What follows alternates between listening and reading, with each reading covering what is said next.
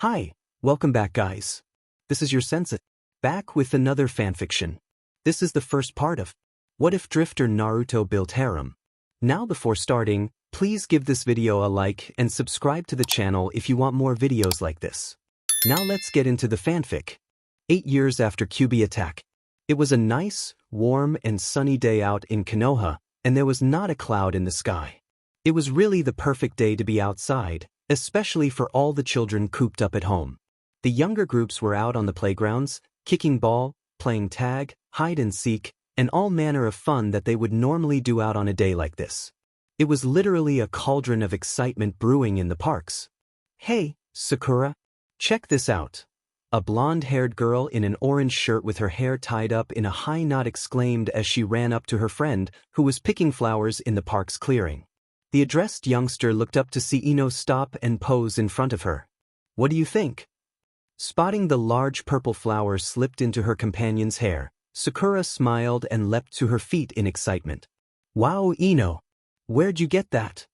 From the woods over there, Ino exclaimed while pointing. She brushed her hair back in an attempt to look more mature. Isn't it pretty? Yeah, it is. While the two compared collections with one another from the flora they had already managed to pick, they suddenly picked up on a big commotion somewhere nearby and looked up to see all of the kids on the playground suddenly run off. Boys and girls of all ages scrambled over the equipment en masse before disappearing across the plain, running out of the park or to their parents. Things quickly went from excited to deathly quiet after that, something that puzzled both girls out on grass since the sight of the children leaving all at once made it seem like they were running from something scary. Hell, they pretty much left everything that they had with them behind, ball, toys and stuff in the sandbox. Hey, what's going on? Sakura asked, looking around worryingly. After a few seconds of scratching heads, the two friends then saw a boy with blonde hair appear on the empty playground. Wearing a slightly grubby white shirt with shorts, he stared after the kids that had run off in confusion before spotting Sakura and Ino. He then ran over to them, the two girls backing away a bit until he stopped in front of them and smiled. Hey, can I play with you guys? The newcomer asked with a grin. Sakura and Ino looked unsure at each other at first. But after a few seconds of deliberation, they both glanced back at the stranger and smiled. Looking him over, there didn't appear to be anything scary about this boy. He seemed pretty nice to them, so why did everybody else run off? This question, however, went on unanswered, and the two youngsters approached the smiling boy with open arms and smiles of their own. Sure, Sakura chirped, stepping towards the stranger and holding out the flowers she was still holding. We're trying to find as many of these as we can. Ino also walked up to him and showed off the piece in her hair with a big grin. The one who finds the most interesting ones wins. Naruto laughed a little at their activity and went on to inspect the bunch the pink-haired girl was holding out to him. Hunting for flowers? That's a silly game. The girl clutching the collection of daisies and poppies puffed her cheeks out indignantly. No, it's not. Giggling excitedly, the blonde held up a fist and grinned at them. If it's a competition, then I bet I can find the best. Ino replied immediately while pointing at her chest. I bet I can find the best before you can. My family owns a flower shop and knows everything about plant life, so I know what the best flowers are. All right then, Naruto spoke up confidently while pointing at both of them. Whoever finds the best flower in the next 5 minutes wins. Okay, both girls said in unison. On their count, the trio then broke away and began roaming the playground for the eye-catching plants they could find. They had to search high and low if they wanted the best, with Sakura immediately going to a cherry blossom tree and Ino retreating to the base of an oak for some wild bluebells. Even Naruto had his share of fun picking daisies from the side of the sandpit. Unfortunately, before their little challenge could gain any real traction, Sakura, who was busy pulling flowers from her tree, was interrupted by the sound of footsteps approaching her from behind, which had her look over her shoulder. There she saw her mother, a tall woman with shoulder-length golden blonde hair, green eyes and wearing white robes, smiling down at her. She took the girl gently by the hand and began leading her away from the park. Come on, sweetie. Your father wants us home now. But wait, Mom, I haven't finished playing with my friends yet, the pink-haired girl exclaimed in protest, looking across the park to see Naruto staring after her with a handful of grass and chrysanthemums. He also looked across to see Ino being led off by her father as well, both girls looking back towards him in confusion. Mabuki smiled sweetly at her daughter. "You can spend time with them tomorrow, okay?" She looked back across at the youngster standing by the playground. "I'm sure he'll be here waiting for you." Sakura replied, allowing herself to be led away. When she looked back at the confused boy she had just met, she waved at him, which he returned after a moment of pause.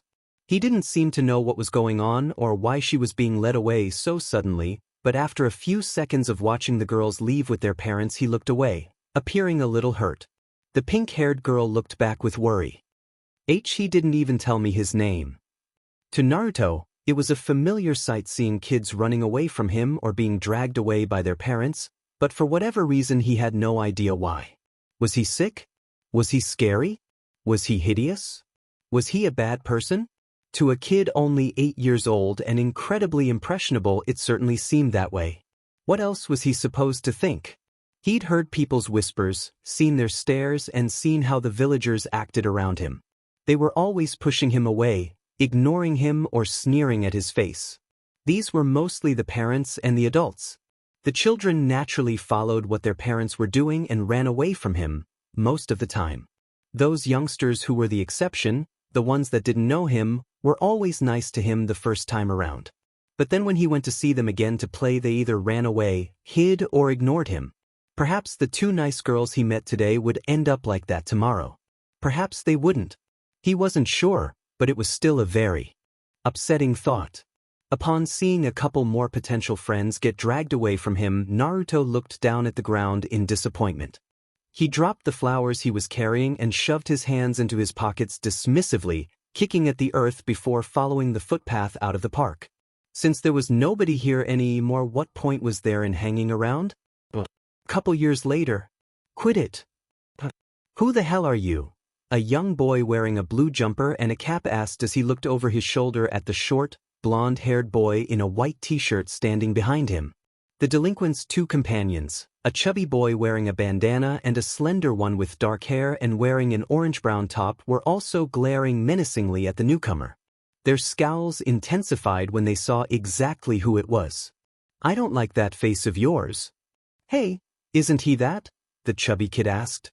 "Yeah, the punk that keeps painting on walls and causing trouble for everybody else," the boy in orange stated, the 3 of them all turning at once to confront the interloper. "What are you doing here, that?"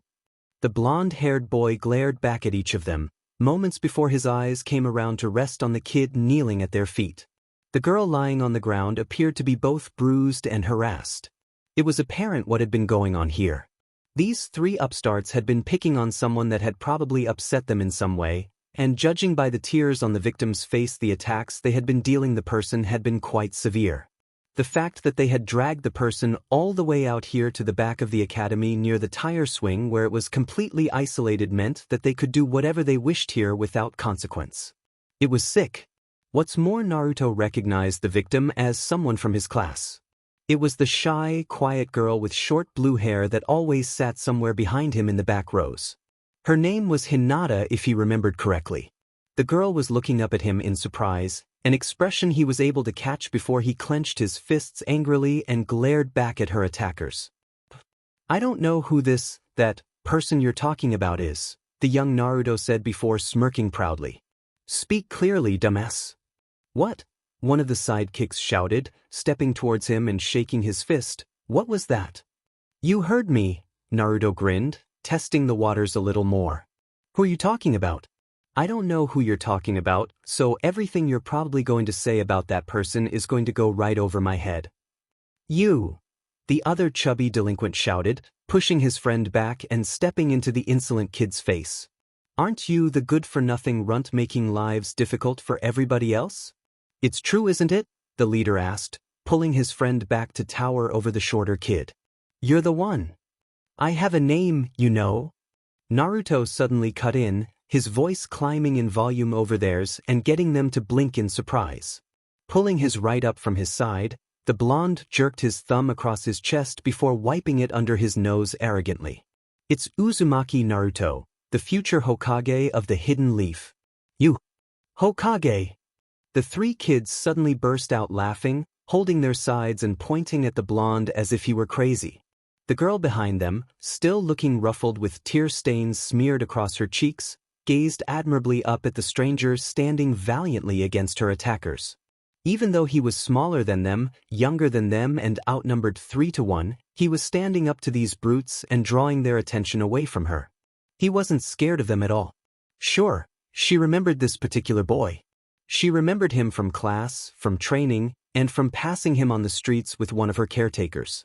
She'd heard of his exploits, causing havoc and ruin wherever he went, and making lives incredibly stressful for all of the villagers. Heck, she had even questioned about him and his nature many times with her guardians in the past, but they had always either held their tongues or gave her explicit instruction not to associate with him because he was dangerous, foul, and mischievous. It was a different reason every day. For so long she had wondered what kind of person he really was and why everybody said to stay away from him.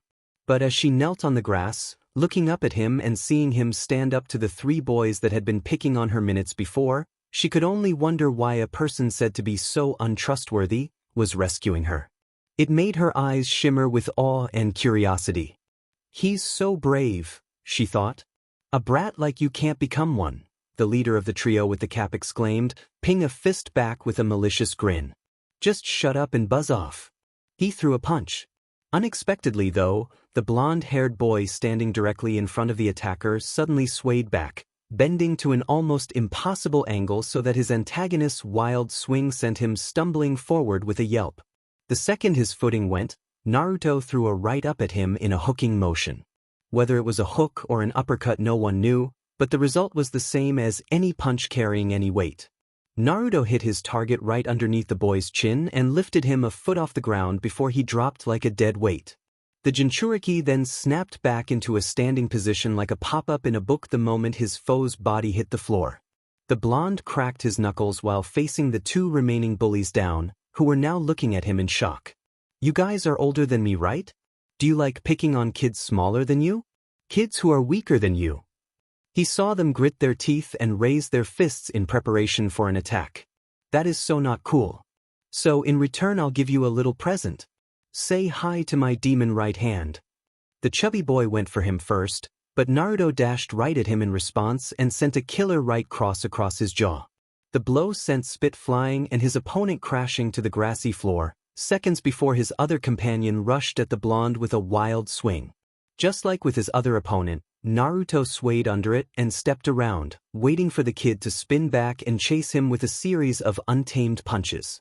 The blonde backed away from them with a playful grin on his face, ducking and weaving around knockout blows before his back suddenly smacked into a tree trunk.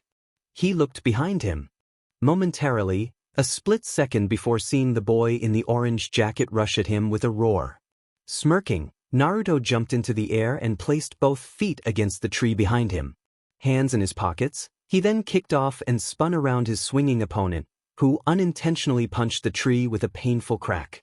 OWW, the boy cried out, clenching his bark-covered fist while turning around.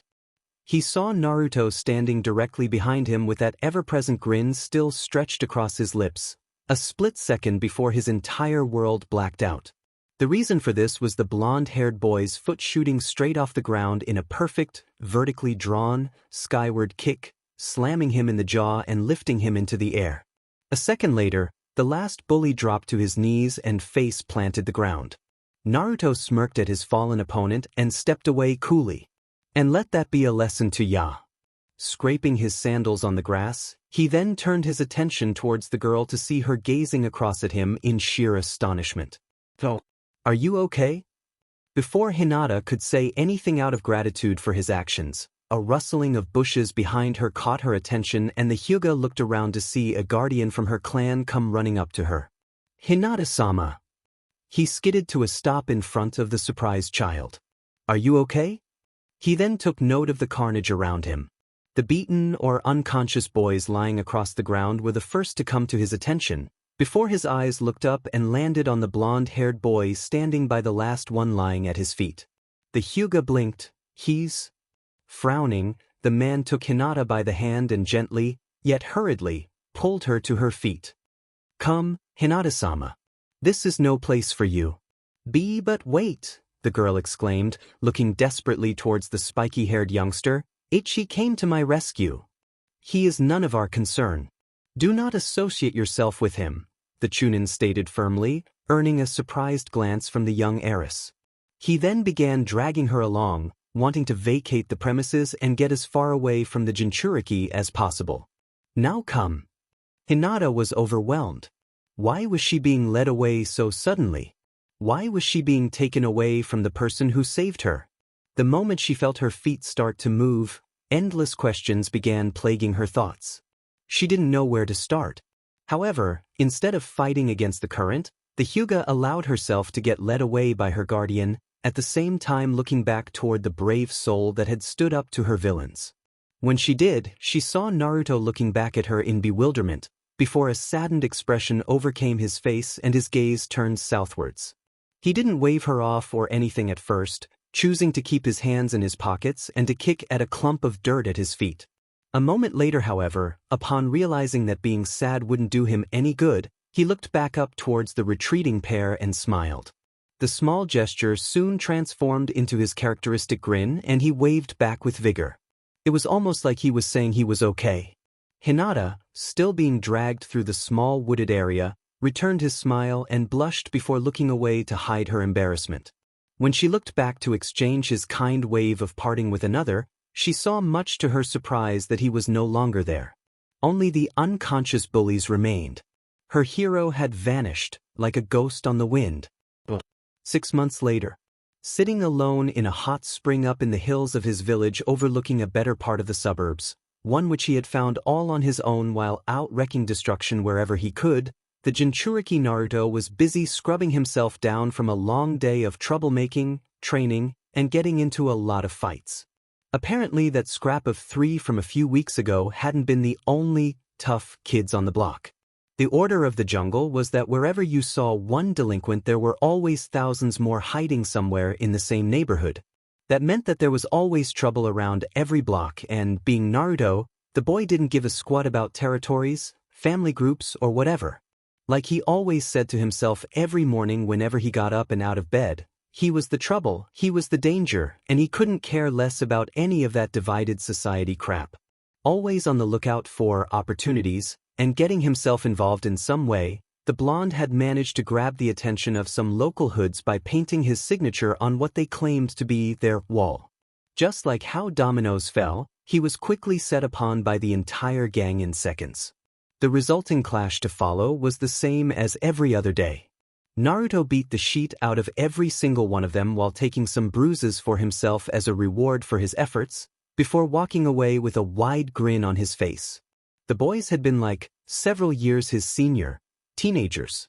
Being a ninja in training and still 9 years old, of course, that little scruff was just another workout for him. After rubbing the bruise on his cheek from taking a hard punch from a blind spot, Naruto folded his arms and glared impatiently across the small steaming pond nestled in the forest-covered hillside. As pleasant as this was, he was still a little sore. Those dumbass. They didn't know who they were messing with, the Jinchuriki thought, sticking his tongue out. I'm going to be awesome one day. They'll see. An upset frown replaced his foul look when he said his next words quietly, they'll all see. Looking around at his sanctuary, he couldn't ignore the fact that he was alone. The only other signs of life he could make out in this area were the sounds of frogs and crickets, and he couldn't even see them. Nothing else. The whole atmosphere made him submerge himself further into the water and blow bubbles in a bored manner. He so wished he had somebody to talk to who wouldn't turn their back on him for the rest of their lives. As if answering his plight, a rustling in the bushes drew his attention toward the woods. A moment later, after locking onto the source of the disturbance, a family of Nihonzuru monkeys suddenly came out of the brush, surprising the blonde. Naruto watched intently as they gathered around his spring, taking their time to test the safety of the area and hopping in once assured that there was no danger present. An adolescent monkey crawled circles around the pond a few times before perching itself on a stone next to the startled blonde. At first baffled by the little critters, upon seeing the family hop in to bathe, the Jinchuriki was able to relax once more and spent the next couple of minutes counting their numbers. Quickly figuring they were here to keep him company, a smile came to his face and he turned to the young monkey sitting close by with great enthusiasm. Hello, Naruto exclaimed, tilting his head at the adolescent on the rock. You're not afraid of me, are you? The monkey responded in its native tongue before splashing at the blonde playfully. The Jinchuriki giggled before flicking water back at it, earning a squeak before it dived into the water. Hey, no fair! Naruto exclaimed, getting splashed by the squirt's dive. The youngster surfaced nearby, earning a laugh from the child. Do you want to play? The monkey looking at him from the water waded around and back into the shallows, splashing water at Naruto, who returned fire. Alright, you're on. Seizing the opportunity, the Jinchuriki then began trading shots with the little ball of fur while its family relaxed nearby. The afternoon drew on as Naruto and the family of monkeys bathed. After an hour or so passed, it was eventually time for the lot of them to get out and, not wanting to part from the monkeys he was able to befriend in his time in the spring, Naruto pulled on his clothes and decided to clamber after them back into the woods. He played tag with the young ones high up in the trees and ran around in the field. Having longed for the company of others for so long, it wasn't a surprise for a child his age to respond to even those much different from him. At least these friendly animals of the mountains and woods didn't recoil at his presence. They didn't snarl, glare, or throw rocks at him. They didn't run or hide. They were honestly really nice. It made Naruto genuinely laugh out in joy, for the first time in a long while. Present. A year later, Naruto woke bolt upright from his bed, blinking away his sleep as he stared towards the wall at the foot of his bed. Appearing both baffled and drowsy from the exhausted rings around his eyes, he looked around his room momentarily to reacquaint himself with his surroundings, and to possibly get a handle on reality. Okay, he wasn't at the park, he wasn't in the trees behind his school, he wasn't in his living room, and he certainly wasn't up in the valleys next to the Hokage monument. Soon determining that he was actually in his room and in his bed, he concluded that the events he had been watching through his eyes moments before were merely memories of a bygone time. Turbulent, upsetting, and filled with brief glimmers of happiness. They were what shaped his life up to today. Groaning, Naruto rubbed the back of his head and picked up his bedside clock. He groaned when he saw the time. 2:30? Still too early, he thought to his dismay before setting it back down and giving a yawn. Dim end dreams. With that curse made to his own biological clock and his adventurous mind, he then laid down flat and pulled the covers back over him. Hopefully his next dreams wouldn't be so stirring. Triplets. 2 weeks later. Early morning. Another peaceful night and another beautiful sunrise. A predetermined event that told everyone across the country that all was right with the world. The rays of light from the golden ball that drew across the sky filtered down onto the landscape, illuminating every corner and filling in every shadow. Peeking over the rolling hillsides and forests, its magnificent glaze soon reached the hidden village of Kanahigakure, which greeted its warmth with a welcoming breeze and the glow of sweet dew built up from the night before. The blend of nature with human settlement, as well as the man-made marvel known as the Hokage monument sitting comfortably in the background, made the glimmering picture of faultlessness a sight to behold. It was like somebody speed-painted the entire village based on their own thoughts of what the most tranquil place in the world was like every waking hour. If it weren't flying the flag of a shinobi village or was plagued with such a questionable history, it would have been paradise. To the people living inside of its walls, though, it was just home. This was precisely what ran through a particular shopkeeper's mind as he prepared to open the doors of his business to the populace. Immediately upon pushing up the roller door of his general items store, he stretched his back and greeted the sun with a satisfied yawn. He stepped out onto the street with a delightful smile on his face. That was until he turned around and looked up at the front of his shop that had been passed down to him from his father and the father before him. A shriek escaped his lips, and he jumped further out into the middle of the road. What the hell? It was horrifying. His shop was covered in paintings of various symbols, words that should never be uttered in public, and images that were either too abstract to make out or too shocking to even talk about. Not only that, But the poor salesman's building wasn't the only one that was hit by the maelstrom of paint works. From left to right up and down the neighborhood, every single roof, wall, door, window and fence in sight was covered in the atrocious street art. It wasn't even the good kind of street art either. It was the terrible graffiti, single-colored, time-wasting bullshit you could find anywhere on any sign, and there was a shit ton of it. It looked like somebody had just done it on the fly because it sure as hell wasn't done over the entire night, but that wasn't the main problem right now.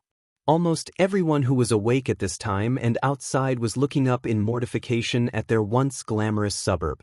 What is this? How terrible! Disgraceful! It's everywhere, honey. Even the clothes on the line got painted. Who did this?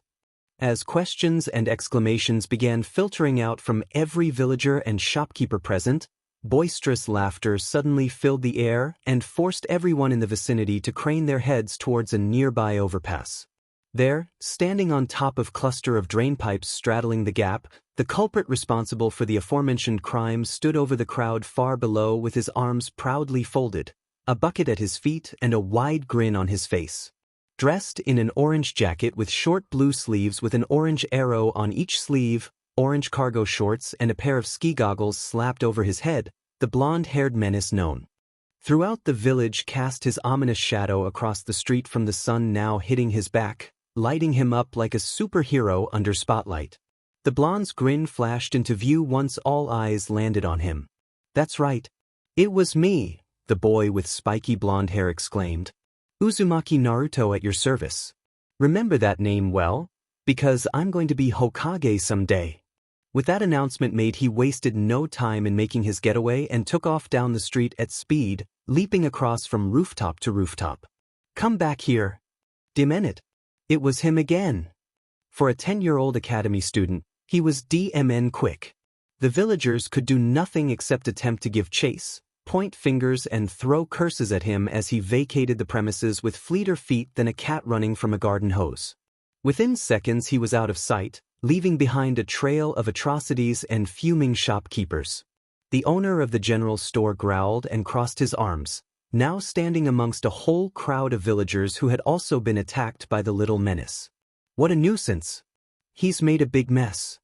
The man next to him nodded in agreement. "Even if we want to file a complaint, he's got no parents we can nag to."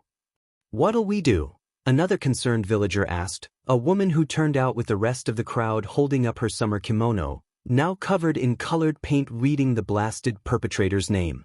"Who's going to pay for all of this?" By the time the unpleasantness started to waft off of the targets for that day, Naruto was long gone and running down some random road many blocks away. He was still grinning mischievously from ear to ear and giggling non-stop, thoroughly satisfied at what he had been able to accomplish in a short half-hour. If he were a dog, then he would have pretty much claimed that entire area as his territory. "Suckers," Naruto exclaimed, laughing out loud as the paint bucket he had trailing behind him rattled on the wind. "Naruto, 500. Village idiots, 0. He stuck his tongue out. Once he was certain that he had pulled far enough away from the danger zone, Naruto allowed his sprint to slow to a jog before dropping into a comfortable stride. He waited in the satisfaction of seeing all of the villagers' reactions to his latest felony and bathed in the afterglow. However, while he was walking down a quiet suburb way out of reach of anyone bound to be seeking revenge on him, he stopped when he heard a familiar call from nearby. "I'm heading off, Mum." Eyes training left as his feet carted to a stop, Naruto saw the door to one of the nearby homes open and a boy around his age come running out, shortly followed by whom he guessed was his younger brother and their mother. The parent stopped the younger of the two from running off prematurely by holding out 2 bento boxes, all neatly wrapped and ready for them. It was a homemade meal only a loving family member could prepare for her children. "Hold on, sweetie. You forgot something," the mother exclaimed with humor in her voice. The older boy skidded clumsily and rushed back, looking slightly abashed. "Oops. Sorry, Mum," the youngster laughed, taking the box from her when it was lowered to him. "What did you make for us today? Did you make us omelets?" the younger brother asked eagerly while tackling his older brother in a playful manner. "Is it omelets?" They looked up to see their mother beaming at them. "Of course. I made a lot." "Yay. Both cheered excitedly, after which they then ran off with their bento boxes held overhead, like they were trophies won in contest and needed to be elevated. They celebrated their way down the street, looking back to see their mother waving at them. "Be careful, you two," she yelled out to them. "We will, Mum," the older brother called. "Love you." Naruto's expression sunk as he watched the two siblings head on their way while their mother saw them off from her home's doorsteps. After a few seconds of looking and seeing the parent walk back inside, upon floundering over the memory of the warm bond he saw that they shared as a family, the Jinchuriki then turned his gaze back to the road ahead of him again and he shuffled on. With his head and spirits set on an extreme low, he began dragging his feet away to wherever he wanted to go next. Well, that was a question he would really like answered. Obviously no one was waiting for him back home. No one was waiting for him anywhere. "This is," he muttered, feeling a lot smaller than he had been before, even after all of his big talk to the villagers about becoming Hokage. Speaking of which, after reaching the end of the road and finding himself in some quiet backstreet, the boy was able to get a great spectator's view of the entire monument itself laid out on the horizon. He gritted his teeth and dropped the paint can he was carrying. The yellow splashed over the ground as he pointed up at the vacant expressions of the four historic faces watching over the entire community. "What are you looking at, huh?"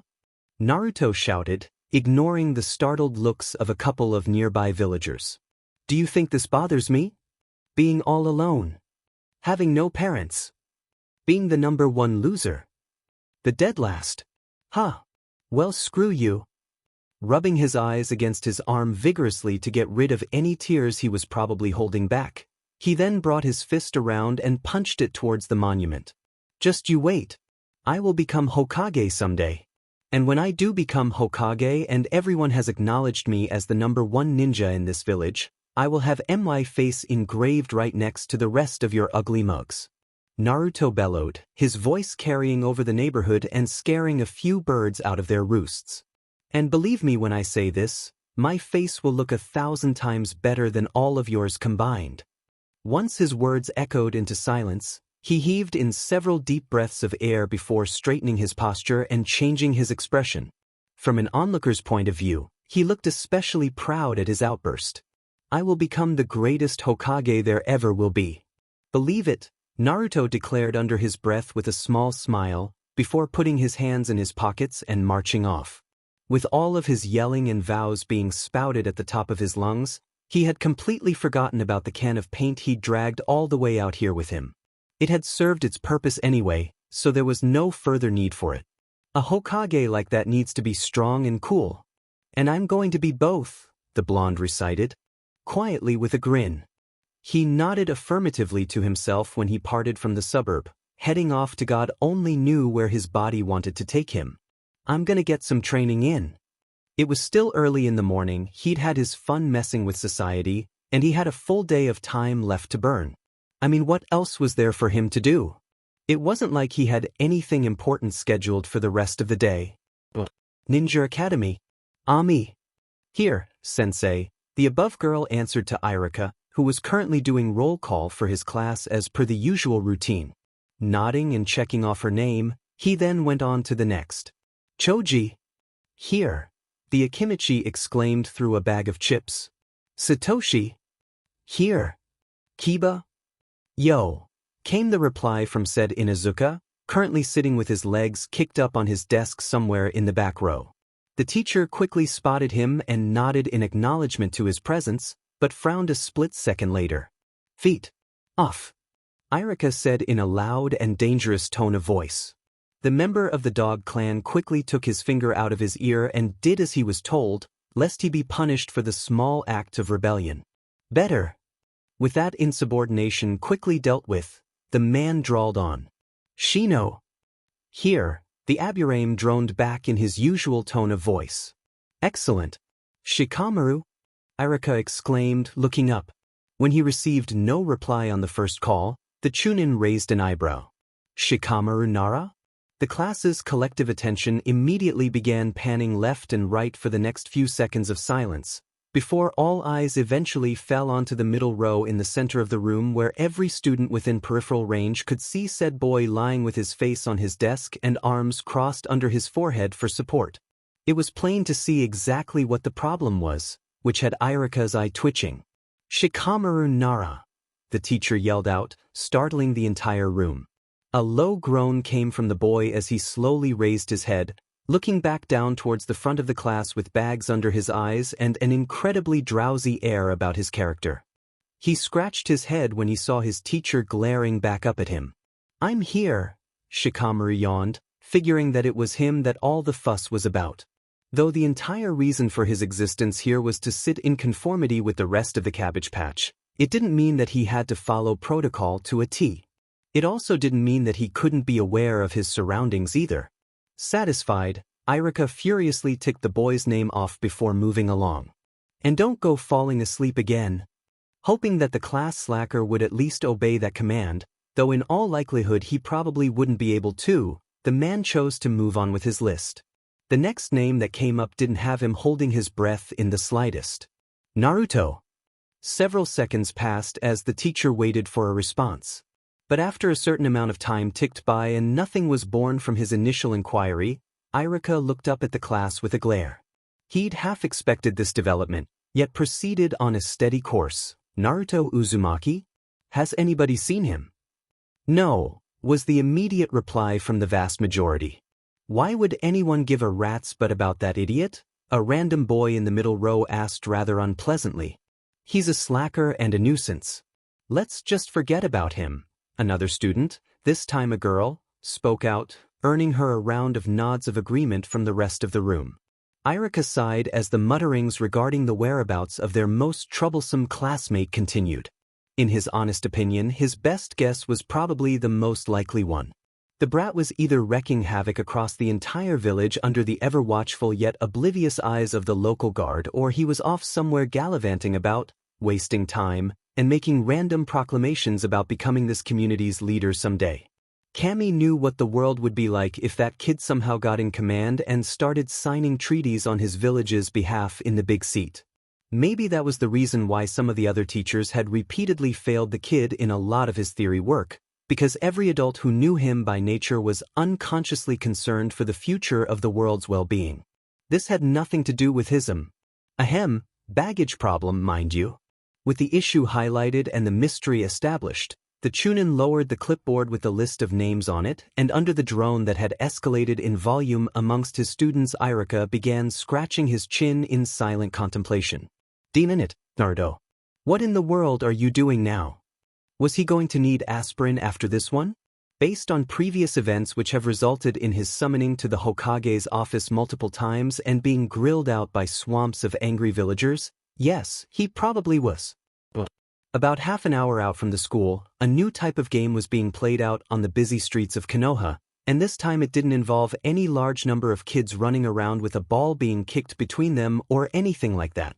This was purely a test of patience and soon-to-be physical endurance for a single individual. Naruto had set this particular one up after finding quite a bit of value in knowing exactly how to duck and weave through a series of obstacles when you needed to escape from a band of persistent pursuers. Come on. One didn't get as good at pulling practical jokes on people as he did without taking in a boatload of other skills to go along with his ability to make paper bombs from scratch and traps out of a few bits of thread and a log. Out of every student in the academy, Naruto was probably the best at setting up traps, and was the fittest and fastest in terms of long-distance sprinting, obstacle runs, and any kind of activity that required the participants to be able enough to pull through the miles. Even when lessons up at the school encouraging these activities were stopped due to time running out on them, the blonde was never tired at the end of any of those sessions. He simply plowed through the physical tests with ease. It was probably his main saving grace in the academy when it came to a usable set of skills for a shinobi, something which he went out of his way to purposely screw around with to mess with Irika. But enough with the old war stories. The Jinchuriki had even more interesting things to focus on. The program Naruto was currently investing his time in was one of the reasons why he was as good as he was when it came to pulling his own weight. Crouching low in amongst the thick brush of an oak standing high above a cluster of apartment buildings, The blonde had his sharp eyes trained on a couple of birds perched on tall picket fence standing on the other end of a nearby garden. The two fast flyers grooming each other's feathers had no idea that something was watching them from the shadows, and this time, out of the dozens of animals that could possibly be hunting them, it wasn't a cat. They didn't need to fear cats. They could sense them coming from a mile off. This one was in a completely different league and class. Making sure he sat downwind from them as per what he had learned from this routine, Naruto readied himself by grinding his feet into the branch he was on to test the foundations of his placement. It was solid and fixed. The movements of his hands, shoulders and legs were quieter than a leopard's as he crept along at an agonizingly slow pace, making sure to position his form well within striking distance. 10 feet. Beautiful. The blonde grinned and licked his lips, his right hand flexing. "Oh, I've got you this time, Swift-chan." Without a moment's warning, he pounced, exploding from the tree in a shower of leaves. The birds shrieked loudly as they took off, chirping madly with every flap of their wings. The blonde attacker landed perfectly upon the fence the animals had previously been perched on before giving chase to one. A fork-tailed swallow with red feathers on its back shaped like a kunai. The bird dove low for the buildings and weaved around them as well as other obstacles lying in its path, including bushes, power lines, poles, signs and lights at an incredible speed. It was so fast in fact that it immediately held confidence that it would be able to lose its attacker, completely misplacing the fact that when Naruto set out to do something, he would see it through to the end. A shadow darting from the right across a line of rooftops told the swallow that it was being followed, and it quickly made a sharp, 90-degree turn to avoid the blonde boy diving at it from above again, hand outstretched and aiming to catch it. The Uzumaki laughed out when he landed on a length of gutters lining another roof and began sliding along them like he was on a skateboard skidding down poles.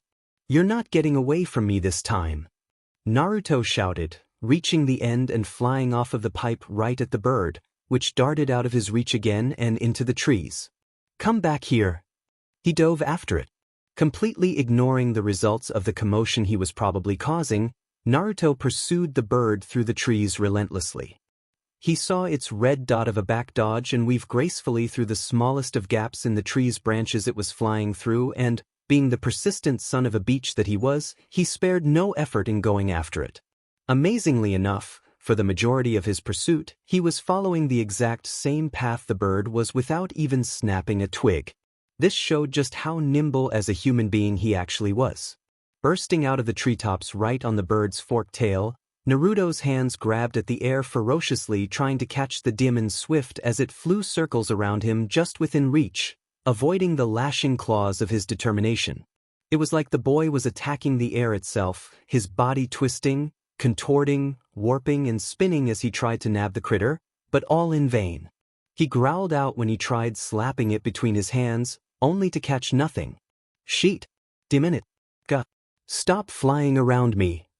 Naruto shouted, completely ignoring the fact that he was now following the path of a full 20-story drop. It was when the bird finally shot off in some random direction when he finally noticed his main problem. "Oh shit!" Eyes trained towards the ground, the blonde gritted his teeth and took action. He began a corkscrew spin, turning his body horizontal to the floor and slowing his drop. Once satisfied at the rate of his fall, he then threw all his limbs out in a sprawl, his right arm ping out further to reveal a brace around his wrist. He flicked his hand once and produced a hook wrapped in rubber, which he snagged onto a power line. Spinning around, he kicked off a nearby wall and shot down the cable, continuing pursuit of his quarry. "I'm not done yet." Able to keep tabs on the bird's movements, he made it to the end of the line and flung himself off, retracting the hook from his grip and barrel rolling onto a roof to absorb the impact. He jumped back into the hunt, chasing the bird now zigzagging its way in between the buildings once more. Why this creature just didn't take off into the skies to completely outrun the blonde was beyond comprehension. Perhaps it took too much time to gain altitude to avoid a persistent foe, that it wasted energy, or that its favored method of losing air-capable predators was by sticking as close to the ground as possible and take the risk of ducking in and around the tightest of turns. Its aerial acrobatics and stunts were really impressive, especially as it was able to perform them while being struck at by Naruto's claw-like hands. In any case, their cat and mouse game was undoubtedly intense as hell, and soon enough, Naruto was back on its tail. The pair danced across the air above Kanehigakure for the next 15 minutes, dodging traffic, avoiding clotheslines, despite Naruto hilariously crashing into one and draping himself in all sorts of horrendous garments, scaring house pets and startling a lot of civilians. Eventually, all the maneuvers and zipping around corners surprisingly began to wear on the usually more energetic Swallow, which slowed down just enough to catch its breath before deciding it had had enough. It began to climb. As predicted, however, even with a swooping start it risked not only an attack from above, but the buildup was excruciatingly slow, as opposed to its earlier maneuvers. Despite knowing this, it gunned its engines and went for it, completely missing Naruto leap across the gap between the buildings further down below before springing straight at it in one fluent move. This was the mistake the Jinchuriki was waiting for the bird to make. Sweating up a storm and covered in all kinds of crap from running after the bird across the entire village, Naruto flew right up at the climbing Swallow and flipped through the air right over its head in a cartwheeling motion. His swift left hand flew out from behind him along the exact same path the moment he was in reach, intercepting the bird, blindsiding it, and catching it. Ha! A laugh of triumph escaped the teen's lips before he went spiraling back towards the ground a dozen stories below. Timing his descent, Naruto corkscrewed through a netting of power lines crisscrossing the main highway at arrow speed before balling up and spinning towards ground zero. In a frightening display of ferocity, momentum, and grace, the blonde opened up just feet above the ground and slammed into it with a crouching stance, right into the road. He slid several feet forward before coming to a cloudy stop, throwing dust in all directions and scaring the shit out of nearby villagers. Families and shopkeepers, as well as several chunin that happened to be in the vicinity, instinctively leapt away at the sight of the boy. Ignoring the whispers beginning to start up again, Naruto looked up with a flash of his goggles and down toward his enclosed left hand, which he had kept close to his chest. Panting heavily and dripping with sweat, the boy then turned his hand to look down at his fingers, where he saw much to his delight the bird that had tried to get away locked in his gentle grip. The Swallow chirped and looked around it with a start, its chest heaving and head twitching this way and that. After several moments, the eventual realization that it had finally been snagged became obvious, and it soon ceased clawing and attempting to wriggle its way out of the boy's hand. Its eyes fixed up at the blonde, who chuckled and grinned back down at it warmly. "Caught ya!" Naruto exclaimed, glancing down at the gauntlet on his wrist that contained his spring-loaded hook. "This thing really does come in handy. That was a great chase, Swifty-chan." The bird chirped again and ruffled its feathers under his palm, earning a nervous laugh from her captor. "Oh, was that your boyfriend back there?" He received another chirp and a nip to his finger in response. "Okay, geez. Sorry about that. It's just that I was really bored, you see." The bird fell into another tirade of chirps, interrupting him and getting Naruto to pull a double take on the female flyer. "Hey, who are you calling a dumbass? I didn't know you were on a date. Cut me some slack here." The Swallow glared up at him, chirping sharply. "Insensitive? Okay, fine, I guess I can give you that one." While the bird beached at being disturbed so suddenly, a shadow from in front of the crouching blonde fell over them and forced Naruto to look up in surprise.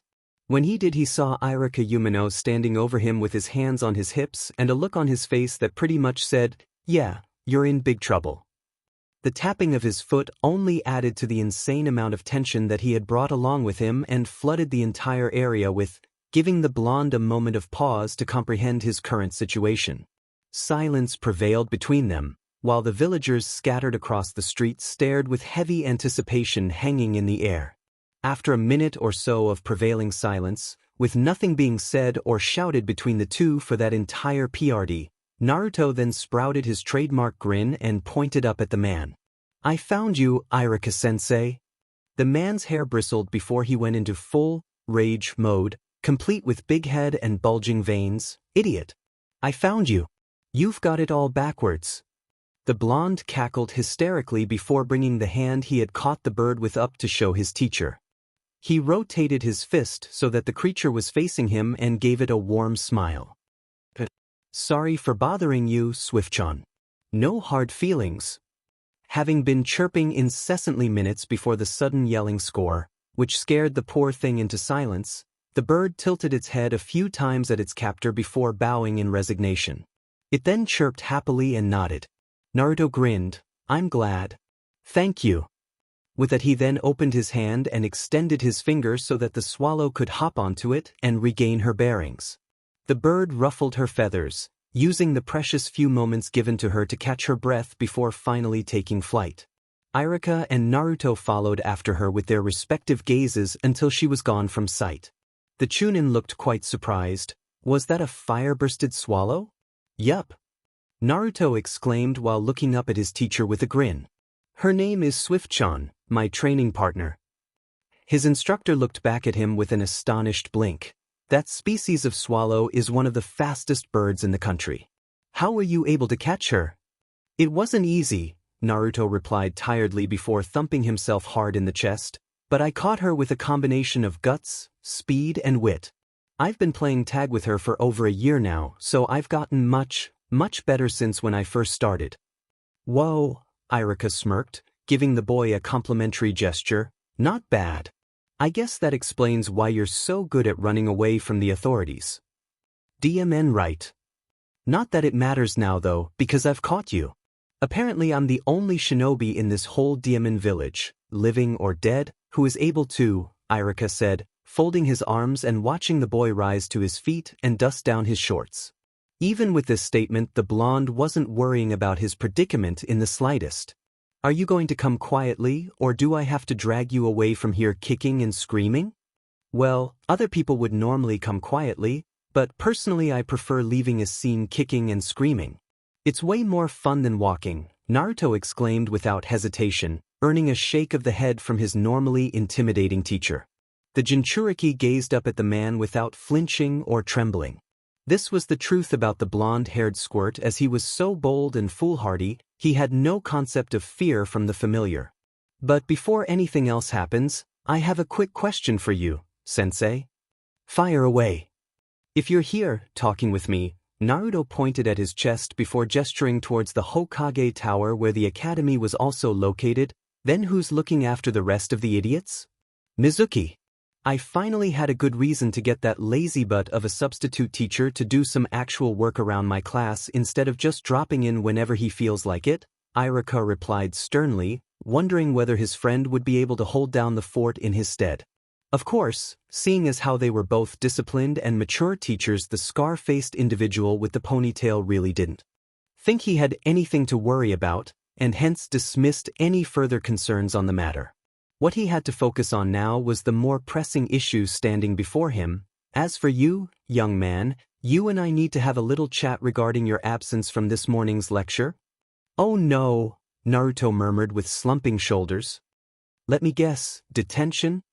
As much as I'd love to doll out some more chores for you to do as penalty for your actions, seeing as that this time you were actually doing something productive outside of class, I'm going to let your little offense slide, Iruka said, before reaching out and grabbing the boy by the ear. The blonde let out a yelp of pain when he found his full weight and body being dragged down the road by his precious lobe. He was forced to stumble along at an incredibly fast pace to keep up with his smirking teacher. Right now I'm more interested in putting those impressive and supposedly honed skills of yours to the test. Oh. Be careful, Iruka-sensei. You're going to rip my ear off. Well then, if you don't want to have your entire brain pulled out of your head through the side, then hurry up. We don't have all day. Oh, slow down. Where are you taking me? Back to the academy, Iruka said with a playful grin. He looked down at his student just in time to see tears of anguish welling up in his eyes as he glared back up at him defiantly. It's nearly second PRD, and you know what that means, don't you? Taking a moment to think as he was dragged across the dirt against his will, Naruto blinked several times before a pained smirk came across his face. Taijutsu practice? Exactly. It's free picks today, so you can choose whoever you want to be your part dash. The village idiot Sasuke. Naruto shouted immediately before his teacher had a chance to finish. The man let out an amused and exhausted sigh. I was going to recommend Choji, but sure. Why not?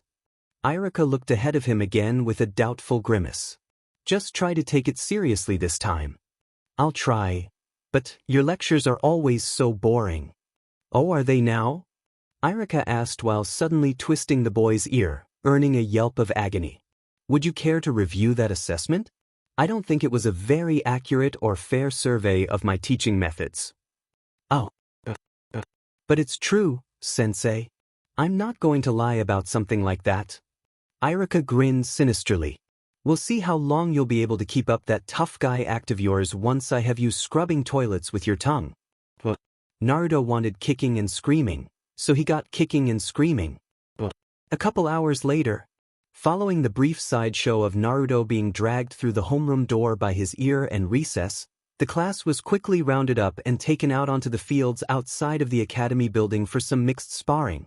Being the taijutsu portion of the day, both Irika and Mizuki made it their sworn responsibility to oversee each of their students' bouts, with contenders going up 2 at a time to compete in the ring.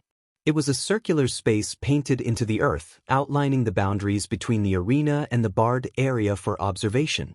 The matches were to take place within the circle, with those who are knocked out of the ring, deemed unable to continue or conceded defeat to their opponents determining the outcome of each round.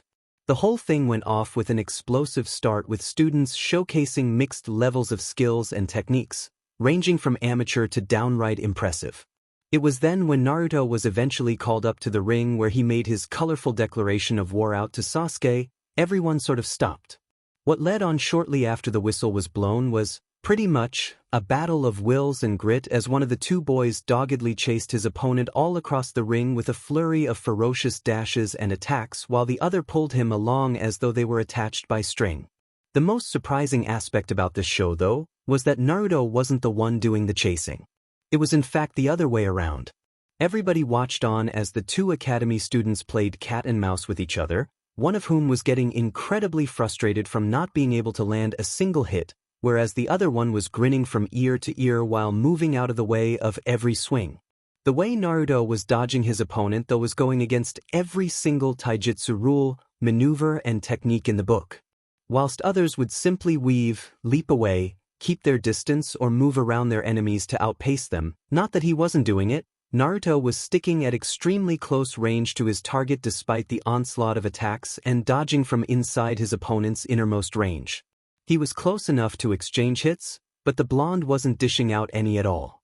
Instead of returning fire, he was ducking, weaving and swaying at peculiar and impossible angles while at the same time moving with gravity-defying agility.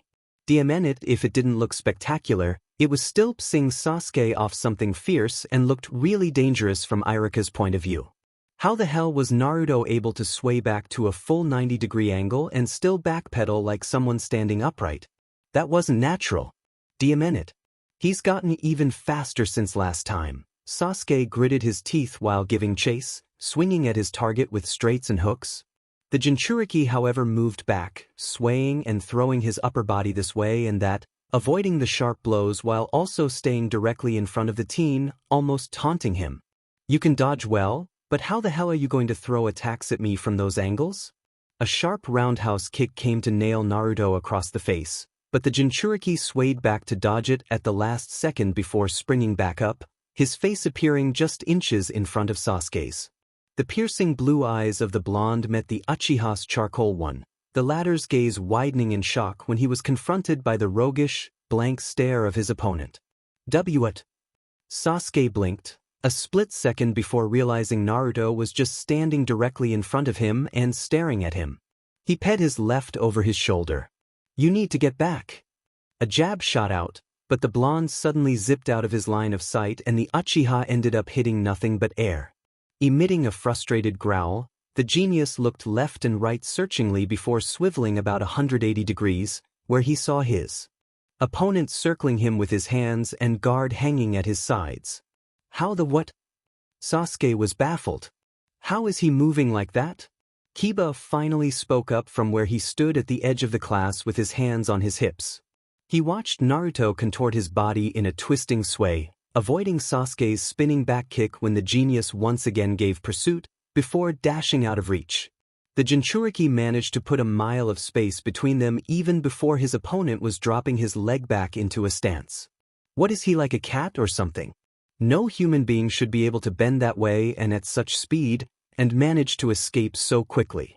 Maybe it's not so much a question of his humanity. He is clearly human, Shino replied pointedly.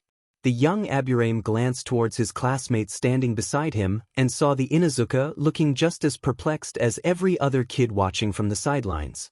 Perhaps the question we should really be asking ourselves is who is capable of executing such impossible feats? Naruto is clearly one of the few. Stop nitpicking, dude, geez, Kiba grumbled back. Seeing how desperately hard Sasuke was trying to catch his elusive prey had every single girl in the class standing on their toes. Looking on with hands on their chests, cheeks, or just staring with hopeful expressions in play, Sakura, Ino, and the rest of the cheerleading squad once again began voicing their undying support for the genius of the academy. They cupped their hands to their mouths and cried out his name. Sasuke-kun, you can do it! Sakura cried. Beat that class clown, Sasuke-kun. Ino also shouted. You're awesome. Yes. You're the best. Don't let that idiot mess with you. He's pathetic. You can knock that slacker's butt to the ground easy. Come on, Sasuke-kun.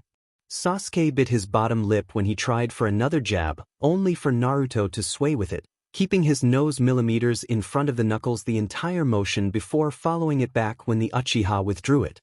Naruto kept doing that for the following attacks, resulting in a tick mark forming on the genius's forehead. The shouting from the fan club wasn't helping him. You think this is easy? Sasuke thought furiously while glaring after his opponent who danced around him with his roguish grin. I've dealt with speed before, but this is completely different to anything I've ever seen this idiot do in the past. His evasive tendencies are just whack and his stance is so unrefined. Seeing the blonde skipping ahead of him with his hands dropped at his sides and wearing that crafty smile on his face had the raven-haired boy's gaze tighten. I guess it suits him, being the class clown and all. Mizuki chuckled as he watched Sasuke rush in to re-engage. With the village-famed genius initiating the second round, the white-haired man glanced over at the main homeroom teacher for counsel. Sasuke seems to be having his hands full with Naruto today. Quite the surprise, huh? The scarred man groaned and rubbed the aforementioned mark across his nose. Yes, but this is completely ridiculous. Naruto's making a mockery of his match and isn't even trying to hit back. What is he thinking? Who knows what goes through that kid's brain most of the time? The other Chunin shrugged before looking back to see Naruto once again dancing around his opponent with ease. But still, I gotta give him points for dodging. And I'm taking away those points for a lack of common sense and security for his own safety? Iruka frowned while tapping his clipboard impatiently. Those moves do not fall under standard taijutsu guidelines or practices, not the ones I taught him. It seemed a little harsh, but what Naruto was doing was completely unorthodox. Seriously, what could he accomplish from this tactic? He wasn't even fighting back. Sasuke dashed straight at Naruto again, the crowd swooning when the genius dove in with a beautifully corked-up left straight. He was clearly intent on bringing this battle to close range, to trap his opponent on the edge, to cut off his escape and to bring him to heel with a quick takedown. However, just as he was getting within striking distance, the Jinchuriki hovering outside of range of his punch suddenly dove in to meet him halfway. In the blink of an eye, Naruto's face was stopped just inches from his target. The speed the Jinchuriki used shocked the Uchiha and, just as Sasuke was moving out with his punch, he felt the unmistakable tap of his opponent's knuckles against his. A split second later, the blonde in front of him spun around and allowed him to dive right past him, resulting in the raven-haired boy's fist striking nothing but air again. Baffled, the Uchiha spun around and watched his target pull away for the 100th time, earning a blink of amazement. He just tapped my fist in mid-motion. Did he do that on purpose? A bead of sweat ran down Sasuke's face as he watched his opponent stop and stare back at him with those cool blue orbs of his. Is he telling me that he can see my moves? That he can hit me anytime he wants to? The grin that appeared on Naruto's face had Sasuke grit his own teeth and glare back furiously. Bullshit. Sasuke turned and charged, attacking his opponent with a barrage of sharp punches and kicks. No longer fighting with the grace and form he held before, the Uchiha began striking at his foe with even more ferocity. His style began losing all refinement and tact, all of it being replaced by anger and desperation. This slacker clown is just toying with me. That's it. He's just fooling around and trying to psyche me out. There's no way in hell he'll be able to hit me if I keep attacking him at this speed. No way. But try as he did, with all his attacks raining down on his target no matter what he attempted, the Uchiha just could not catch the orange blur darting in and out of his view. The effort was becoming more and more frustrating. Demenit. Sasuke swung with a right hook, but the Jinchuriki swayed and dropped out of sight once more. The Uchiha, losing his target for a third time, tried to search him out across the ring to give pursuit. He glanced left and right repeatedly, trying to locate and tail any trace of his ridiculously elusive prey.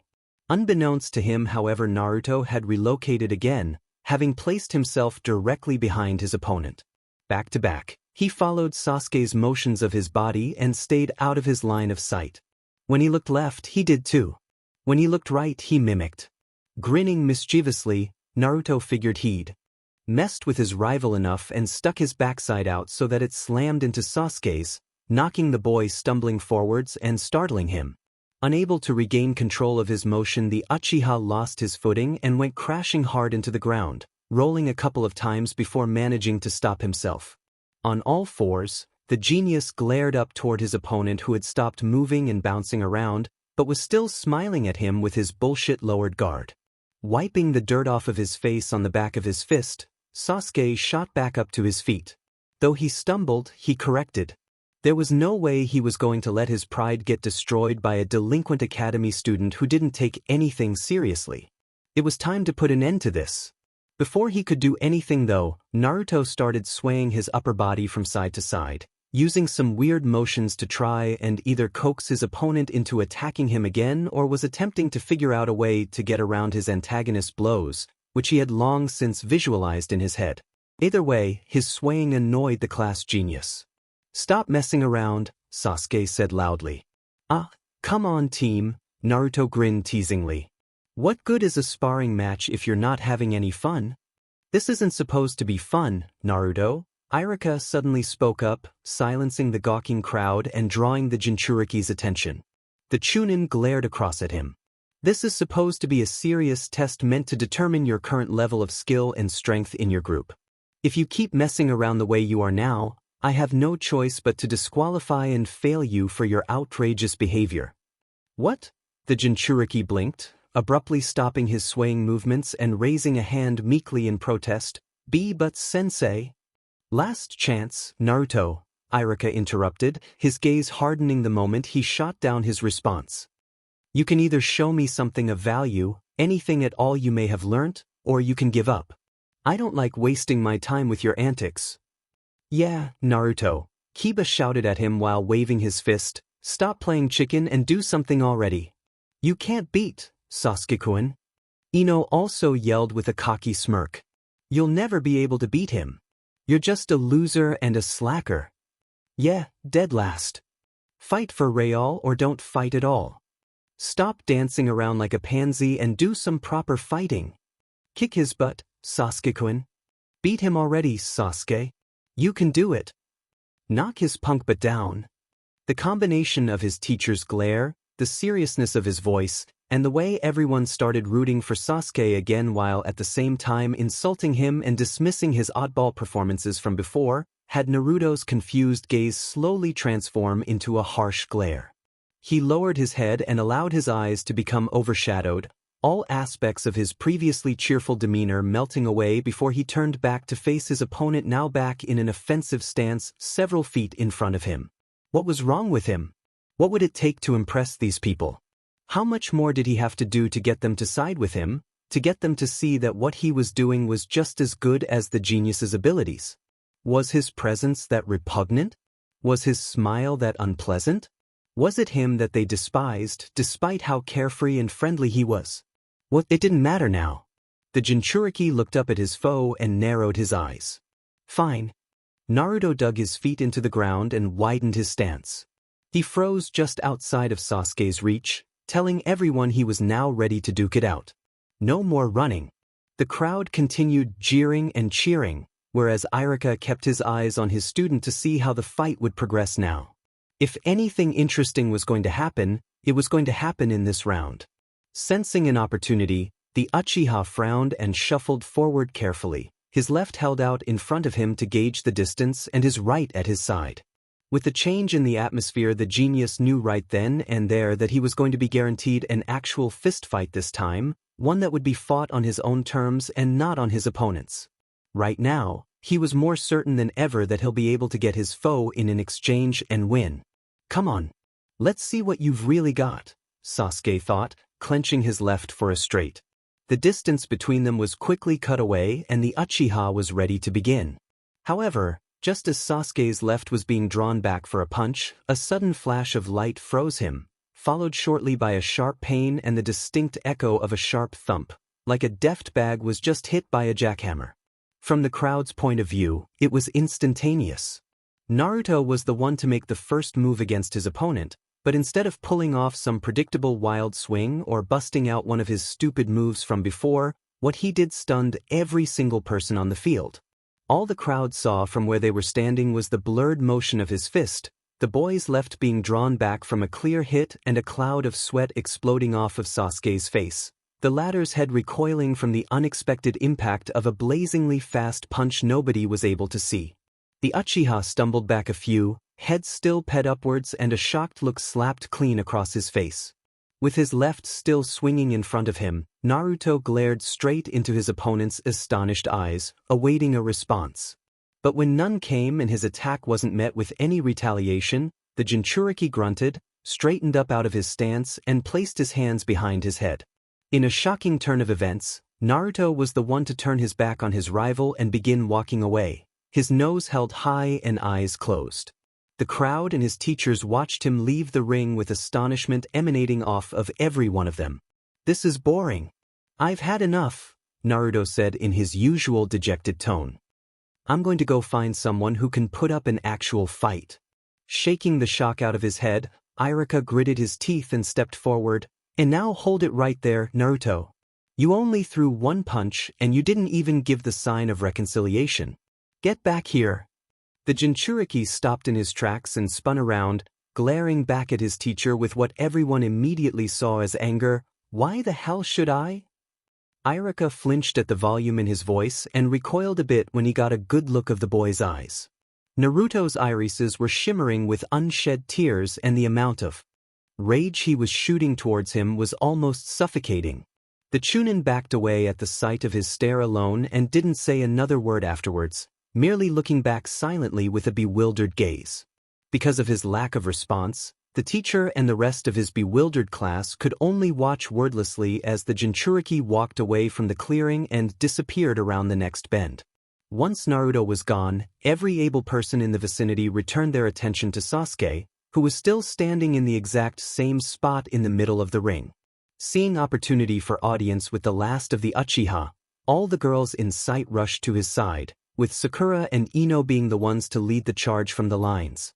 They crowded around him bubbling with excitement and flashing him their most approving and flattering gazes, all of them looking forward to fawning over the boy's magnificence. "That was amazing, Sasuke-kun," Sakura exclaimed. "Yeah. Did you see what you did?" Ino asked with equal enthusiasm while leaning towards the genius with her cutest smile. "You scared the loser away without even trying." "That was, Anchor." All of a sudden the girl's remarks stopped, as did every other girl's exclamations. The Yamanaka and the rest of the troop stared at the boy for several moments in silence, wondering what exactly was wrong with him until they all backed away in shock and alarm bells started ringing. Sakura was the one that brought the rest of the audience to the attention of the problem with a gasp and a wave of her hand. "Irika-sensei! Come quick!" she screamed. Hearing the fuss as well as his name being called, the Chunin detached himself from his notes and pushed his way into the ring. Shortly arriving at the scene of the disturbance with the boys, Irika gave a frustrated sigh and looked down at the Uchiha, figuring this to be another waste of his time. He completely overlooked the fear-struck looks on every girl's face. "What is it now?" he asked while looking down at Sasuke, to which he too noticed the problem. Blinking in surprise, the Chunin dropped to his knees and stared right into the boy's gaze searchingly. It took the rest of the class and Mizuki a while to notice, but when it eventually clicked, the sight had everybody thunderstruck. Sasuke was standing in the exact same spot in the exact same pose, not because he was trying to act cool, tough, or empowering like he unconsciously did, but because he was out cold. The boy's face was frozen in a look of dazed disbelief, and not only did he have a trickle of blood running down from his nose, but his right eye was swollen shut. The instructor was astonished that he didn't notice it sooner and quickly began performing medical checks to see if he was okay. Concern increasing by the second, Irika waved a hand in front of the raven-haired boy's face from left to right, attempting to coax some sort of responses out of him. He then clicked his fingers several times and upon receiving zero life signs in that manner, checked for a pulse. "Holy crap," Irika murmured, ignoring the whimpers and worried comments being made by the students now crowding behind him. Naruto didn't want to fight anymore because he was bored. He stopped because he realized his opponent was out on his feet, and from one punch. With this in mind, Irika's head snapped in the direction Naruto had walked off in and, though he had nothing but the best of intentions in letting the Jinchuriki know of his astonishing win, stopped short when he remembered he was already long gone. The instructor's expression then dropped considerably more when he also remembered what he'd said to him just minutes ago. "Didn't it?" Irika groaned and grabbed his chin. Yup, he knew he screwed up this time. In all good conscience, he felt like kicking the shit out of himself for not seeing it sooner and instead acted out irrationally. Naruto wasn't dancing around his opponent to draw attention to himself. He was trying to wind him up and tire him out. After getting Sasuke to chase him around and burn up his stamina, he would then hit him when he was weakened and too exhausted to react in time to counter. He was biding time, fighting smart and moving evasively, waiting for the right moment to strike. The fact that he yelled at the boy and threatened him with failure had he continued jumping around the way he had been only had Naruto hasten the process of his victory. Though he didn't carry it out the way he probably wanted to, the Jinchuriki was still able to succeed, and what a win it was.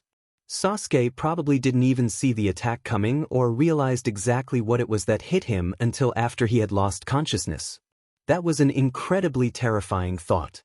After a few minutes of Irika stressing over how he responded to Naruto's approach in his fight and female students making a fuss over the condition of their Sasuke-kun, the boy in question suddenly awoke from his dazed state of oblivion with a shout of terror.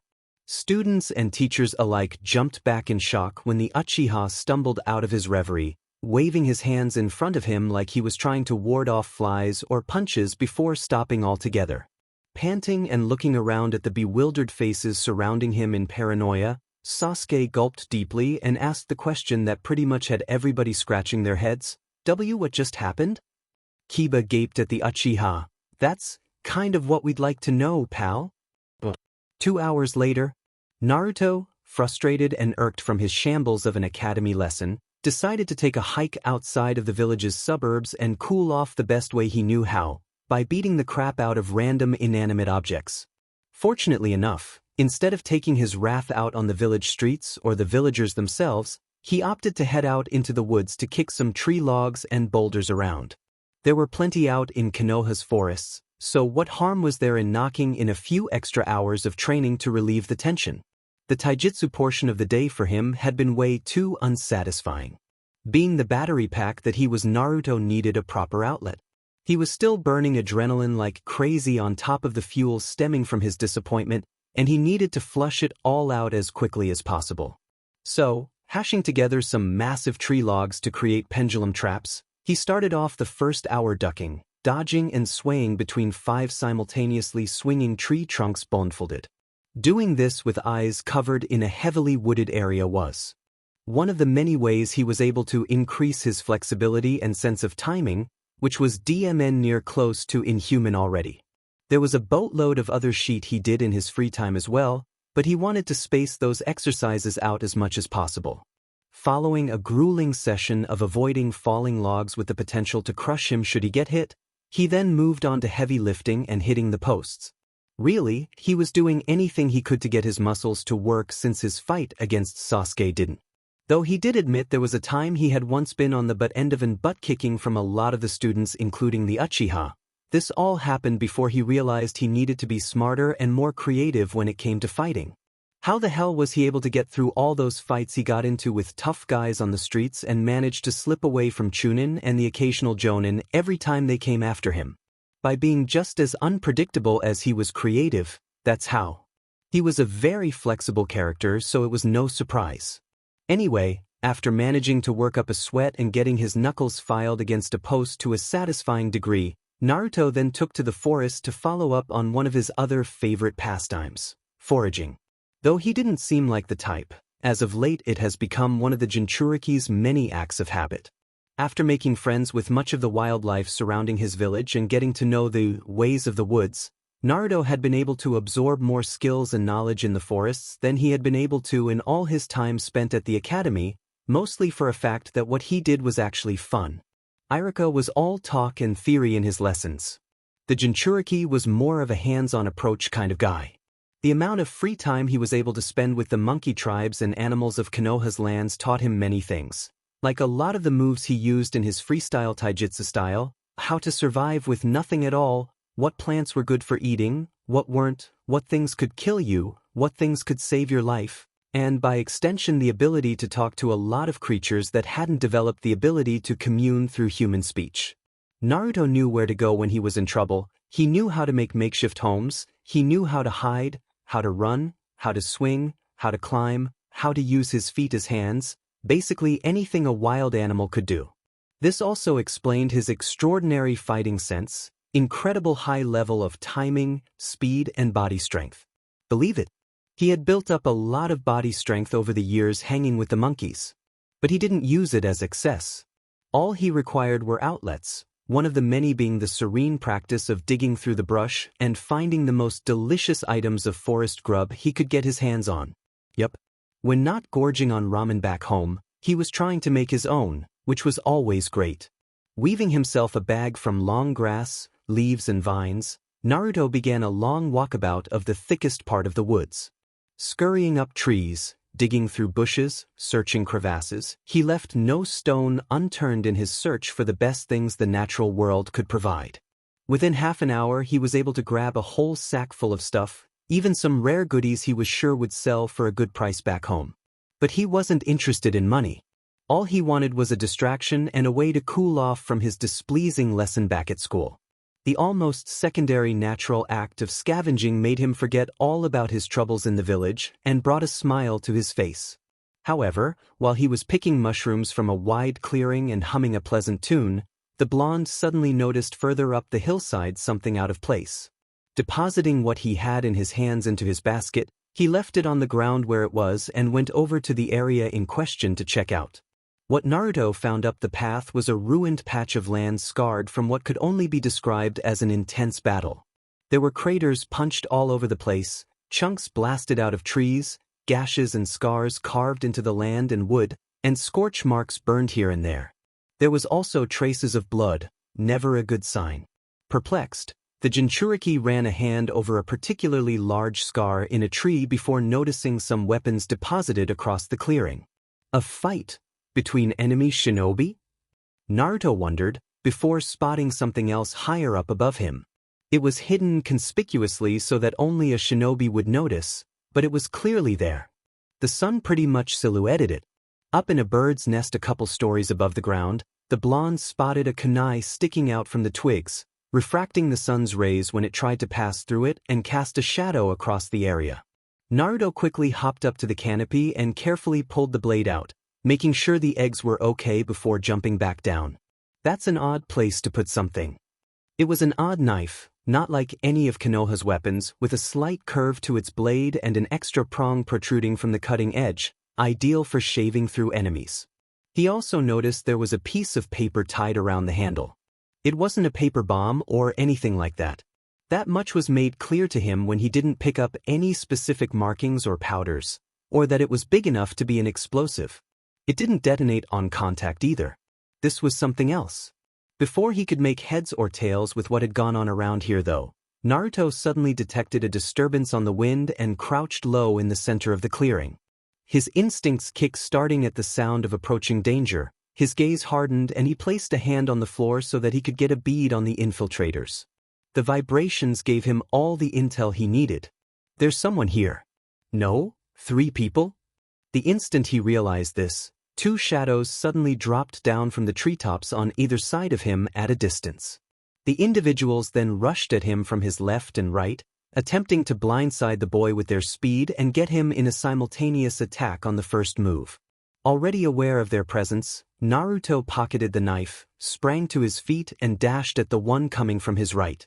He met the attacker halfway, who made to jump at him and strike from up high, but the blonde anticipated this move and slid under, slamming both hands into their lower and upper body and tossing them over when they failed to react to a counter. The act of throwing said attacker sent the person hurling into the other, who was also jumping to attack but ended up having their partner crash into them. The impact sent both of them flying back, but they quickly recovered and separated, backflipping before landing in crouched stances. The moment they landed, they dashed in and attacked simultaneously.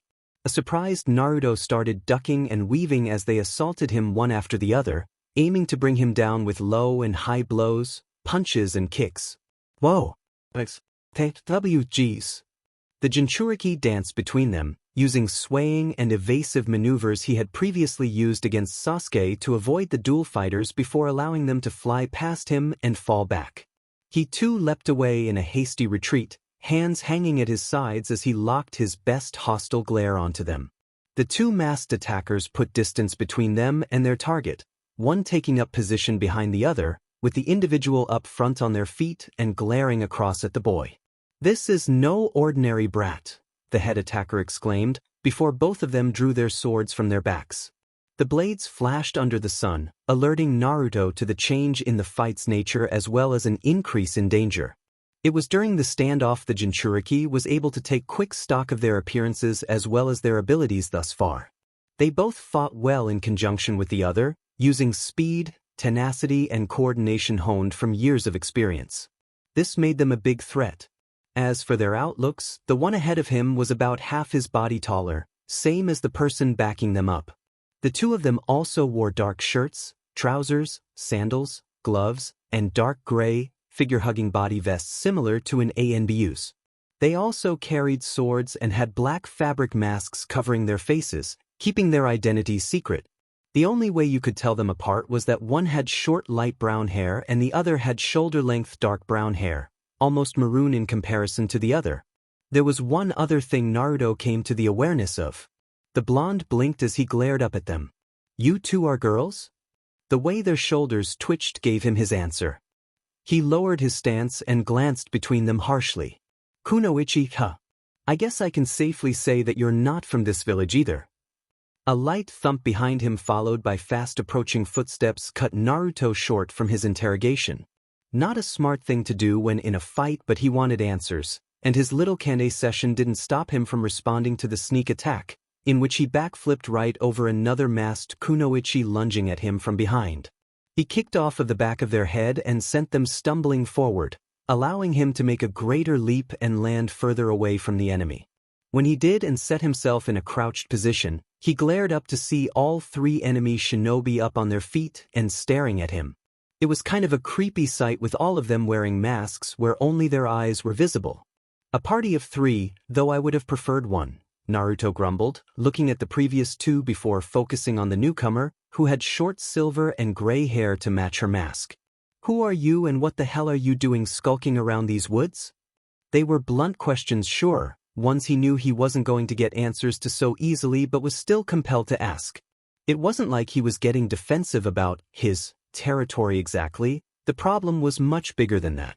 So, instead of beaching about the odds, Naruto decided to step back a little for more space, noticing in that split instance the eyes of the silver-haired kunoichi glance towards his pocket before looking back towards him. It was thanks to that subtle lapse in attention that the blonde was able to discern what this team of enemy kunoichi was really after, which had him smirk deviously. "So you're after the kunai? It must be pretty important for you to be trying to kill a scrappy young kid just to get your hands on it." He saw the trio flinch, which caused his smirk to unconsciously widen. "Too bad. I've got it and I ain't giving it back."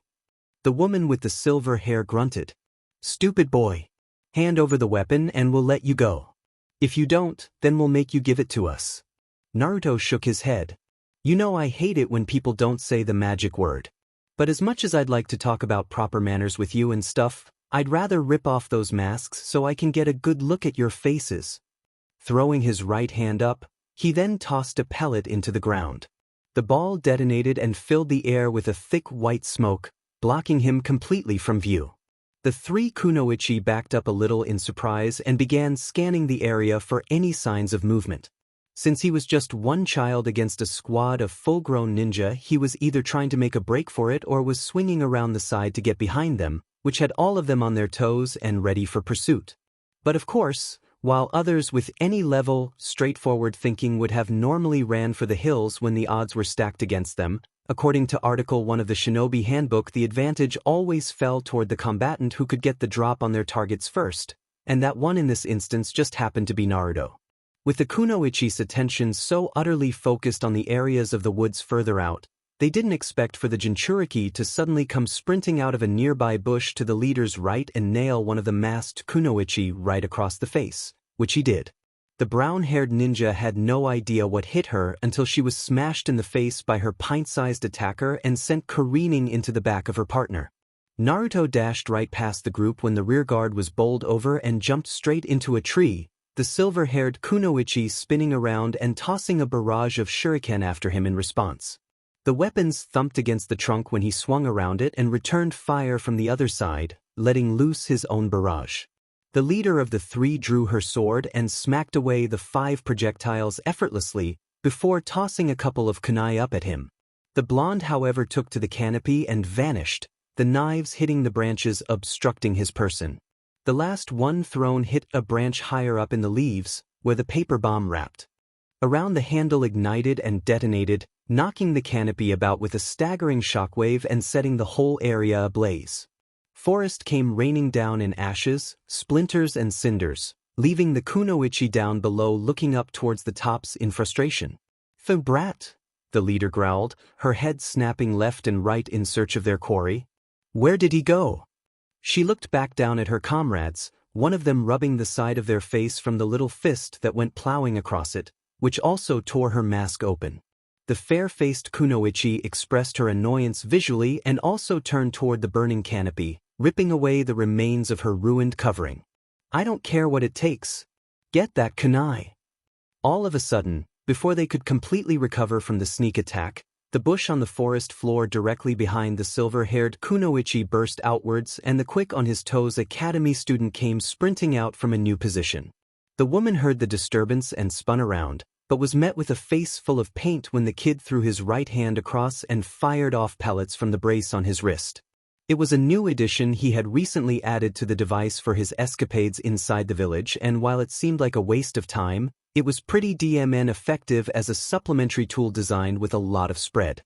The insignificant projectiles exploded across the leader, and not only did it repaint her outfit in an interesting blend of colors but also blinded her when the spray got through the eye line in her covering. Staggering back in surprise, the woman moved to clear the blockage, only to feel a sharp sting hit her side that caused her to collapse to the ground. Grabbing her waist, she looked down to see a kunai buried partway into her midriff, thankfully protected by her body armor. This didn't stop her mental response though, which came in the form of a low growl and a swivel when she glared after the child, who managed to disappear into the bushes once again. "Kill him," the leader kunoichi roared to her subordinates, who obeyed instantaneously. They tossed kunai and shuriken in their dozens into the undergrowth, toward the area where their target had disappeared. Realizing they were hitting nothing, the leader ripped the mask off of her face as well as the kunai in her side and rose to her feet, showing just how set off she was. This kid was good. Not just that, he was crafty and quick, not something you'd find so easily in your everyday neighborhood. He was deceptively good. Clearly he'd done this kind of crap many times before and knew this terrain well. Just what the hell was he?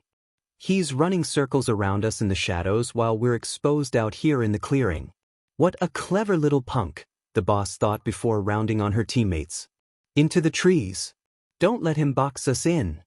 With that command given, they immediately leapt towards the upper branches, only to get a very nasty surprise. From the bushes, the hidden Naruto began firing more pellets up at them, nailing the exposed ones in the face with shocking accuracy and hitting the only masked one left all over her body from toe to head in that exact order. Though they were paintballs and shouldn't have hurt, it definitely threw them off their game. A stunning barrage of well-aimed hits knocked all three of them out of the air and, while her teammates crashed back down to the forest floor, the leader was able to keep her footing and continue leaping up towards the canopy. Dimenit. Where is he? Looking towards the ground, the team leader tried to locate the hidden assailant before she suddenly saw leaves fall past her. She looked up in puzzlement, only to get tackled by the Jinchuriki dropping down on her from above and straddling her chest. The force he hit her with sent both of them plummeting back toward level 0, with Naruto taking his time ramming hooks across the startled Kunoichi's face one after the other. Though she attempted to guard, the blows he plowed into her still managed to rattle her. The blonde cheered as they crashed through the branches on their way down one after the other, yelling out with each hit, "Best ever!" They slammed into the forest floor seconds later. The Kunoichi did. The woman gave out a sharp cough when she was slammed into the earth at full speed despite the branches breaking her fall, with Naruto jumping off of her like a springboard and back into the trees. He hooked his leg around a high branch and hung off of it, grinning down at the fallen trio now struggling back up a couple stories below. "This is totally cool. I've never been in a real shinobi fight before," Naruto exclaimed almost enjoyably, watching the woman glare up at him with blind fury. "This will be an awesome story to tell the others when I get back to the academy." "Don't screw with us, you little sheet," the unmasked subordinate shouted before flipping through hand seals. "Keton, Gokakyu no Jutsu." The woman then breathed out a massive ball of fire and sent it rocketing towards the boy, burning through branches at breakneck speed. The blonde gave a startled yell and dove away. "Whoa! That's hot," he shouted, disappearing around the other side of the tree. He was dangling off so that the sphere of flames slammed into it instead of him, ripping into the side before engulfing everything in a great inferno. This attack was many times bigger than the explosive tag used against him earlier and carried much more force, tearing up the tree and sending its top half collapsing to the forest floor, bathed in flames. Though this put their objective at risk, at least it satisfied the Kunoichi knowing they were able to scare the living daylights out of the kid. Hopefully they managed to actually get him with that one too. However, just as the three women were beginning to wonder how they were going to pluck the kid out from under the burning wreckage of the tree, there was suddenly a loud tap that echoed out from the woods behind them, followed shortly by a holler that caught the attention of the only masked Kunoichi left. She spun around with her sword swinging, only to be met with the unexpected sight of crotch. Naruto shouted, slamming into the woman's face and wrapping his legs around her. Twisting sharply and diving right, he tossed the startled woman over and straight into her partner, knocking both of them to the ground for the third time in a row. The leader was quick to respond when she looked over to see the boy crouched down on the ground, grinning up at them. "Nuisance," she shouted, throwing a barrage of shuriken at him and flipping through hand seals. "Genii Taju Shuriken." The projectiles she tossed seemingly multiplied in mid-flight, filling the air with a cloud of metal stars that charged the crouched blonde down. Naruto stood upright, being peppered by the first wave that caused his body to go up in a puff of smoke, which parted moments later to reveal a log. When the log fell to the ground, the real one came darting out from behind it, zigzagging between the waves of projectiles at high speed while approaching the leader Kunoichi, who continued tossing shuriken his way. Using his fleeted movements, the blonde managed to rush right into his opponent's reach and leapt at her with a kunai in hand. The woman responded immediately by slashing out at him with her sword, slicing him in half. For a second time his body burst into a puff of smoke and was replaced by a massive log, which was cleaved in two. With the replacement blocking her view ahead of her, the woman immediately suspected attack from a blind spot. "Above," she said while looking up in alarm. Seeing nothing, she looked left and right, before her eyes dropped straight down. "Below!" Before she could respond, the orange blur of her opponent suddenly slid right between her legs, his fist smacking her behind the knee and dropping her like a stone. Yelping, the Kunoichi hit the ground on all fours, but she recovered shortly thereafter, throwing herself back onto her feet and spinning around to see her target perched on a boulder not too far from her position. He was looking at her rather strangely. "You're quick for a runt," the leader complimented with a smirk, bringing her sword back up into an offensive stance. "But don't think I'll be sparing you because of that. In the grand scheme of things, nothing you do has the least bit of significance. You're just worthless trash." Her companions had managed to pull themselves to their feet too, and after a few seconds of recovery were once again behind her and at her defense. Blinking curiously, Naruto then held up his right hand, bringing forward a rather peculiar item which he dangled before his three-person audience. "That's quite a lot of weight to be carrying around with you, though you can't really tell through that vest you're wearing." The three women scrutinized the article the boy was holding, which they quickly identified to be a light green bra with lace. The team leader's subordinates blinked in surprise, before the leader herself realized what must have happened, and with her face turning bright red and her arms snapping over her chest, she let out a shriek and dropped to her knees. She wasn't wearing any panties either, which were being held in Naruto's other hand when he brought it into view too. He stretched the upper body garment between both and looked at it strangely. "Man, you have a really weird taste in fashion. This crummy color doesn't suit you at all. Why, you pervert? Give me back my underwear," the leader screamed, her cheeks glowing at this point.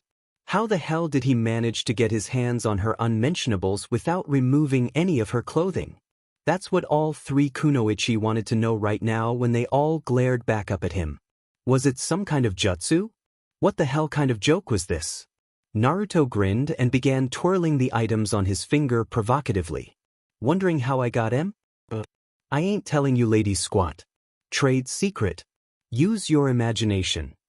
"You punk," the last masked kunoichi shouted while ripping off her face covering. Tossing it aside, she slapped her hands together to form a hand seal. "You'll burn for this. Kandash. Think fast." Naruto interrupted, tossing his right hand across and firing off several more projectiles with a sleight of hand draw.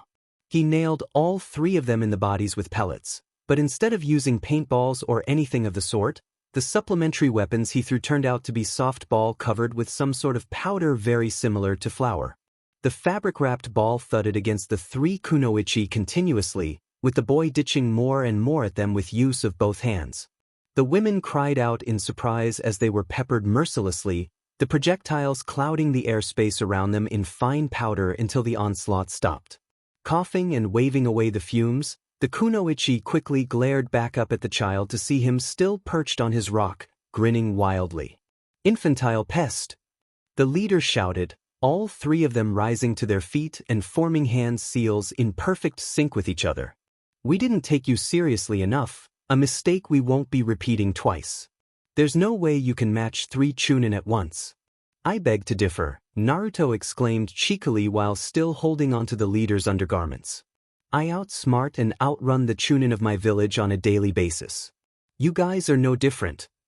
"We'll see about that," the silver-haired woman shouted, the trio finishing flipping through seals before all of them inhaled sharply. "Katon Renki Jutsu, Karura." The team then exhaled at once, the flames of their jutsu spewing forth from their lips. Before the powder around their faces suddenly ignited and, before their combination technique could even gain traction, their bodies caught fire simultaneously.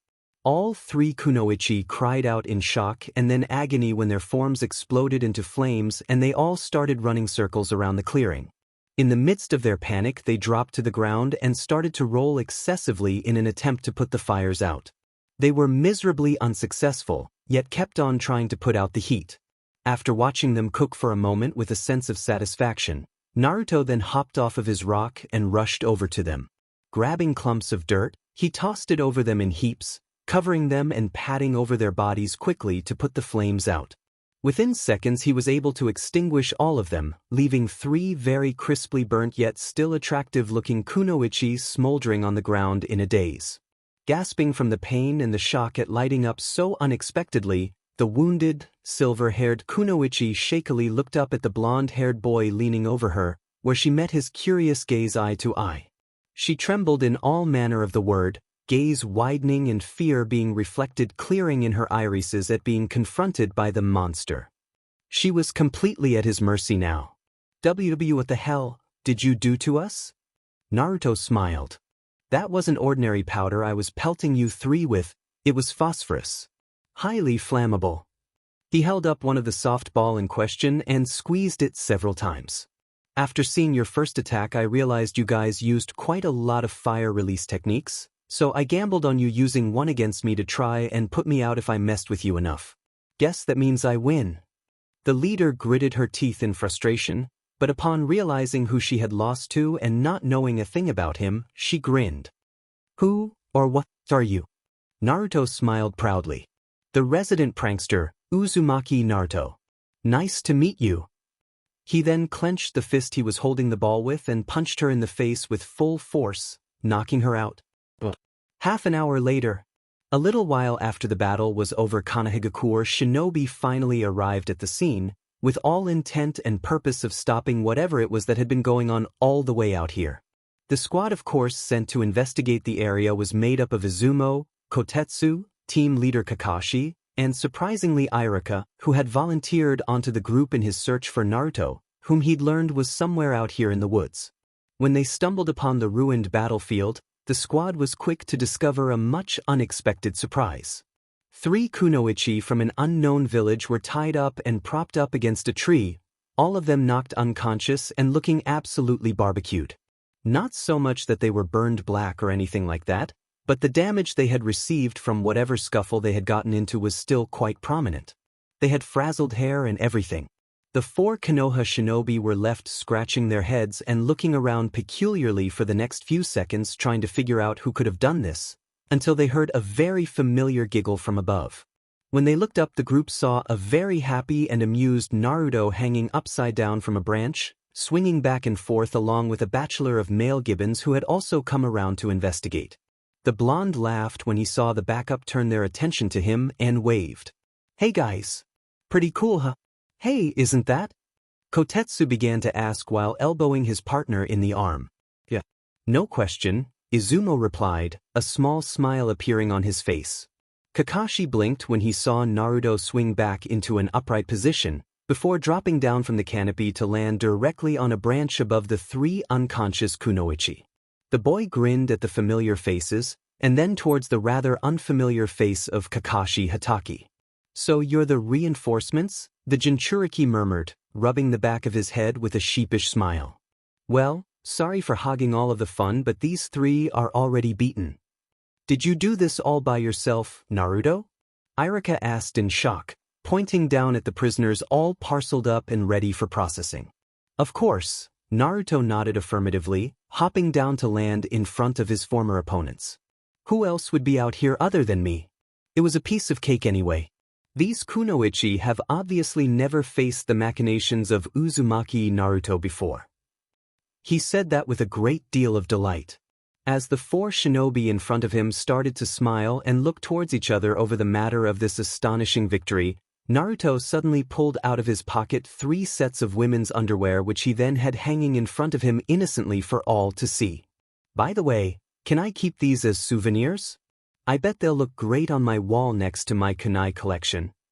The 3 chunin and the 1 jonin stared at the articles of clothing curiously, wondering for the next few seconds where the boy could have possibly gotten women's underwear from in these woods. But then they remembered. There were 3 tied up and thoroughly defeated chunin kunoichi sitting behind him, which immediately had heads turning as to what exactly had been going on here while they were absent from the scene. Kakashi pointed lazily at Naruto's trophies. Those are... I'm not gonna keep 'em, Naruto replied while tossing them over his shoulders so that they landed over the 3 dazed bodies. I wouldn't even know what to do with them. Anyway, here they are. He stepped aside and gestured grandly towards the team. 1 team of enemy spies, beaten, burned, and ready for postage. That will be a 2 Rio service charge. To the chunin's humor, he held out his hand rather expectantly. With the matter of the underwear set aside for the time being, Kakashi and Kotetsu waddled over to the tree and collected the enemies. Slinging them over their shoulders along with their valuables, the jonin then turned toward Naruto with his usual unreadable expression, after which he then nodded to the youngster in acknowledgement. Great work, Naruto, the silver-haired man exclaimed while giving him his trademark eye smile. I'm looking forward to the day you graduate from the academy. With that said, Kakashi then shot up into the trees, quickly followed by both Izumo and Kotetsu, who also nodded a pleasant farewell to the blonde. This pretty much left Irika and his troublesome students standing in the woods to wrap things up. When they turned to face each other, Naruto quickly remembered the whole reason why he was out here in the first place and turned away with an upset frown. The instructor knew he wasn't going to get off from his previous actions so easily and, smiling pleasantly, approached the youngster and patted him on the head. He was obviously still sore from the lesson today and was expressing it the most suitable way he knew how. Through use of the cold shoulder. Irika sighed. "Naruto, I'm sorry." The Jinchuriki glanced up at him, which allowed the older man to beam at him proudly. "It was stupid of me to misjudge your tactics during your spar with Sasuke. It didn't occur to me that you were probably trying to avoid a direct confrontation with your opponent in order to tire him out first and, well, I shouldn't have snapped the way I did. I guess I'd fallen into the habit of scolding you whenever you do something reckless or irresponsible, even during a proper evaluation. But what I said and how I said it was thoughtless and uncalled for, and I realized I must have upset you. Can you forgive me?" Giving a moment of pause, Naruto mulled the question over in his head for a bit. After a tense few seconds, the blonde smiled a small one and turned towards his homeroom instructor. "Teachers are supposed to be strict with their students, right, sensei?" Naruto asked, remembering the time Irika said he was going to be more firm with him after one of his more troublesome pranks on the school months ago. "Ah, that was a great day, for him anyway." Irika smirked. "Yeah, but not insensitive. I know I'm supposed to be tough on you whenever you misbehave, and disciplined as well as thorough when it comes to your education. Though you didn't fight how I taught you in class or how the scrolls instructed you to, you came up with your own way of fighting your opponents and it worked beautifully." He chuckled when he looked around the scorched battlefield. "I can see your strange tactics served you well out here. You managed to fend off 3 enemy kunoichi, all chunin in rank, and you were able to beat them swiftly and decisively with no damage done to you whatsoever. Only a really strong-minded genin or a shinobi with a higher skill set could have possibly pulled something like this off. I guess you could say your mischief saved both your life and your village today." "Yeah, I guess it did." Even though he was supposed to be feeling happy, Naruto couldn't help but still feel a little bit disappointed as he kicked at the ground, earning a puzzled look from his teacher. "Still, it is guess that all I know how to do is fight, use the henge and kawarimi. I wanted to use the Bunshin no Jutsu to mess with them as well, but I couldn't because I can't." He looked away glumly. "I don't think I'll be able to graduate without it. You said it was pretty important." Hearing him say that had Irika smile a bit. Of course his worries were within reason. Though he didn't look at Naruto did try hard to learn and perform everything he was taught. Even if it didn't show on paper, the boy definitely possessed skills that made him exceptional in the field of a shinobi. Today was a perfect example of this. He wasn't just able to run rings around the genius Sasuke back in the academy, who had never lost in taijutsu to anyone before, but he was also able to outwit 3 chunin at once. This was common in Konoha. Whenever he pulled pranks with the intention of being seen, chunin, hell, not even jonin were able to catch him. His creativeness, unpredictability and experience in pulling fast ones over his hometown really bled well into his potential talent as a shinobi. This was saying something. Though the Bunshin no Jutsu was indeed a core topic that ninja definitely needed to learn in order to graduate, Irika remembered that there were a few exceptions to this rule. This allowed him to come to a suitable conclusion he hoped would not only cheer the Jinchuriki up from his sulking, but also satisfy both parties when the day finally arrived where they all inevitably had to move on. The man cleared his throat to draw Naruto's attention to him again. "Of course the skills you take in from the academy are definitely important and necessary in order for you to graduate and become a genin. It would be awfully irresponsible of me to let students without the proper training or skills needed to survive to simply waltz out of the academy with a headband over the heads. That would make me a terrible teacher." He saw the Jinchuriki's intent expression drop, which had him chuckle. He placed his hand on the boy's shoulder and got him to look at him again. "But if I am able to see that they do possess the right qualities and abilities to survive out there in the real world, then it would be terribly irresponsible of me to not allow them to graduate." Naruto's eyes widened. "Why you mean?" Irika grinned and squeezed the boy's arm reassuringly. You have shown me a lot today, Naruto. You showed me that you could fight and think outside of the box, that you could muster incredible strength and speed whenever you wanted to, and that you could defeat an opponent several times more experienced than yourself. On top of that, you did this all without use of the Bunshin no Jutsu. He removed his hand from his shoulder and folded his arms. I tell you what, in order to make up for your poor test results and inability to use the Bunshin no Jutsu, if you can master another jutsu by the time of your final exams, then I will forego the Bunshin test and allow you to graduate. How does that sound? His expression lighting up, Naruto leapt at the opportunity presented to him and cheered excitedly. Seriously, Irika-sensei? It's my way of saying, good job, Naruto, the man replied with a short laugh. I am your homeroom teacher after all. I don't have to be strict and firm with you all the time like some grumpy old drill sergeant. I can be fair and supportive too, you know. The boy let out a laugh and held his fist out to the man in declaration. I promise you, sensei, I won't let you down. I will master the best, most awesome jutsu I can and show it to you before my final exams at the academy, Databeo. Irika grinned when the boy suddenly tackled him with a hug, which he returned with the same enthusiasm. He then looked up towards the battlefield and glanced around, inspecting the damage and coming up with a rough mental picture of what must have happened out here. Though he was sure to get more detail about this from his student, what he was really looking forward to was how this child was going to impress him later in the future. As troublesome as he was at times, there was no doubt in the man's mind that Naruto was going to be a big name one day in the world of shinobi. He could see it now. I wonder how things will go from here, Irika thought quietly to himself, before proceeding to lead his student out of the woods and back toward the village. Making sure to stop for his basket of goodies, Naruto was then led back to the academy so that the Chunin could reassess his student's performance officially. Jutsu, what kind of jutsu? Naruto murmured to himself at his desk as he bit at the tip of the spoon he was holding. He gritted his teeth together in frustration when his mind drew up the same list of problems over and over again. Man, how can picking a jutsu to learn be so hard? Did Aji-san and everybody else have the same problem, or is it just me? For the better part of the month since his fight in the woods with the three kunoichi, Naruto had been doing everything in his power to come up with a sort of fail-safe project he could develop in time for his graduation to Genin. As it turned out, the group of 3 Chunin he ended up engaging had been involved in a scuffle a few days earlier in which their team leader had been killed getting intel on Konohagakure's defenses and patrol routes, and had written it all down on the piece of paper which he'd found wrapped around a kunai in a bird's nest.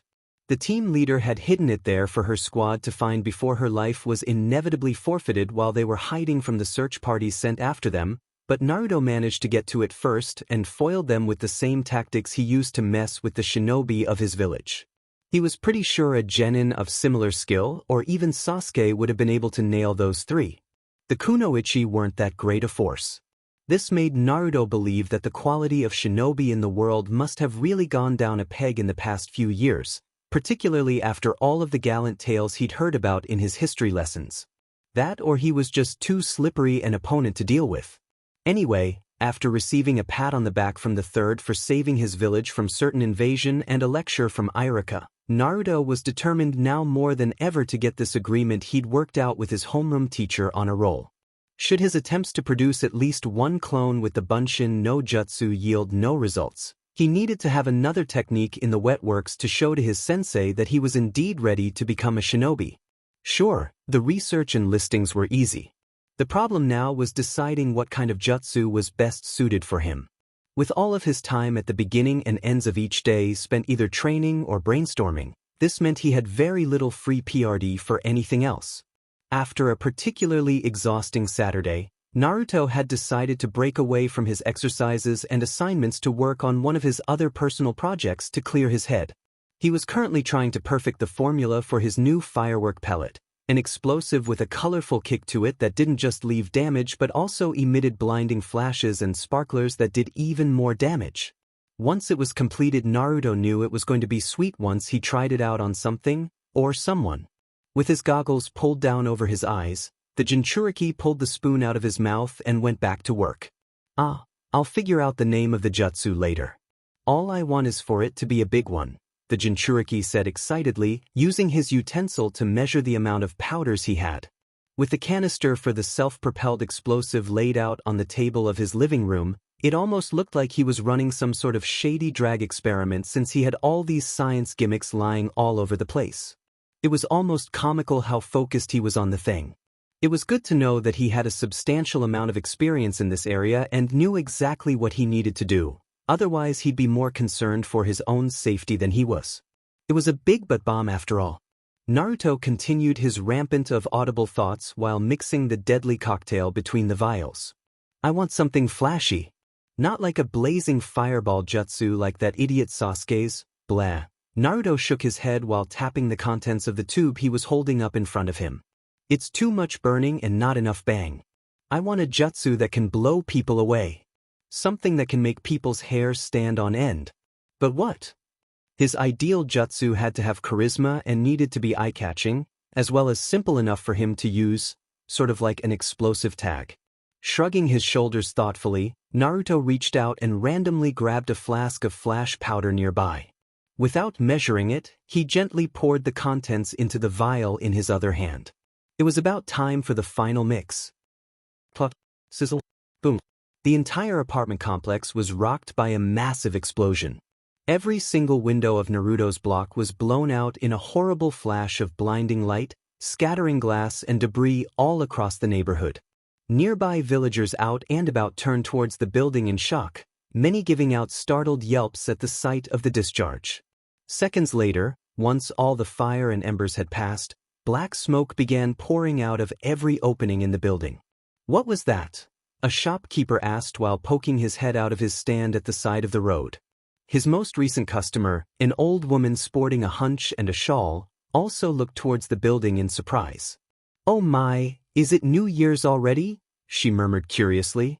It made sense as firework sparks were now starting to shoot out the shattered panes and were bursting into colorful flowers above the streets. It was a glorious sight to behold indeed. Inside the disaster zone, though, it was a completely different story. With fixtures blown out of place, walls and furniture shredded, and every surface area within sight of the center charred a smoking coal black, the once clean experiment had transformed into a real, god-awful mess.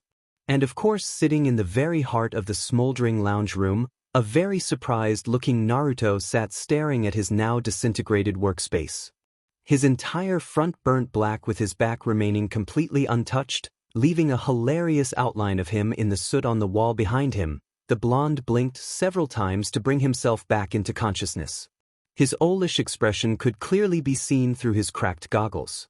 The startled Naruto coughed out a plume of smoke. Something tells me that that was the wrong ingredient. Triplets. 2 months later. Early morning. And Naruto was still in the midst of a midlife crisis.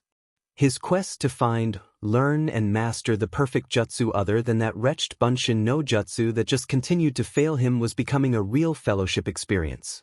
Normally by this time he would have found tasks like this tiresome, seeing as that he was more of the free-spirited kind of guy that preferred learning this material by hand. In order to put things into practice though, you still needed a significant amount of knowledge and experience backing you up. Hence, he'd started properly attending his classes, which made his teachers happy but made him downright miserable. There was all that crap Irika talked about like chakra, control, chakra elements, bloodline nonsense, and stuff that had Naruto drawing blanks on even after reading about it for hours. The amount of stuff taught at school even at his current year level was mind-numbing. All the basics of shinobi techniques were taught at a really young age, with theory basically coming out as dedicated by the seasons, or so it went. Naruto pretty much tossed all that traditional stuff out the window and tried to focus on the bigger picture. All he wanted to do was learn the material he needed to become an amazing shinobi in the future. That was all he had to worry about. It was a thought that stuck with him even in sleep and as he woke up bright and early for another day of training. Letting out a yawn as he stretched to the morning sun peeking in through the window, Naruto drowsily grabbed his clock, reset it, and then staggered over to his bathroom for his morning grooming. He quickly found himself groaning through a mouthful of suds, at the same time scratching his head over his ongoing problem. Forget the social issues and failings in the written examinations. He just wanted to learn a jutsu. It wasn't like one was going to come conveniently flying in through the window and land in his lap. How did everyone figure out how to make their own jutsu anyway? Naruto frowned, thinking about the number of techniques that already existed in the village. They used chakra to make them, right? To spit fire, create clones, switch places and all that stuff. Ninja control chakra with hand seals, so if I made some random hand seals and stopped, I could come up with some sort of jutsu for myself, right? It sounded simple enough, and in his mind it actually made a lot of sense. How hard could it be? Who cares what formula he came up with? What mattered right now was the end result. Deciding to test his theory out, he formed the basic hand seal in front of his chest, keeping his toothbrush in his mouth as he concentrated on working his energy. Like with every exercise he'd done in the past, he focused on getting a feel for his chakra and chakra flow. This he could accomplish without even thinking about it, which allowed him to steadily slide into the next step. Okay, so if I just focus, hey, what the hell is that? Naruto blinked before squinting at the mirror intently. Thinking he was seeing things, he wiped his hand over the glass, just to make sure it wasn't water condensing on the screen and messing up his reflection. When he was certain it wasn't steam that was the problem, his eyes widened and he looked down at his stomach. He never noticed that before. Since when did he have an awesome tattoo on his stomach? Wait, scratch that. Looking at it again, it was more like some sort of seal array, similar to the ones Irika had shown in classes a couple of weeks ago where he was able to conjure stuff out of scrolls. Though they weren't learning how to use summoning seals just yet, there had been plenty of beginners' lessons and demonstrations, so Naruto had become at least a little bit familiar with the strange scribbles. The answer was right there in front of him, or so he thought. A summoning seal? All he knew was that it was some sort of fuinjutsu, keeping something he didn't know locked up or stored away inside of him. Yeah. That had to be it. What else could it be? If he genuinely had something sealed away inside of him like a sword or something, then it was definitely possible to unlock and bring out whatever it was, just like how Irika did. The Jinchuriki spared a smirk after running his fingers over the intricate, spider web design across his belly. As complicated as it was to read, he couldn't help but wonder what it was actually for. Was it something special? Was it something awesome? Oh, now this was just too tempting a mystery to let go on unanswered. Let's see what this weird thing is all about, Naruto exclaimed before slapping his hands together to form a hand seal. Alright, so how did Irika-sensei do that again? Bird, ram and tiger? There had been how many hand seals? He couldn't remember. It was all a blur. Deciding to go with the simplest routine he could scrounge, Naruto flipped through several signs without fault before ending with a tiger seal. Holding his right hand out to his side, he ped each finger back and took aim at his own gut. With a wide grin in place, he brought his hand around and slapped it against his naked stomach, directly over the center of the complex array. Summoning jutsu. The result was instantaneous. A blinding flash of light, a gust of wind, followed shortly by the air bursting like a bubble directly in front of him, only 1,000 times more powerful. An earth-shattering explosion rocked Naruto's apartment shortly thereafter. Though it wasn't as big, flashy, or smoky as the last cataclysm that ended with him cleaning up every last speck of dust, it definitely had the boy reeling. This reaction was so violent in fact that Naruto was thrown clean across his small bathroom and sent spinning through the air before crashing into the wall of his hallway a second later. Lying in a crumpled, upside-down heap in the corridor, the boy groaned out in agony as he glared back towards his bathroom, where he could see pretty much the results of everything that had happened in that instant. His mirror had shattered, his porcelain sink was blown out of its fixed spot and spraying water everywhere, and all of the items he had inside of the cabinet above had spilled everywhere. Naruto blinked through a blurry vision. What the hell? Goddamn it. What the F is happening up there, brat? Huh? Did he just hear a voice? Quickly rolling back into an upright position, Naruto sat himself on the hardwood of his floor and looked around his apartment. Looking left and right, he saw no person, shadow, or any traces of another being's presence standing in his corridor. Nothing. No one. The place was devoid of all life with the exception of him. Empty. So who or what the heck was that? It definitely didn't sound like anyone he'd ever heard before, and it certainly wasn't an animal. So what phantom entity sent that curse his way?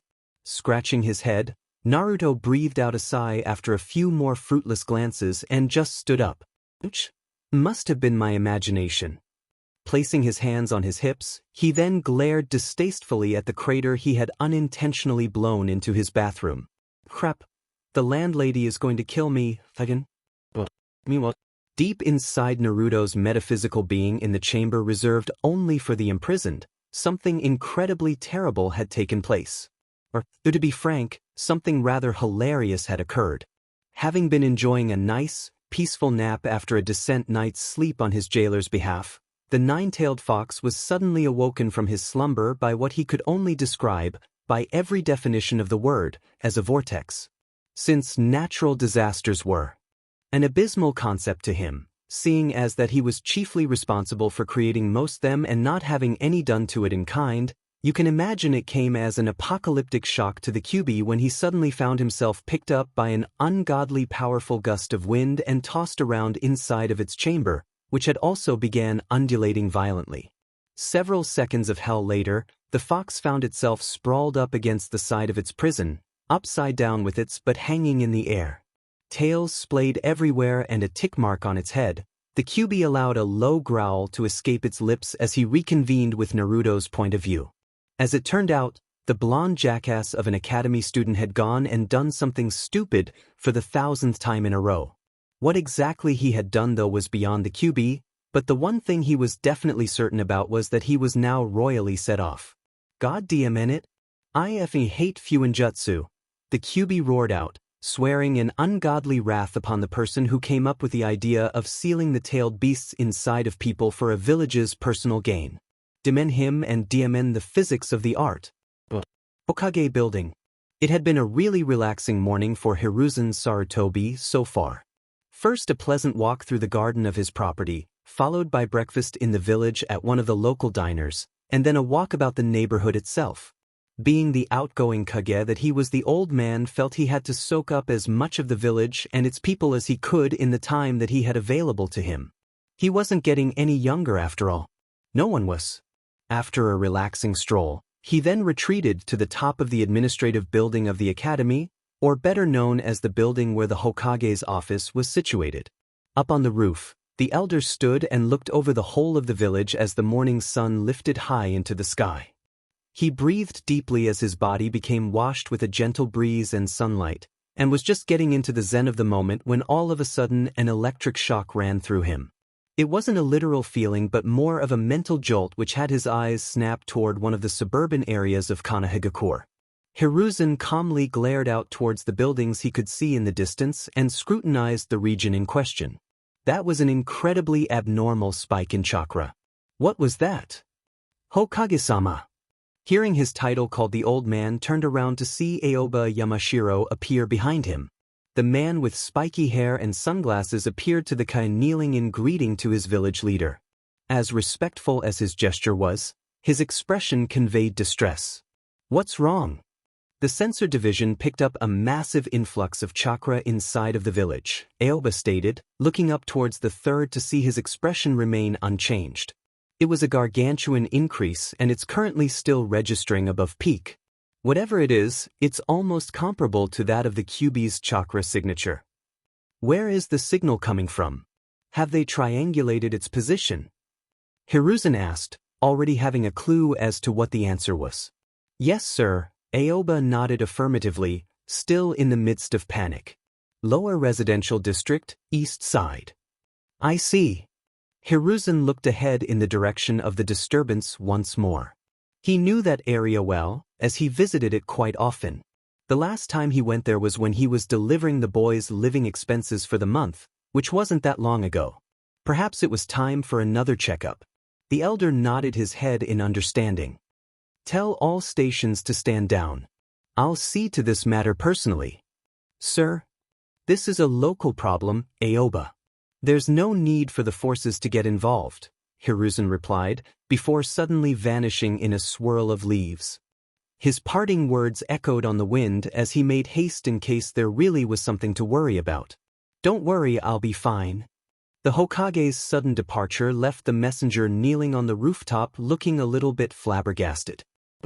A little while later and a couple miles out from the Hokage monument, after switching off the water main at his apartment to stop the spillover and explaining to the landlady his situation, which earned him a slap over the head from a fan and another warning, Naruto soon found himself shuffling back up to his flat. Dressed in his usual attire, three-quarter green cargo shorts and orange jumper with blue short sleeves and arrow marks on each, the blonde scrubbed the top of his head while mumbling all sorts of complaints under his breath.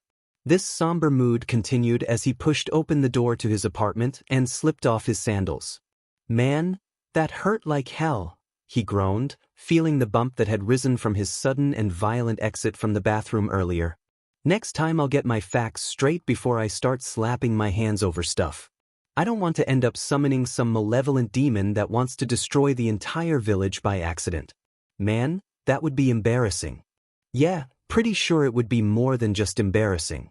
After kicking the door closed and marching into his kitchen, the boy decided that he would warm himself up a nice, hot instant ramen cup to try and rid himself of his head pains and have a comfortable sit-down to mull away his thoughts. This was the exact plan of action he had formed for the beginning of the day the moment he re-entered his kitchen, until he got the shock of a lifetime when he spotted the third Hokage just standing on the other side of his kitchen table and staring towards him expectantly. The boy yelped in alarm and leapt back, only to realize seconds later who it was he was looking back at. Hokage Gigi. Naruto gulped, placing a hand over his heart. Geez, you scared the shit out of me. I tend to do that to people from time to time, though it's honestly not my intention, Hiruzen replied with an amused voice while keeping his gaze fixed on the child. Would you like to have a seat? You look ragged. Oh sure, I'll just... Hey, wait a see. Naruto suddenly shouted before pointing accusingly at the elder. I'm supposed to be the one to say that. This is breaking and entering, Gramps. The third Hokage chuckled. Oh, is it? My apologies. You don't mean that, the blonde sulked, watching the Hokage pull his signature pipe into view and pop it between his lips. The youngster followed him with his eyes as he maneuvered around the table. So what brings you all the way to my apartment? It can't be. Allow and stay already. Was it something I did?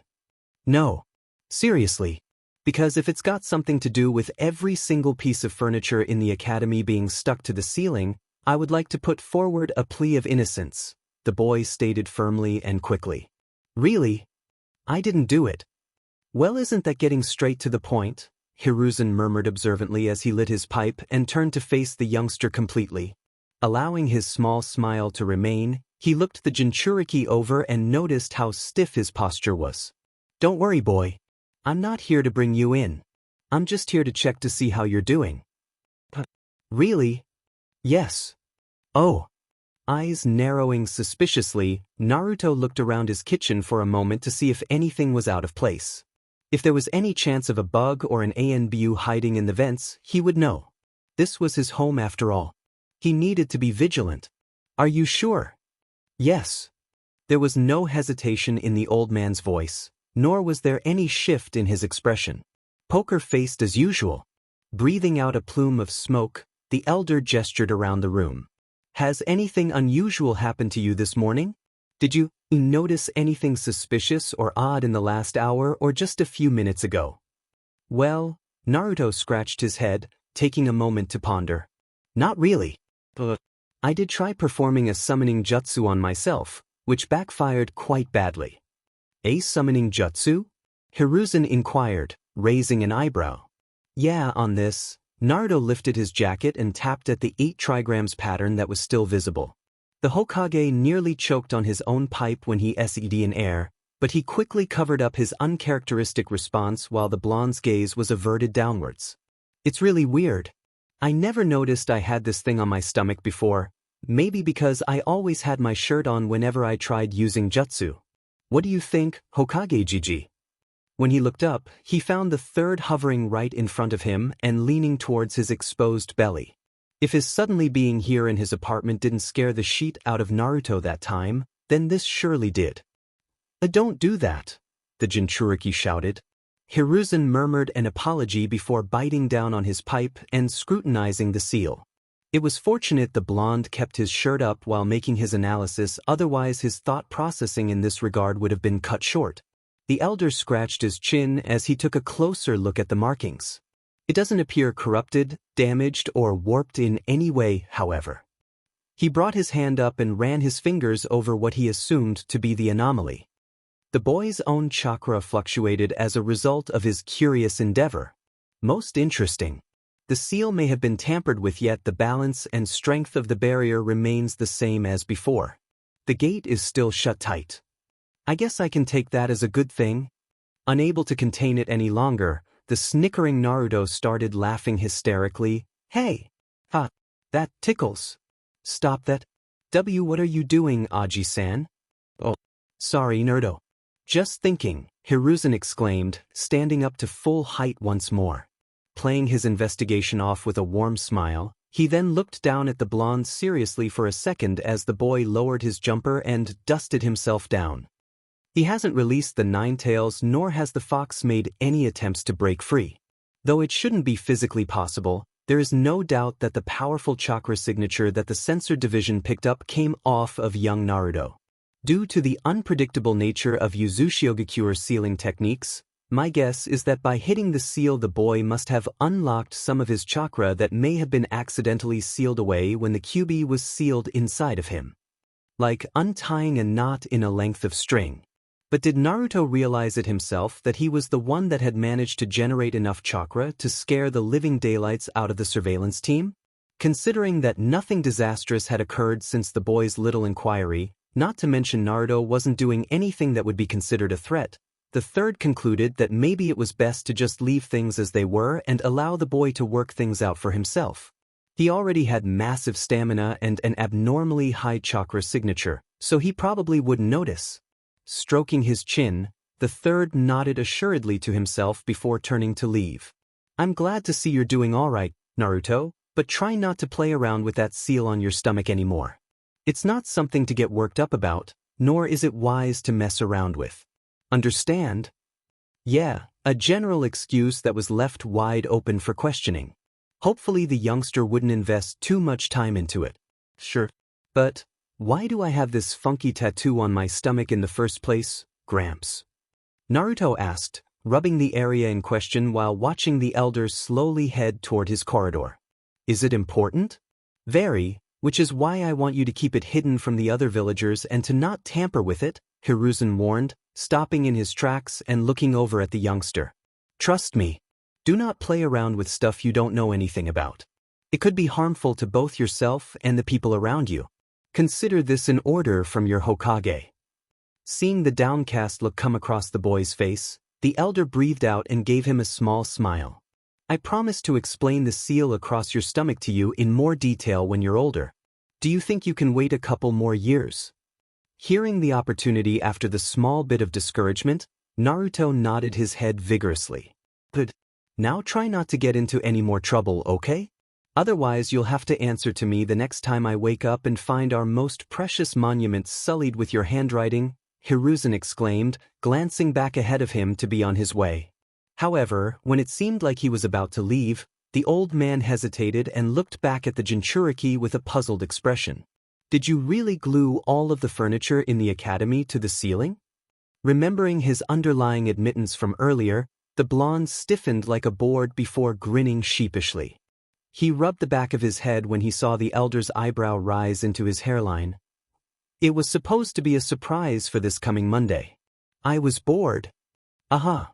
Figuring he would have to deal with another complaint in the week to come, the third gave a tired groan before finally deciding to take his leave. I swear you're going to make me completely bold by the end of this year, Naruto-kun. Ugh. The opening and closing of the door in the hallway signaled his departure, allowing the resident of the flat to slump across his dining room table in relief. That was an intense session he really didn't want to have again anytime soon. What the hell was happening to him this morning? Slapping his goggles over his forehead, Naruto headed off for a little walk around the neighborhood to clear his thoughts.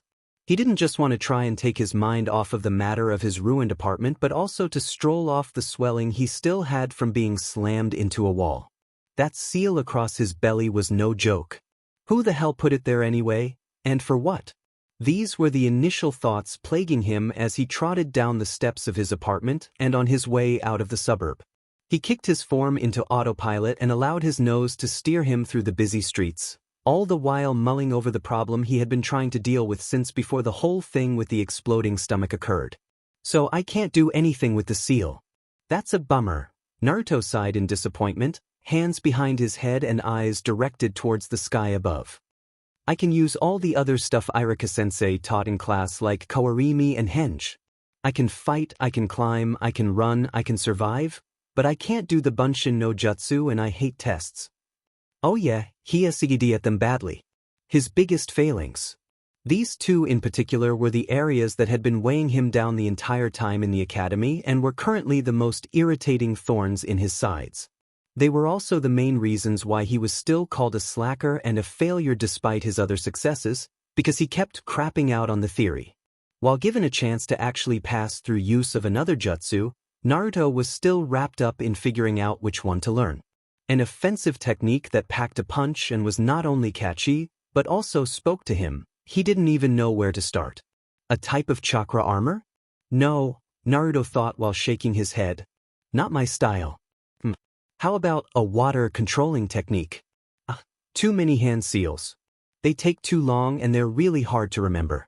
Maybe an exploding clone technique.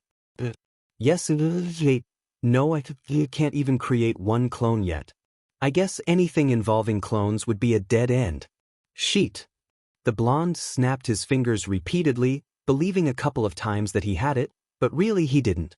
A disappearing trick, an earth-moving jutsu, something maybe I can use as a sword or a spear, or maybe the ability to conjure lightning? That actually sounded awesome. Stopping in the middle of the road, Naruto tried pulling off a thunder god pose, arms stretched out and everything. He grinned stupidly as he envisioned himself standing at the top of a mountain before an altar, bathed in lightning with thousands of people bowing at his feet with offerings of ramen. Yes, I can see it now. Uzumaki Naruto, God of Lightning, the blonde shouted at the top of his lungs, drawing a huge amount of attention from the villagers out on the streets. The boy's exclamations meant silence was swiftly brought to the neighborhood and the tumbleweed prop was immediately called into shot, rolling across the dirt track before disappearing down an alleyway on the other side of the path. A faint cough was Naruto's only applause as he stood with his hands still extended and a maniacal grin on his face. "Mummy, what's that boy doing?" a young girl asked while pointing at the petrified academy student. "Don't look at him, sweetie, just keep walking," the mother exclaimed while hurrying the two of them along. Sweat drop forming, Naruto deftly fell out of statue form and folded his arms. He glared at his feet in frustration while everybody else tried going back to their business, wanting to put the scene of the weird blonde kid striking poses in the middle of the main highway as far out of their minds as possible. "No, that wouldn't work," the Jinchuriki groaned, eyes squinting as he tilted his head. "I don't look good in full blue and it all depends on the weather. Where the hell would I get enough electricity for a jutsu like that, anyway?" Damn it. He kicked at a stone and stomped on dejectedly, at the same time flipping through random hand seals. Bird, tiger, ram, hare, dragon, monkey, ox, bird. Why the hell is this so hard? In his quest to find the perfect technique, the Jinchuriki had tried to perform several jutsu he'd read from the academy library scrolls, but none of them seemed to fit him.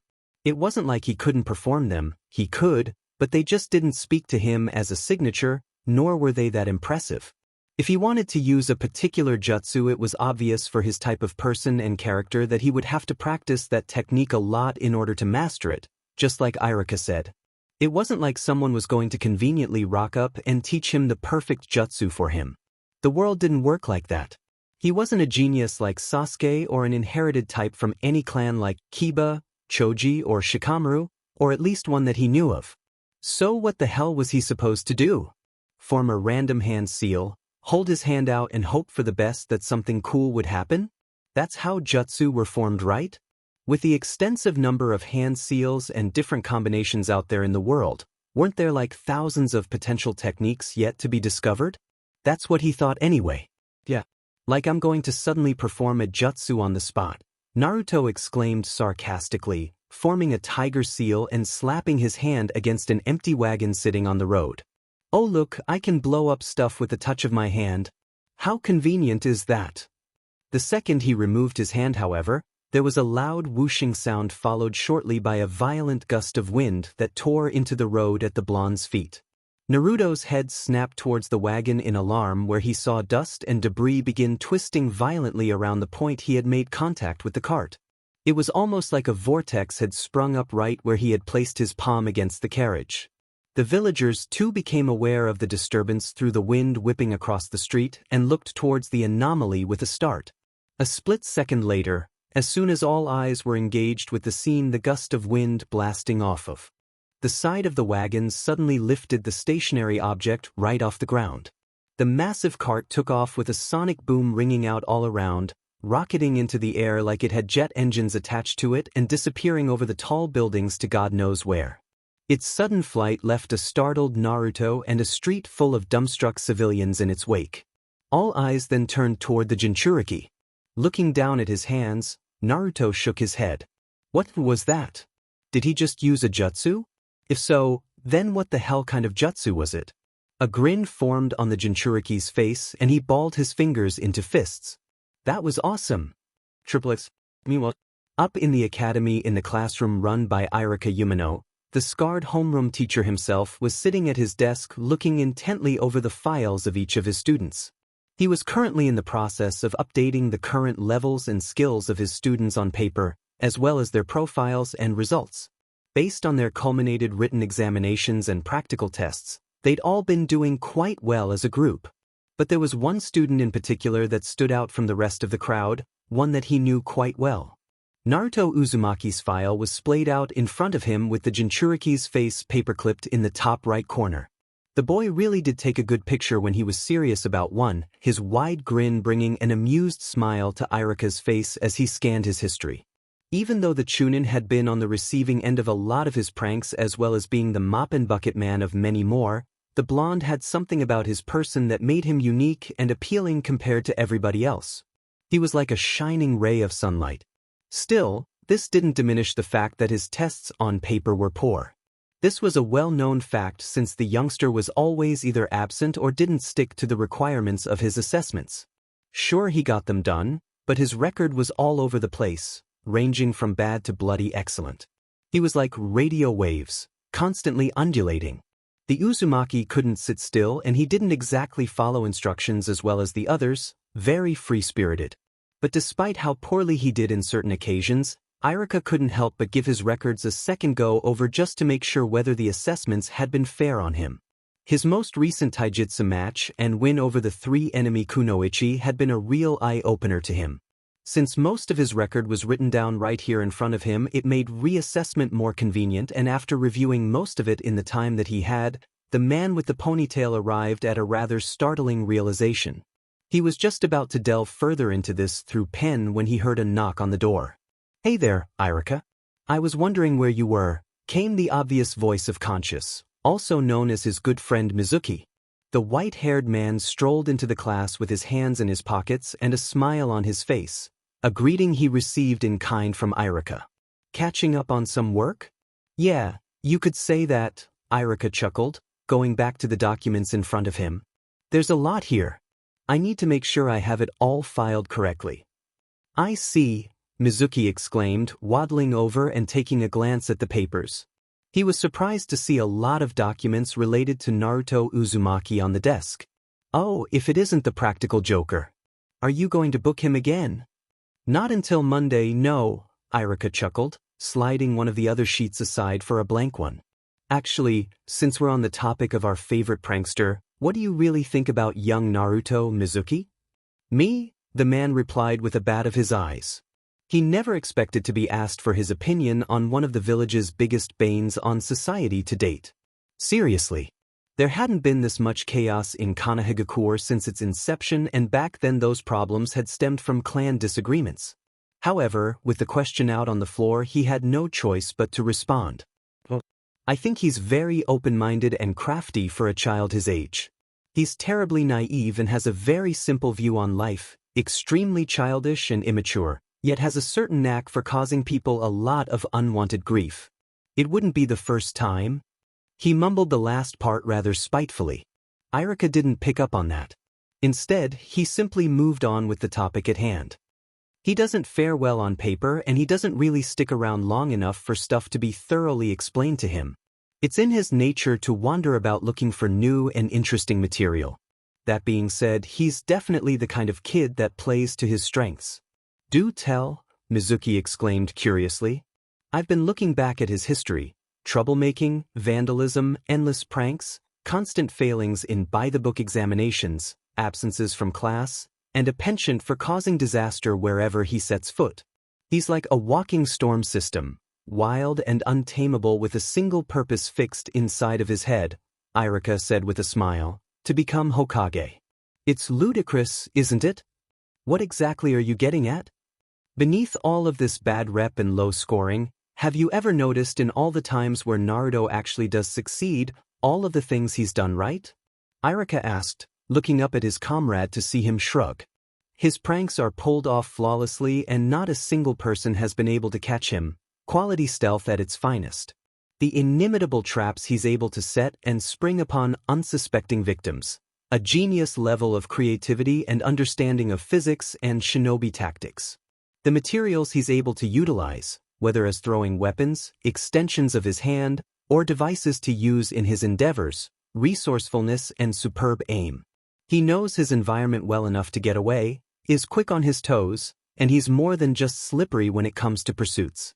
Even I sometimes have trouble trying to track him down. Mizuki blinked, scratching his chin as he looked out the window. Now that you mention it, he certainly does possess a high degree of skills outside of the academy system that can make him inadvertently dangerous. There's a lot of potential behind his abilities. This he meant, since he clearly remembered the time when Naruto had managed to hit all the chunin in the academy at once without them knowing. For example, the boy had managed to cram apples filled with worms without breaking the seams and given them to Irika and Mizuki respectively. Replaced every single soda can in the cafeteria and vending machines with cans filled with dog urine, as they later found out to their dismay, which he'd collected from the Inuzuka kennels over a PRD of 2 months. Hell, there was also the one time the Jinchuriki had unscrewed and undone every nail from every single piece of furniture, fixture and wall in the academy. They didn't know how he did it, but he did it, and the entire establishment had to be rebuilt from the ground up after a particularly strong breeze came by and knocked it all down. This sneakiness and skill to strike at others indirectly showed outstanding shinobi quality. In any one of those instances, Naruto could have poisoned every single man and woman in the building, drugged them, or set bombs off to bring down the entire area and sent them all to Kingdom Come. Now that Mizuki thought about it, the boy was an incredibly terrifying force to be reckoned with. He made a note to check his office thoroughly next time before getting comfortable. Eyeing the man's face had Irika smirk. See, if he's so good, then why doesn't he put these skills of his to better use, like to his schooling? Mizuki wondered, giving the man a suspicious glance. The Chunin shrugged back, because he finds the system unbearable. I can't change his nature. His resolve is even more steely and potent than his chakra and stamina. The best thing I can do is point him in the right direction and hope that the village survives to see the next day. You make him sound like some kind of monster, Mizuki chuckled, though inwardly admitting that that was probably true. Every adult in the village knew what he was and what he was carrying. It was hard for them not to put that thought out of their minds. He's not a monster. He's just a boy with insurmountable potential for growth, and has an odd way of dealing with problems, Irika replied, leaning back in his chair and glancing up at his friend to see him smirk. That's another thing. Have you ever seen Naruto training? Not really. He's usually alone most of the time, isn't he? Like Sasuke. It's been bothering me for a while. Do you remember the taijutsu sessions from last week? Irika asked. He saw his friend nod back, both of them scrutinizing that particular memory at the same time. Every single student this academy's ever produced has either studied and practiced the basic forms of combat from the school's scrolls, or practice their clan's or parents' taijutsu styles. Naruto's fighting style though, I just can't seem to identify it or place it. Now that you mention it, his fighting style is sort of weird and uncouth, Mizuki murmured, scratching his cheek. All that moving about with no guard, jumping, flipping and bending, he's very acrobatic. He's very unorthodox and wild. On top of his flexibility and agility, he has an uncanny sense of timing too, Iruka murmured, rubbing his chin. When he first started at the academy, he was an incredibly direct fighter, always wanting to get into a hitting match with his opponents. He didn't have much talent for the area and was always beaten up by the other students because of it. But after a few months I saw his fighting style change from crude to academic to being incredibly diverse. It didn't click with me until a year later when I saw his style had changed completely. It seems so unrefined now, but he's DMing good with it. That's really creepy, Mizuki stated, his mind coming about to another important fact. He looked down at the boy's profile picture in slight alarm. Actually, now that I think back to his other spars, he doesn't seem to be taking hits from anyone anymore. He's always dancing around his opponents or jumping over them. On top of them too, the boy possessed an innate ability to distribute his weight instantaneously and contort his joints to the point normal people would have been in pain. His flicker jabs and swaybacks were a good example of this. He could take shots at his opponents while he was in close with them and not receive any hits in kind because he was so agile. Analyzing his fighting style from a distance, Iruka and Mizuki also arrived to another important conclusion. His reflexes are like lightning, Mizuki murmured. That quick, huh? Iruka smiled, nodding towards the file of the blonde-haired student grinning back at him. Even better than Sasuke's. I didn't even notice. Naruto really was further ahead than the Chunin originally thought. Looking underneath the underneath, just like how shinobi were supposed to look at challenges and obstacles, they both saw a side to the Jinchuriki that they never knew he had before. However, he doesn't like the theory and he can't perform the Bunshin no Jutsu at all, Iruka stated, folding his arms with a puzzled quirk in his expression. He's good at Kawarimi and his hench transformations are flawless, despite his fooling around, and even though he's good off paper, those other two aspects continue to disagree with him. I heard from the other teachers that you still wish to pass him, even if he was to fail in those two core areas, Mizuki said, leaning against the man's desk with his hand on his hip. Is that wise, to allow that boy to become a genin? If he keeps up the record I've just reviewed, Iruka began, slapping the paper while also smiling up at his companion, and improves over the next couple of years on top of it, then I will definitely allow him to graduate. Not to mention I was able to come to an agreement with him in regards to his faults. If he is still unable to get the Bunshin no Jutsu right in the time before his final year at this academy, he has another option. Which is?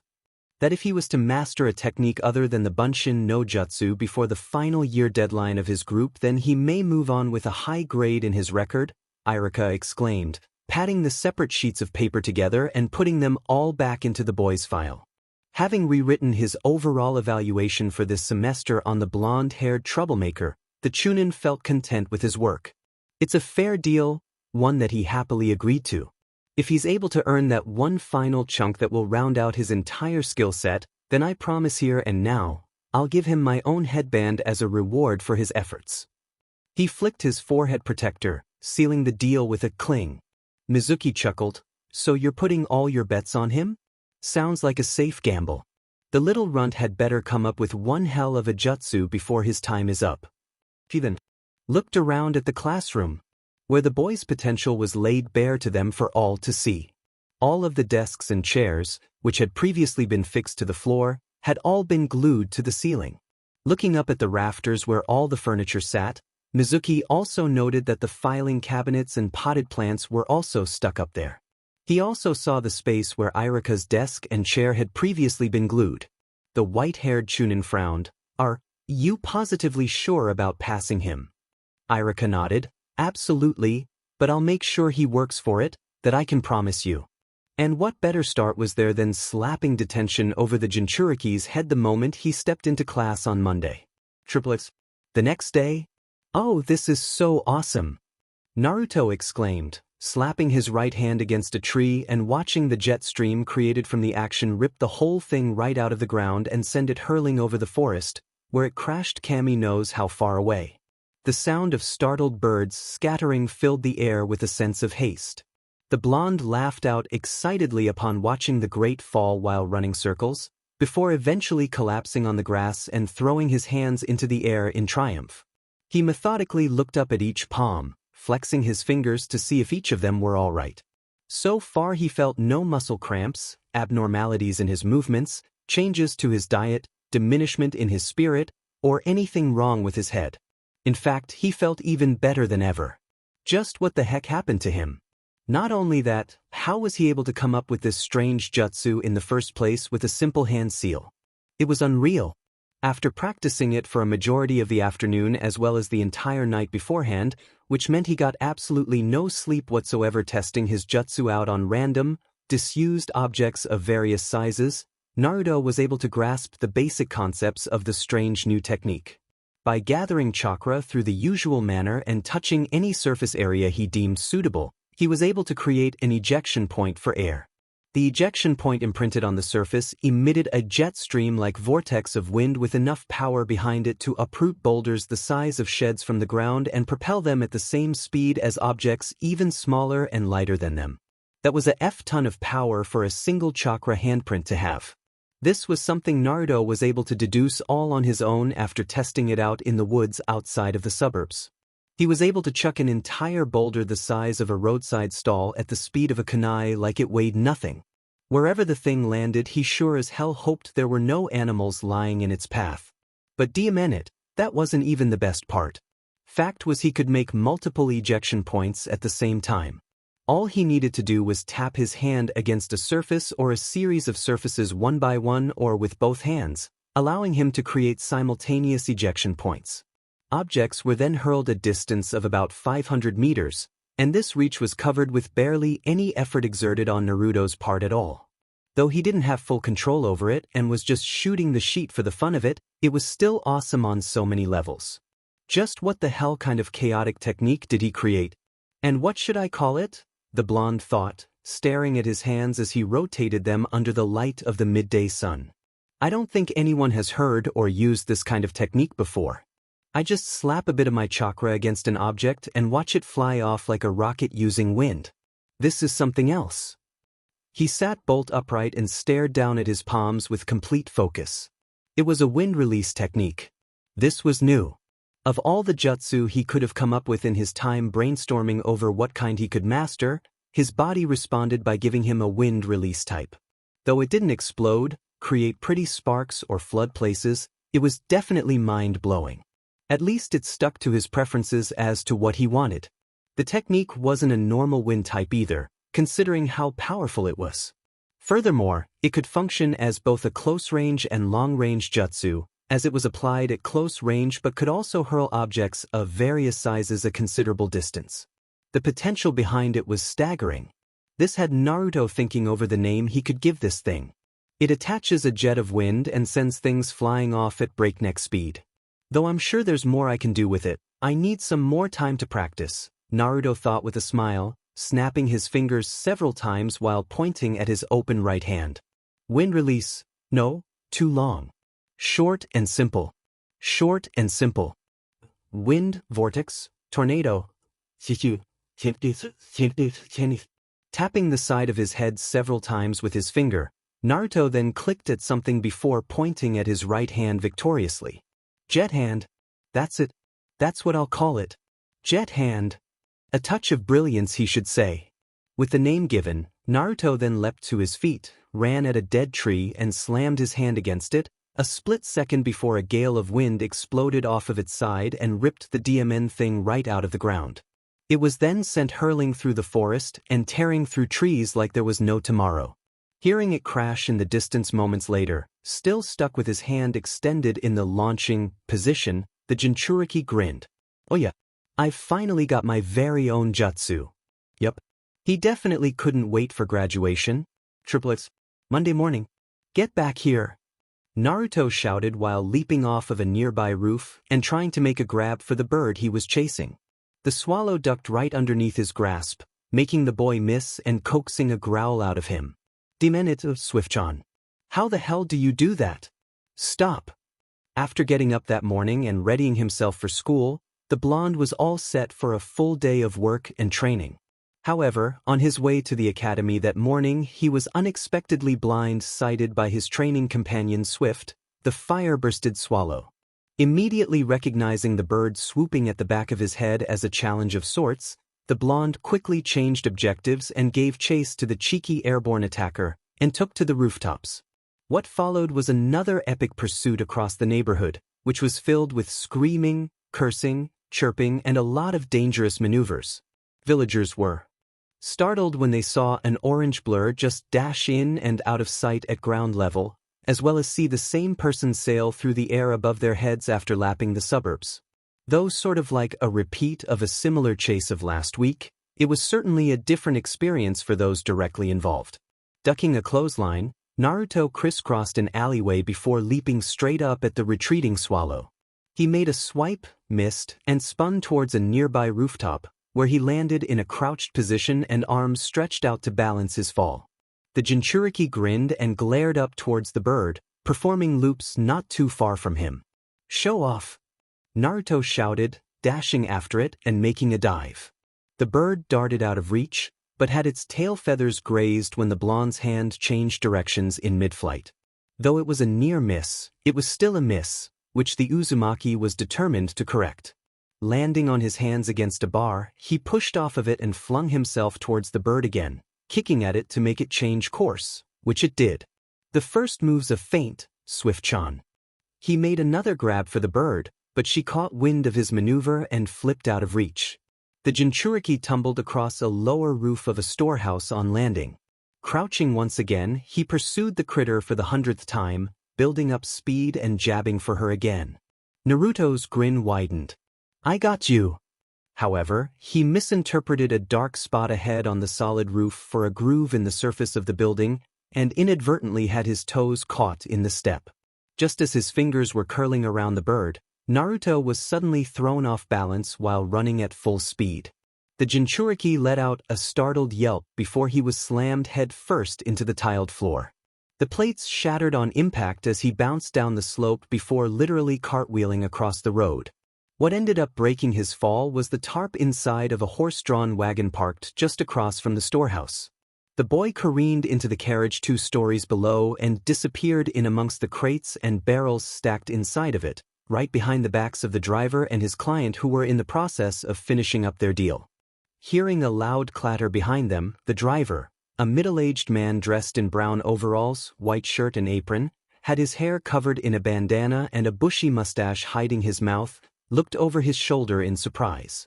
Glancing around the street momentarily, he didn't see any signs of a collapse or anything out of the ordinary, and thus dismissed the disturbance as a mere trick of the wind and quickly looked back at the man selling him the goods.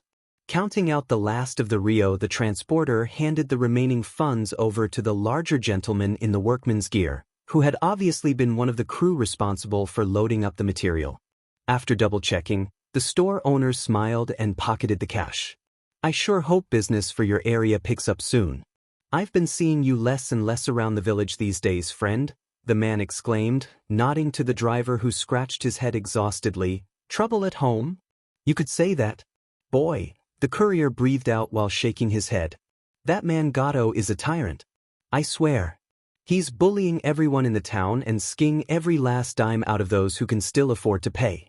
The people who can't meet his obscene taxes are either beaten or chased out of the village. It's awful. DMN. Why doesn't the village leader or the authorities do something about him? The workman asked curiously, earning a dismissive wave from the wagon driver. They're all gone. It's basically survival of the fittest now, or in this case survival of the richest, the traveler replied. Times are tough, but those who remain have to push on. It's the only way we'll be able to continue living in this world. Everything's changing, even industry. Well, I still hope things work out for you guys, the other man replied with a smile, shaking hands with his regular. If you need any help, just drop by and ask. We're a shinobi village after all, so it's perfectly alright if you want to hire out some assistance if things get desperate. I appreciate it, but... The driver backed away with a nervous smile. I can't really afford much at the moment. I've got a lot bills to pay and stuff, but I'll keep that in mind. Thank you. With a tip of his hat to the tradesman, the traveler hopped back up onto his carriage and brought the reins around. Snapping them sharply, the horse began to move as directed by its master, who waved back toward his client as he left the district for his next stop-off. While he was pulling out of the village following a quick check-in with the shinobi at the front gates, the driver failed to notice a small swallow land on the canvas roof of his wagon. Chirping frantically, the bird with the red kunai mark on its back hopped along the carriage's frame a couple of times before flying around and into the back of the cart. There, nestled between some barrels and draped over a stack of flour bags, Naruto lay in an unconscious, crumpled heap with a swirl pattern in each eye. The 10-year-old had his mouth hung open in a stupid grin and was babbling all sorts of nonsense. Oh, stars, rainbows, ramen. The swallow perched on the barrels next to him shook her head in dismay. Naruto was suddenly woken from his peaceful slumber by his bedspread coming to an abrupt and shuddering halt. He gave out a yelp of surprise when he was tossed onto his front, coaxing tears of pain from his eyes due to the bad position he landed in. What? What's going on? Why he hadn't woken up days earlier from all the noise and rattling surrounding him beforehand was a good question. It could only be assumed that the infrequent rocking of the surface he had been laying on basically kept him relaxed enough to enjoy his pleasant montage of dreams to be asleep for over 72 hours. Too bad the comforter he had been lying across hadn't exactly been the ideal surface for his body to be sprawled over, something he came to the full realization of when he sat up and stretched out after his bad landing. The sounds of each of his vertebrae popping back into place one after the other could be heard echoing throughout his dim chamber. Letting out a yawn, the blonde rubbed his eye and looked around his strange surroundings. Man, how long was I out? He blinked in confusion when he saw the stacks of crates and boxes. Wait a second, this isn't my bedroom. Figuring he was still dreaming, he pinched himself in an attempt to rouse his mind from its slump. When he opened his eyes again and saw that his world hadn't changed, he groaned in annoyance and stood up. I guess I must have fallen asleep in the academy's equipment shed again. What the hell's with all the barrels lying around? While he was scratching his head, the boy winced when he felt a sharp poke to his cranium and looked up to see a familiar companion perched on the unlit lamp hanging from the ceiling of the low-riding room.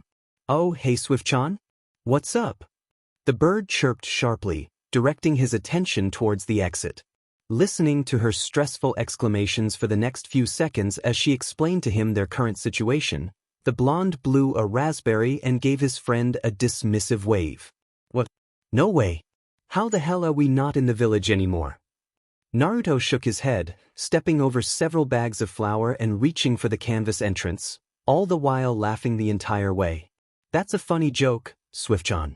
If we're not in Konoha anymore, then that would mean I must have fallen asleep in some traveler's carriage. What kind of shikamer do you take me, Vidush? He was cut short when he threw open the drapes of the wagon and found himself staring out at an unknown countryside, covered with fields, small areas of forest, and winding roads stretching out as far as the eye could see. Oh! Hey! Startled, Naruto looked over to see the driver of the wagon pointing at him with an incredulous look on his face. What are you doing hiding in the back of my cart, kid? Get out of there!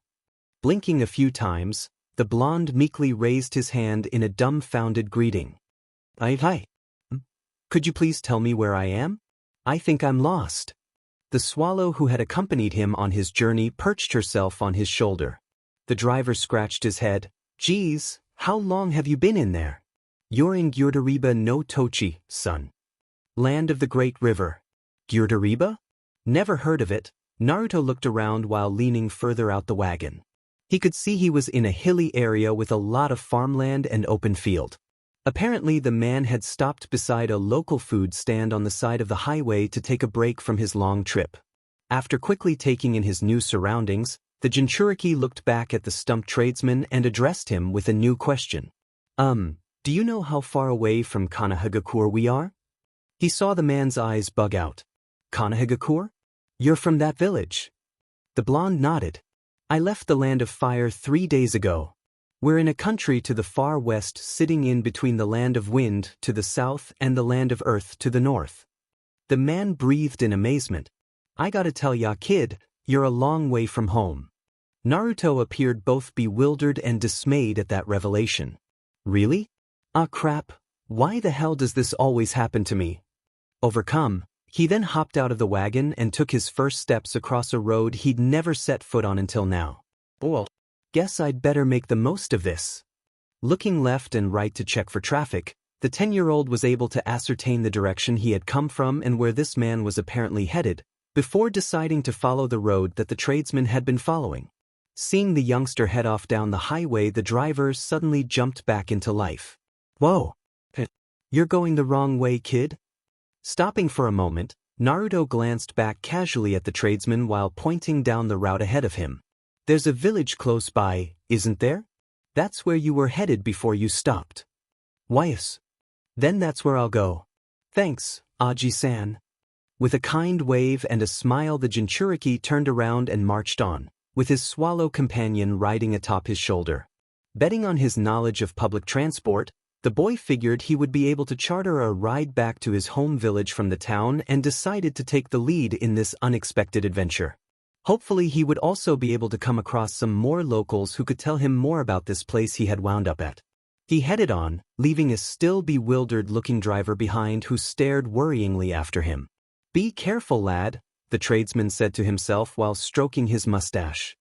The Great Divide lies over that horizon, and I don't think you'll like what you're going to find there. Triplets. A couple hours later. Whoa, now that is a big butt trench, Naruto said to himself as he stood at the crest of the hill he'd finally arrived at and looked out over the rolling landscape of valleys and forests towards the great furrow he could see carved into the country. The line dug into the earth was about 2 kilometers wide and stretched from one vanishing point in the distance to the next, one of the largest natural formations he'd ever seen. He shook his head in amazement as he took it all in from end to end, disappointed that he didn't have a camera with him. Though some mists toward the north concealed much of the trench, the boy still got a good enough look at the canyon, concluding that this view was by far one of the most amazing sights he'd ever seen. I can't wait to tell Irika-sensei about this when I get home. Scratching his head as he marveled at the landscape, the blonde then looked down at the swallow nesting on his shoulder. Did you know about this? The bird merely chirped and ruffled her feathers. Surprised? Yeah. So am I. Deciding he'd had enough of taking in the sights at this distance, the blonde began marching down the hill to continue on his trek. Spotting a farmhouse next to some dried-up crops closer to the expanse of flats, Naruto instinctively headed there to see if anyone in the area could give him some proper directions to the village he was heading to. Honestly, even though it was a highway, he still managed to get himself lost. He needed a map and something to eat. Seriously, he was starving. Perhaps while he was here, he could poke around a little more and soak up some of the culture. He wanted to learn as much about this place so that he could tell Tucci and Iam the whole story in detail that was sure to come. After following the dirt road that branched off of the main highway down to the cottage, Naruto stopped at the front door of the main building and gazed up at it wearily. The place was a little rundown and disused, with the only farm animals in sight being an ox, a cow, a donkey, and a few chickens asleep in their pen. There was a lot more space that would have housed a score of other animals, but they were all vacant. This had the boy wonder what exactly was going on with the owners of this establishment and its diminishing quality. A few moments of consideration later, and Naruto knocked on the door. He didn't have to wait long for a response. I said it before and I'll say it again, I am not selling my land to you dogs. F off. The reply from inside had Naruto recoil in shock. Well, that was a pretty unpleasant welcome. Staring at the entrance for a few more seconds and wondering what had this person's panties in such a twist, the blonde frowned and knocked again. This time though he wasn't just greeted by a voice but by the door itself flying open and a crossbow being shoved into his face. Didn't you hear me? I said fuha. Naruto gave a yelp and stumbled back, freaking out at the sight of the loaded weapon. The swallow on his shoulders also chirped in surprise, ruffling her feathers to the point she looked like a ball of fluff. The person brandishing the projectile piece peeked over the crosshairs to see a child staring back at her in shock. Blinking, the farmer lowered her crossbow. A kid? Looking up at the owner of the cottage, Naruto found himself staring at a slightly dirty yet pretty young lady around her 20s. Sporting a perfect figure, she wore tight jeans, a buttoned-up red and white checkered top with her midriff exposed, and a straw hat. Additionally, she had long, dull green hair tied back into a ponytail, bright brown eyes, a beauty mark under her right eye, and had a piece of straw stuck in her mouth. She looked quite spunky based solely on her appeal. Upon looking the person standing in front of them over for a good minute, they both eased up, with the farmer removing the weapon completely out of her stance and letting it hang at her side. Well, this is a surprise. What's a brat like you doing all the way out here? Before he could answer, Naruto's stomach gave a loud growl. He covered it with both hands and grinned sheepishly up at the woman, who raised an eyebrow at him. Taking that as his answer, she smiled at him and propped her crossbow against her shoulder. Hungry, huh? Been living rough? Sort of, the blonde shrugged. He would have liked to tell her about his situation back home, but that would have taken him hours, and it was a conversation he really didn't feel like shedding light on. Getting straight to the point seemed like the better option. I haven't eaten in 3 days. You're not the worst case I've had stumble in here, but still, I'd be a beach to just turn a little squirt like you away from my doorstep. The woman stepped aside and ushered him in. Come on. I'll get ya something. Thanks a lot, Naruto chirped before striding into the home. The swallow sitting on his shoulder remained, feeling just as curious about this place as her human friend. She was a bit hungry too. Warm relief flooded through Naruto the moment he finished the big bowl of stew that had been laid out in front of him by the nice lady who had invited him into her home. With a big, satisfied smile on his face, the blonde patted his sated stomach and breathed out a warm cloud of soup air, at the same time looking down to see his partner Swift eating her own fill of birdseed from a small saucer also provided by the farmer. It's been really quiet nowadays. Not many people come walking past here anymore, the farmer exclaimed with a smile. I guess maybe because I'm so out of the way as well that I don't get that many visitors. It had been while they were eating Naruto'd learned that the kind woman's name was Haner and that she was the sole owner of the farm he was currently at. She had been looking after this place ever since the old man who had taken her under his wing passed away, and up until a few months ago the place had been bustling with life and was one of the most prosperous farms in the area. That was pivotal. You're the first person who isn't one of those salesman scumbags to come knocking on my door in, I'd say, about a month. The blonde looked up at her curiously. Really? That long, huh? Haner nodded. It is sikis. Though I don't mind the peace and quiet, I had to sell off a lot of my animals just to pay the bills. I'm down to my last ones now. No wonder the farm looked so empty when I passed it, Naruto murmured while standing up. What about your fields? Everything growing in them looks dead, like they haven't been watered in ages. The crops were what made this place so profitable to begin with, Haner stated, glancing out her window with a perturbed look on her face. Naruto noticed her stare and how concerned it became. Ever since Gato came in here and built that god-awful eyesore up the river, this land's value and living quality practically went down the toilet. Huh? Naruto tilted his head. River? Eyesore? Who's Gato? Man squirt, where the hell have you been these past several months? Living in a hole? Naruto grinned sheepishly. I'm not from around here. The outside world is still abysmal to me. Well, if that's the case, Haner began, checking her watch. Nodding her head, she then opened one of the cupboards sitting above her kitchen sink and grabbed a pair of binoculars. She then motioned for the boy to follow her, and soon the two of them were standing out on her front porch side by side. Holding the specs over her eyes, Haner looked out to the massive gorge they could see in the distance before she held the device down to the blonde. To the north. The mist's clearing up now, so you can't miss it. Naruto did as he was asked and raised the binoculars to his eyes. When he eventually spotted the eyesore Haner was talking about, his jaw almost hit the ground. What the hell is that? The blonde nearly shouted, leaning forward and blinking several times to make sure he wasn't seeing things. He lowered the binoculars. Even at this bloody distance, he could still see the gargantuan structure as clear as day. It's massive. Yeah, Haner replied, folding her arms and leaning against the doorframe. That monstrosity is called the Mugen River Dam, or better known as Gato's White Wall. Mugen River. Naruto murmured. This river stretches across the entire continent. It's the largest canal in all of the shinobi nations, Hana informed before her eyes narrowed tersely. It used to be. I'm sure you've at least heard of Gato Company. Its products and services are known worldwide. Ever since the boss came. Waltzing in here with his circus act and bought out every water and power station in the region, as well as every available estate up on that ridge, he then built that thing right next to the border. Now he's got a monopoly over the entire country. Naruto's once puzzled and bewildered expression slowly transformed into a look of outrage as Hanar explained to him the situation. He glared out towards the colossus on the horizon, an enormous concrete structure stretching 2 kilometers with massive frames, cranes, towers, and the name Gato International stamped clean across its front where the water outlet sat. The problem with his initial analysis, though, there was absolutely no water to speak of. The massive river had been reduced to a small stream barely visible from where they were standing, a shadow of what he assumed it once was. This explained why the place looked so devoid of life and in such a state of decay. Nothing and nobody was getting any water. The sheer size and height of the structure was also keeping a lot of the rain clouds from drifting over the lands. Everything, including the sky, was being held back by that towering blot on the landscape.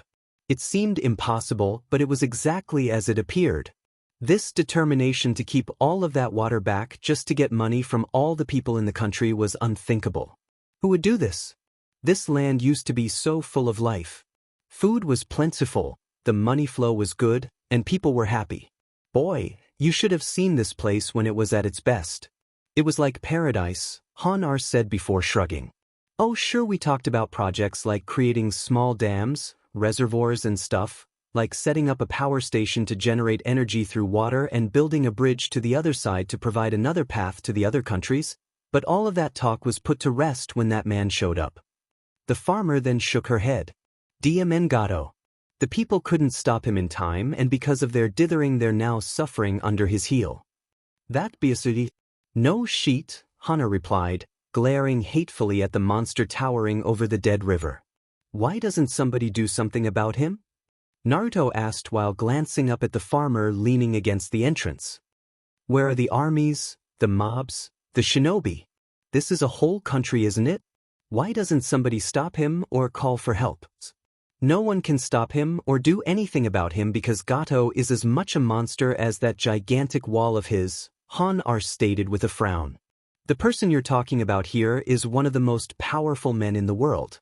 He's conquered lands and felled opponents using only his resources. They are insurmountable.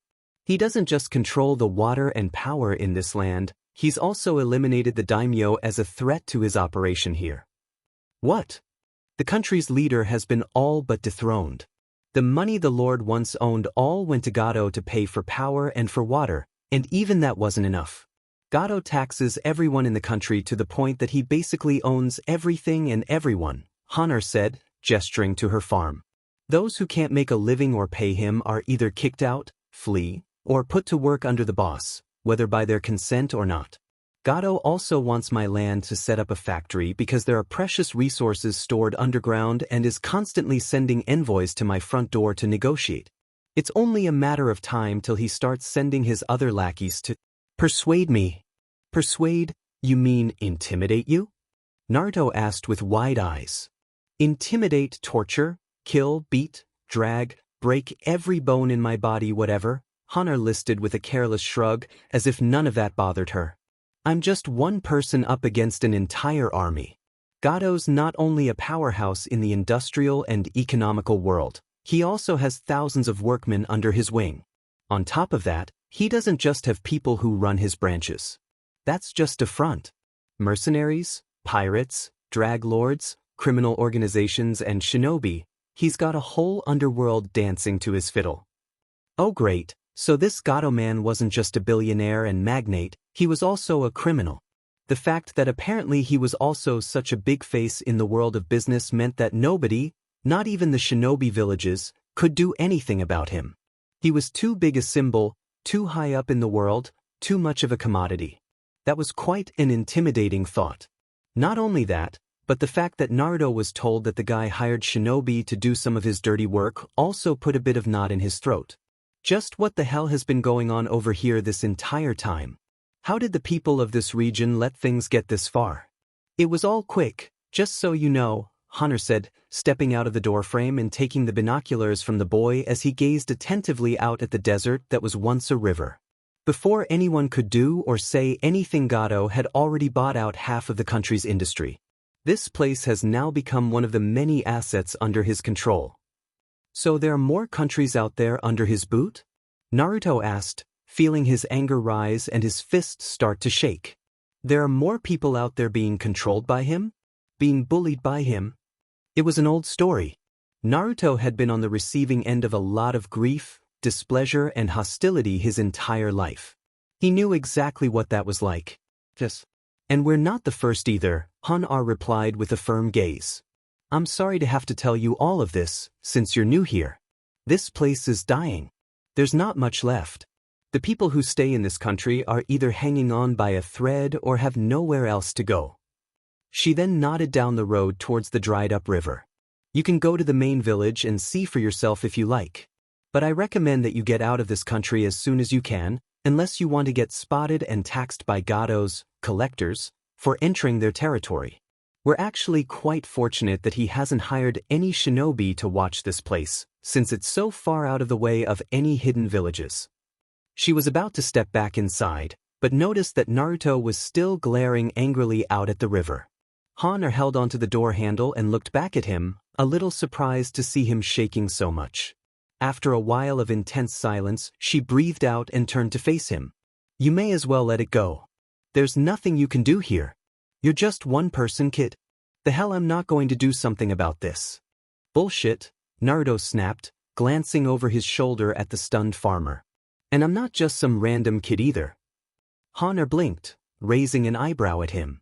Then what are you, Squirt? The Jinchuriki smirked and raised his thumb up to poke at the goggles on his forehead. I'm Uzumaki Naruto, and I'm going to be Hokage someday. He then stuck his fingers in his mouth and whistled. The woman jumped a little when the swallow that had previously been inside suddenly flew right by her head and landed on the blonde boy's shoulder. Han-R looked to see her guest was still looking back at her with a wide grin. A future Hokage can't just stand back and watch a whole country die right in front of him. He's got to take action, Databeo, no matter how stacked the odds are against him, Naruto exclaimed before taking off at full sprint for the river. It's time for me to raise hell. Startled, Han-R jumped forward and called out for him. Hey, wait, stop, no. You're going to get yourself killed. The hell I am, the blonde called back with a wave. I'm the hero of this story. There's no way I'm going to get killed. Believe it. After seeing the youngster disappear and the trail of dust he left behind settle, the terrified-looking farmer leaned back with a worried gaze slapped across her face. She furrowed her brow and bit her lip anxiously. Please, don't do anything stupid, Squirt. If he somehow lived through to tomorrow, somehow, she would eat her own boots? Riverside Village. It was a quick run, especially for the bundle of energy that was Naruto, who came into the village hoping to see a lot of people walking around. Indeed, there were a few, a lot more than what he was expecting to see after hearing the whole story of this place from Han-R, but after taking some second glances and looks, there were only two sorts he was able to make out. First, there were the villagers themselves, all looking ragged, worn out, and broken.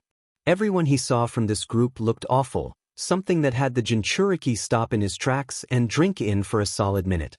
He could pretty much guess that their current states of appearance were all thanks to this Gato BSRD. The second lot of people that he could see walking in amongst the civilians, judging from their crude uniforms, menacing appearances, weapons, and the fact that a lot of them were walking around in packs, Naruto identified them as the boss's cronies. This pretty much made up the black and white population that was once a thriving riverside village. The whole thing was built on a wharf meant to stand above the flowing river, but was now a dry puddle in the middle of a dying land. Even the vegetation that once surrounded the village had grown thin from lack of hydration. It was horrible. How can this place not get any rain? Naruto wondered, looking up towards the dam he could see over the rooftops and the rain clouds caught behind it. Is it really because of that thing? Is it some kind of curse that's keeping the skies empty? If it was, then the blonde was definitely going to have to find a way to break it. He'd made this vow while he had been running down the hillside to get to this place, and he intended to follow through with his goal no matter what. Looking around him at the dilapidated buildings and spirit-worn people a second time, Naruto could see that he had his work cut out for him.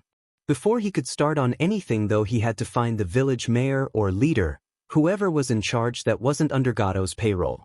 The blonde moved with purpose down the road, avoiding eye contact with the thugs, including the ones dining in the nearby bars and stands, yet still managing to attract quite a lot of attention from the weary and exhausted villagers. It was uncomfortably quiet in this place. "This is really depressing, Swift-chan," Naruto murmured, earning a tweet of agreement from the swallow on his shoulder. While walking down the main road, the blonde suddenly became aware of a commotion taking place not too far from where he was. Looking across the street, the Jinchuriki saw a small group of people standing outside a building and looking down. For what reason, Naruto had no idea until his ears picked up the distinct sound of a sweet melody filling the air. Blinking, he approached to find out exactly what it was.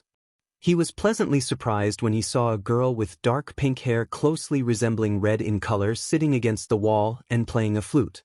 She was entrancing the people around her with her performance, earning coins for her efforts and playing a song that was so charming it almost drew Naruto himself into the realm of enchantment. However, instead of becoming completely mesmerized like the rest of the villagers surrounding her appeared to be, he instead smiled warmly and listened in from a distance. Though the Jinchuriki didn't know it thanks to his proximity with her, the young street musician was captivating her audience with a genjutsu that was only effective at a certain range, so she was in no danger of being found out by any perceptive onlookers. However, this definitely explained the number of people gathered around her and swaying to the heavenly notes flowing from her piece. She had lured them in and trapped them like flies in a web. The girl appeared to be around Naruto's age, maybe a year older. She had lovely hair, a fair face, and beautiful brown eyes, yet covering this delicate exterior was the dirt and grime from an appalling environment and an ill-fated lifestyle.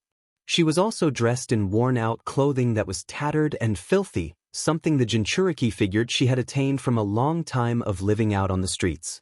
It was a familiar sight. Naruto understood this himself from his own experience, days when he was down on his luck for the longest times. When the flute music faded and the girl lowered her instrument, the few people standing around her dropped coins into her hat and slowly left the scene one after the other. It was when the crowd had finally dispersed Naruto was permitted a clear view of the tired-looking girl, huddled up against the wall and clutching her flute to her like it was her only lifeline. He was about to go over as well, but was unable to when he was suddenly shoved aside by a group of large men walking past him. The Jinchuriki looked up in surprise. "Hey, brat!" One of the four men that came to stand around the girl shouted, forming an intimidating wall before her with their hands on their weapons. "Wow, that was some beautiful music. The boys and I were really touched. However, we're sorry to say this, but you're playing on our turf," another of the group exclaimed, leaning down further to leer at the urchins staring back at them with a vacant expression. "You can't set up shop here and expect to kick down your profits. There's a fee that's charged to all freelancers in this town. Everyone has to pay it," a third stated, nudging his companion in the side and earning a snicker from the rest of his crew. "It's the law. You can understand us, right?" the leader asked, grinning as he placed his hand against the wall and keeping his eyes fixed on the adolescent musician. "Cough up, say 80% of what you've made today and we'll be on our way.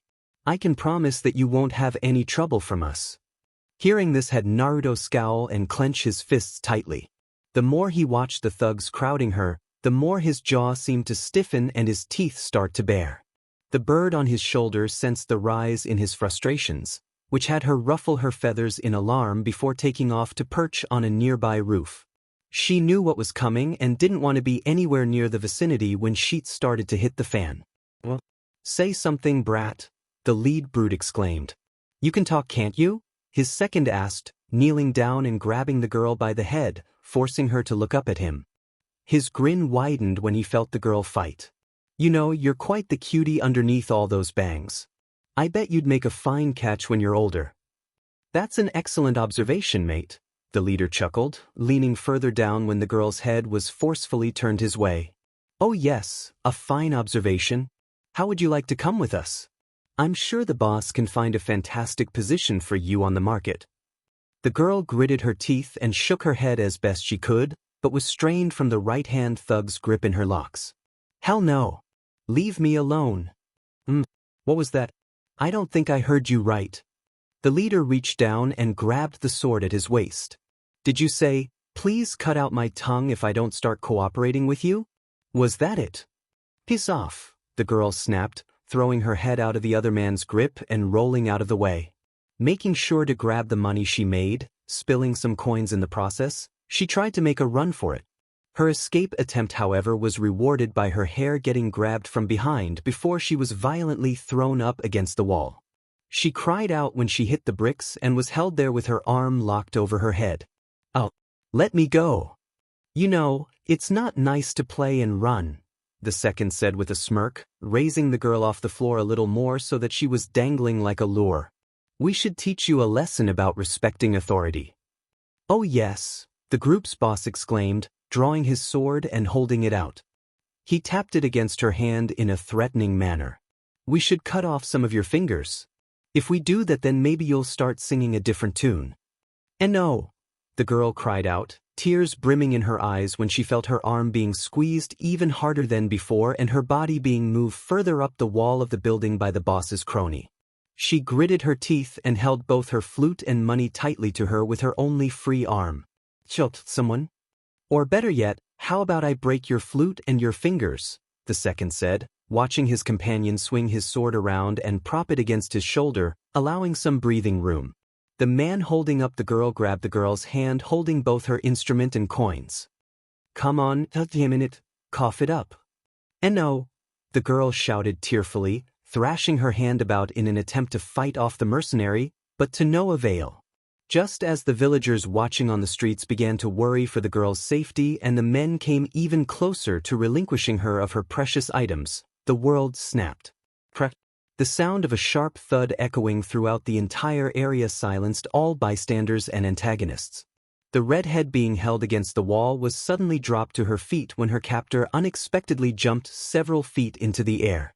With his head ped upwards and blood flying free from his mouth, the thug climbed 3 full heights off the ground before beginning an incredibly painful descent, his companions looking up at his curling form in bewilderment.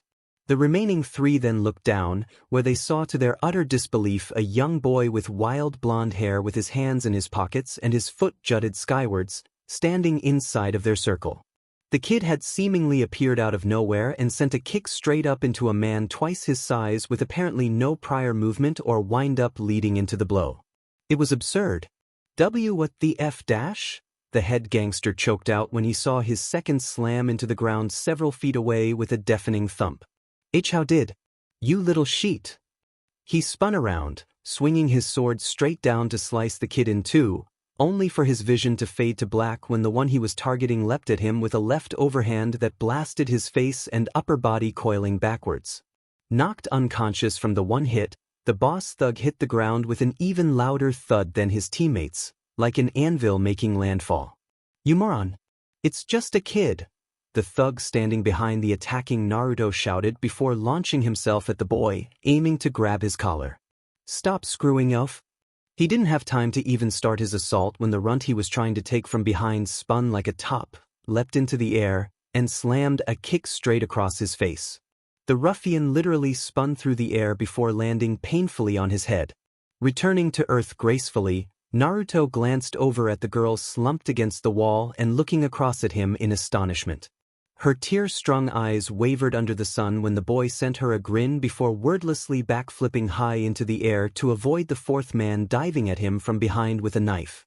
He landed on the backstabber's back and dropped down to slam his feet into his beltline, at the same time grabbing the mercenary by the nostrils and pulling him into what looked like one of the most painful holds in recorded taijutsu history.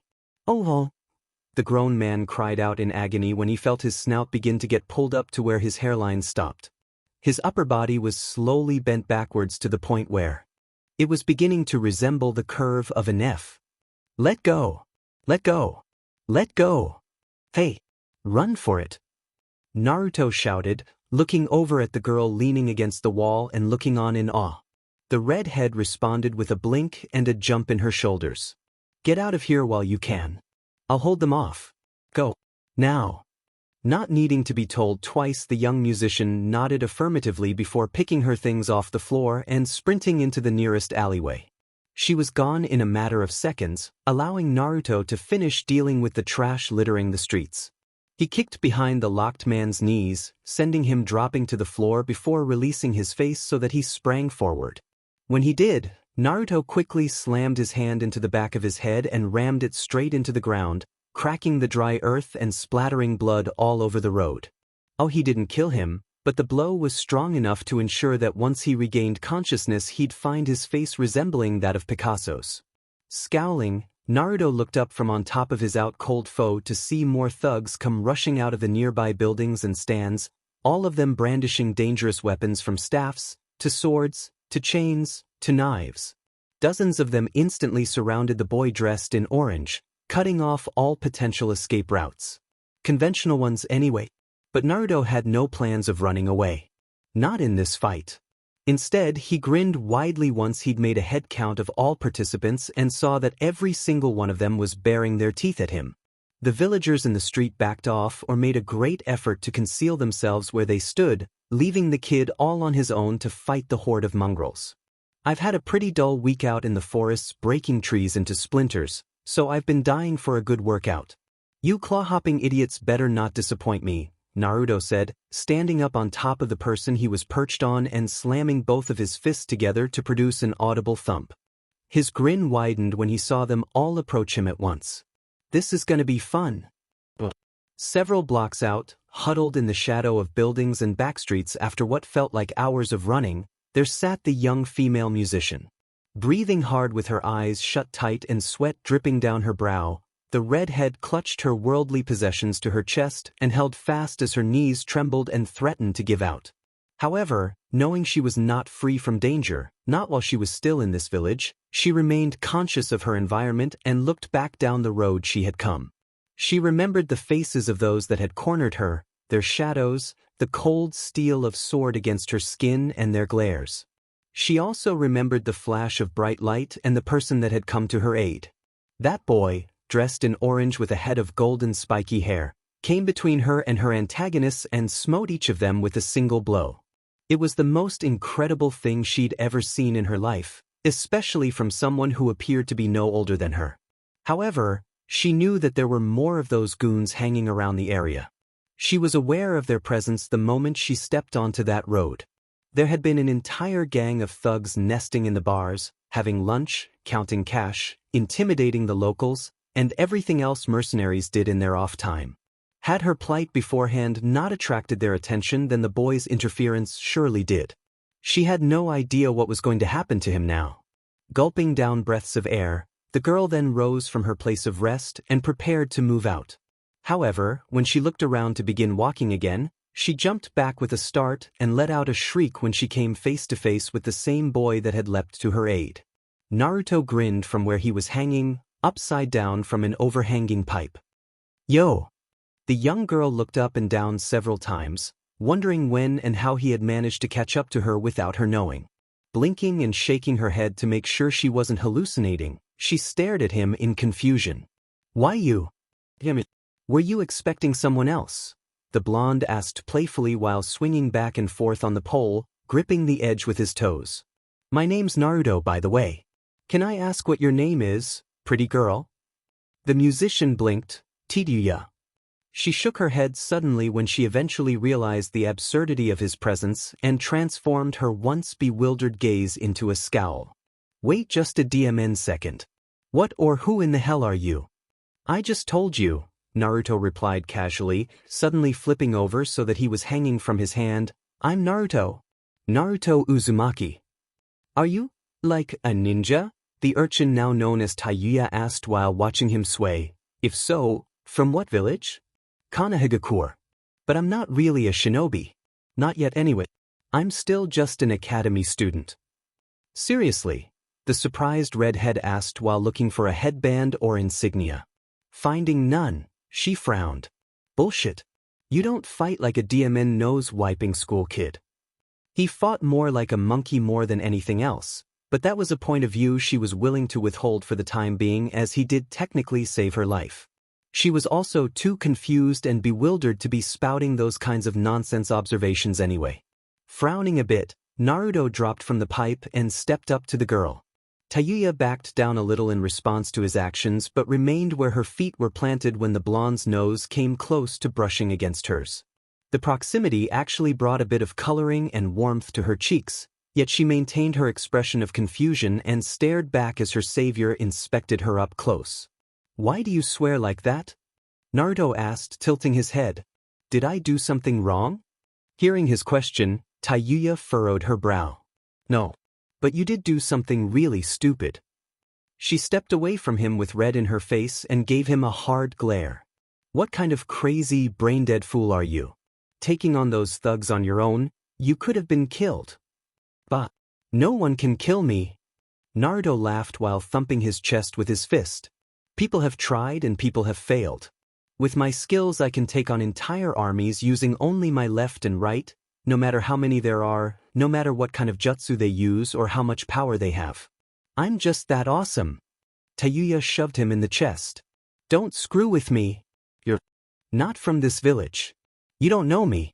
I'm pretty sure you don't know a single person in this whole DMN country. Kids like you don't do crap like jump in to save some homeless kid getting picked on and mugged by a group of killers. Why the hell did you save me?" Naruto went from confused to hurt when he felt all the girl's anger and frustration directed solely towards him, and lowered his hands to his sides in surprise. Suddenly, all energy and cheerfulness he had previously been conveying just dropped like a stone plummeting from a great height. It all happened so quickly. He didn't expect for the girl to just bark at him like that. All he wanted to do was cheer her up. The fact that she was also tearing up from the ordeal she just endured also had his mood sync with hers, and he backed up a little to give her some space. Unable to think of anything else, Naruto responded to the girl's harsh questions with the most straightforward answer he could come up with. At least he had the right sense in mind to know when to take things seriously. "You were crying?" He saw Nya visibly recoil at his reply, her tongue catching in her mouth when she watched him rub the back of his head anxiously. "You were being bullied and hurt by those men. I couldn't just stand there and do nothing. I wanted to help you." Tayuya felt a lump get stuck in her throat, which she tried to swallow. "But, I don't really have a good reason other than that," the blonde said while scratching his cheek.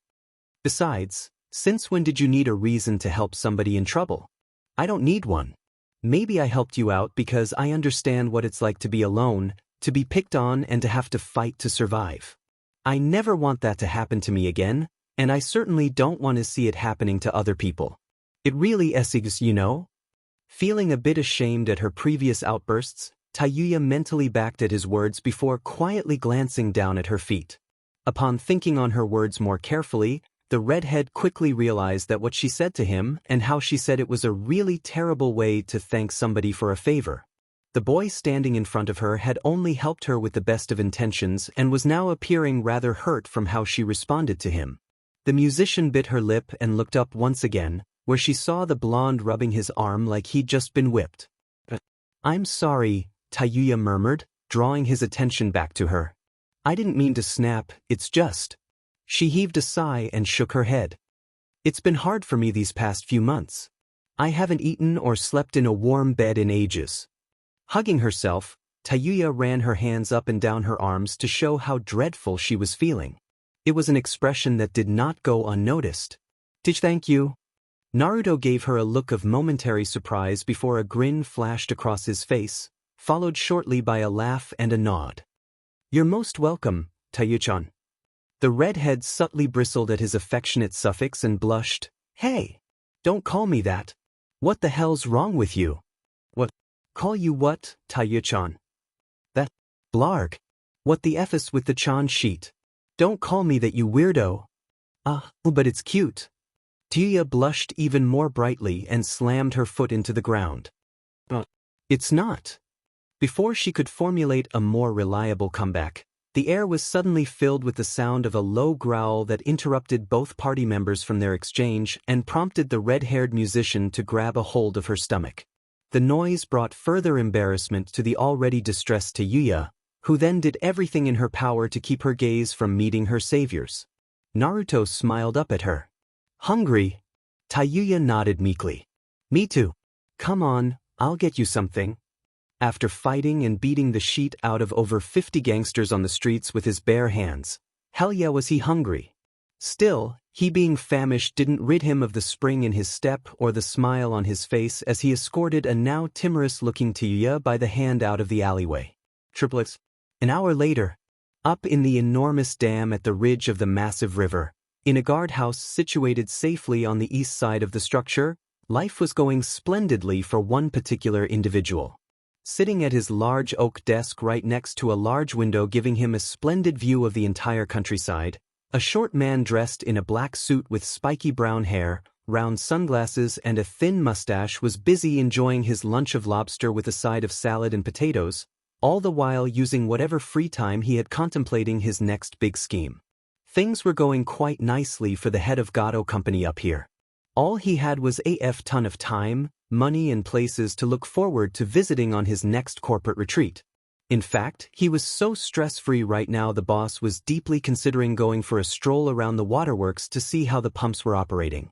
But with so many employees already being paid to do the job for him, he quickly dismissed that option and instead made plans to go visit a hot spring this afternoon. Life was great. He couldn't have asked for anything more.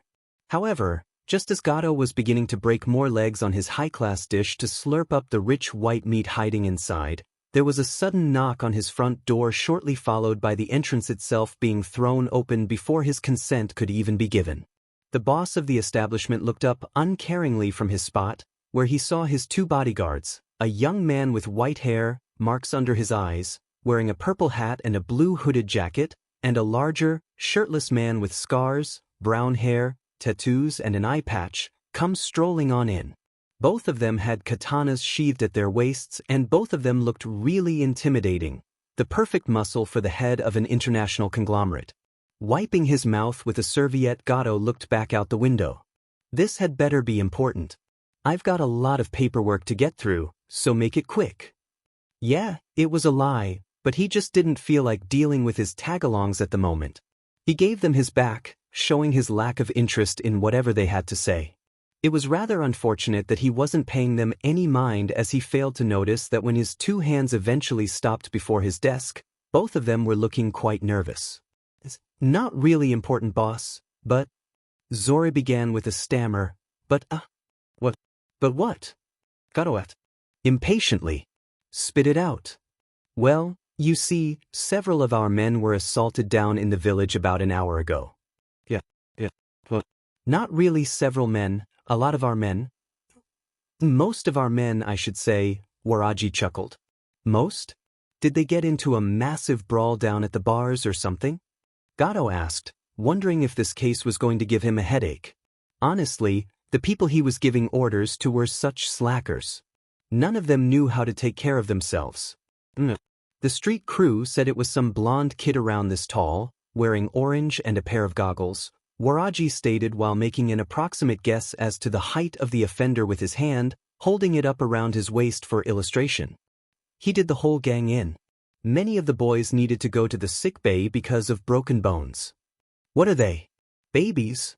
Gato spat, scrunching up his serviette and tossing it onto his desk before glaring across at the two brutes in his room. I didn't hire a bunch of wusses to patrol my streets. I hired a bunch of ruthless cutthroats from the trashiest places on this continent to SCK this place dry of everything it had. Did those guys lie on their resumes or something? How the F were they beaten up by some tiny brat? It wasn't some ordinary brat, boss. Zori spoke up again, making gestures in the air. They said he was some kind of demon. Yeah. He fought like a monster. Like a wild animal, Waraji stated with a nod while sweating quite a bit. I didn't believe it till I saw the boys that got beat up myself. Over 60 of them. What? 60? Gato leapt out of his seat. How is that possible? We don't know. Gato fumed. Well, Who's the dead brat that took him out? This sounded dangerous. A boy only a few feet tall whose ball hadn't even dropped yet was able to take on a contingent of his mercenaries and win? That wasn't right, nor was it normal. We don't know. All we got was a description of the runt from the guys. Nothing else, Zora stated. Gato clenched his fists before ramming one into his desk, shaking his pens and papers out of place. He then pointed towards the two firmly. Get Jocko off of his lazy butt and send him down there to hunt the brat. I want him found and brought to me dead or alive. I don't care. Just deal with him. The simplest action was the easiest course. Surely it wouldn't be that difficult. And get Crow out of his FANG nest. I want him up here ASAP. The two men nodded before making haste for the exit, literally sprinting out of the office.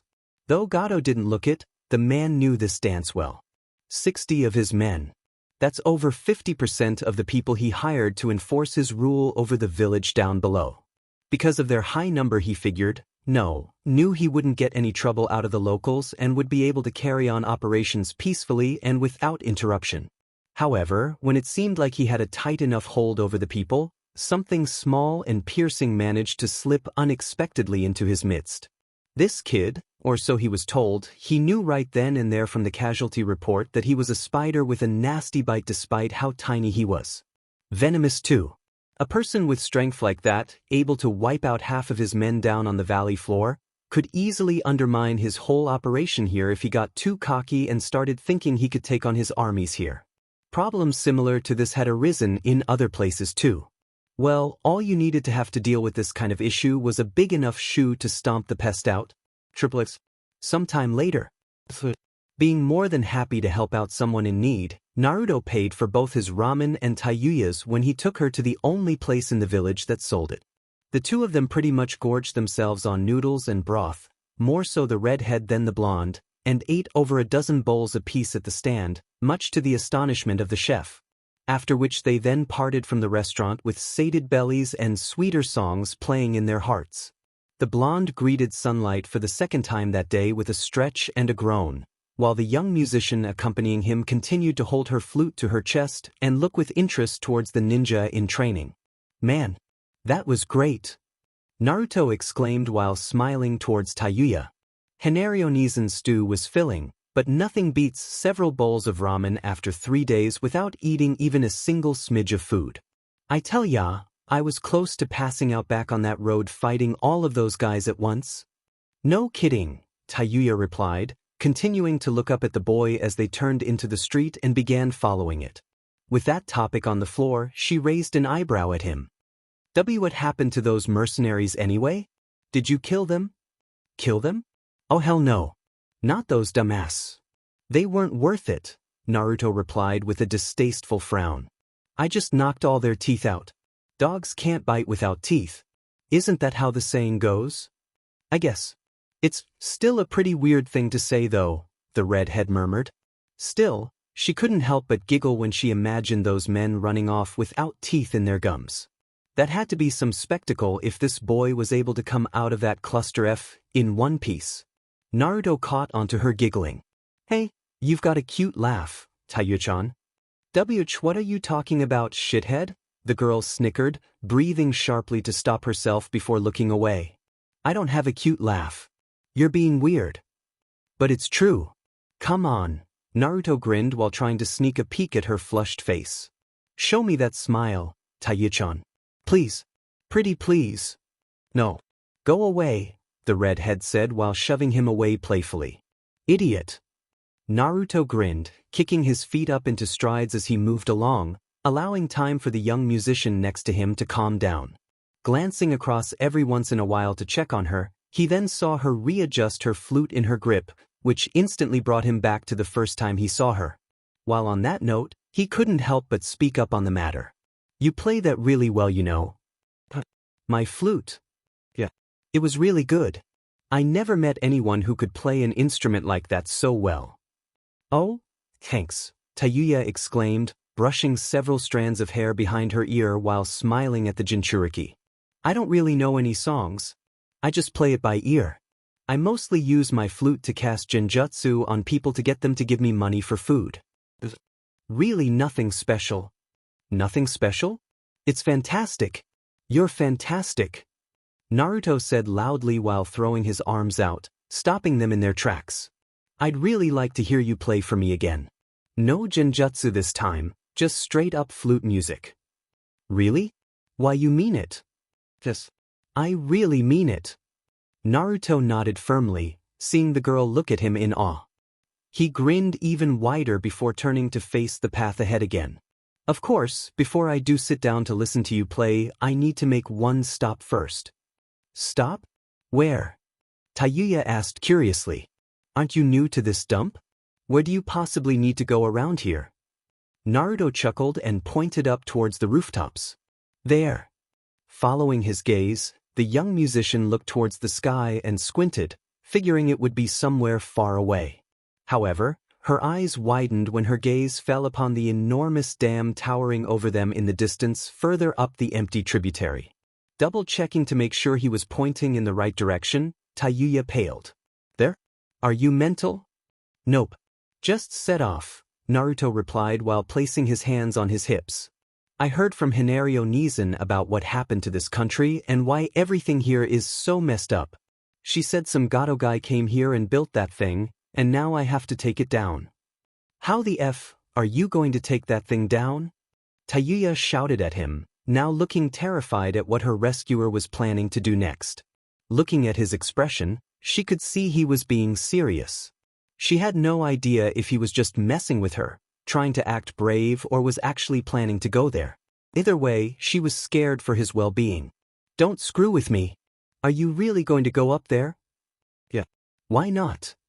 It's a effing fortress. Tayuya shouted, grabbing him by the arm and pulling on him roughly. It's crawling with mercenaries and people working for Gato. The man is an industrial monster and a vicious gangster. I'm grateful to you for saving me, but what you want to do it's suicide. I've broken into places more heavily guarded than that eyesore for sure, Naruto grinned, his eyes not tearing away from the structure for even a moment. He placed his fists on his hips, ignoring the girl with her arms wrapped firmly around his limb. Believe it. I promised Hinario Nizan that I was going to do something about it, so I am, and when I set out to do something, I do it. I never go back on my word. Tayuya gave him an incredulous stare. You're crazy. I won't let you go up there. I'd listen to the girl, kid. Looking down in surprise, Naruto and Tayuya suddenly saw a large group of men stroll into their midst from the gaps between buildings on both sides of the road. They appeared like phantoms from the shadows, grinning sinisterly and dressed perfectly for the part of cold-blooded killer. Any villagers in sight immediately ran for the hills the moment the dangerous mob of gangsters came into view and began to fill up the road. They soon came to block the kids' path completely, forming a tight wall of bodies before them.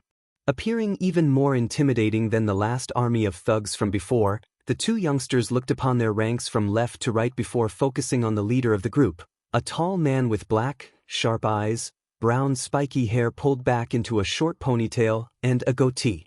He was also wearing a blue coat with yellow lining over a white top and dark-colored pants underneath, and had a light blue scarf around his neck. Tayuya stared at them nervously. Oh no! Naruto blinked.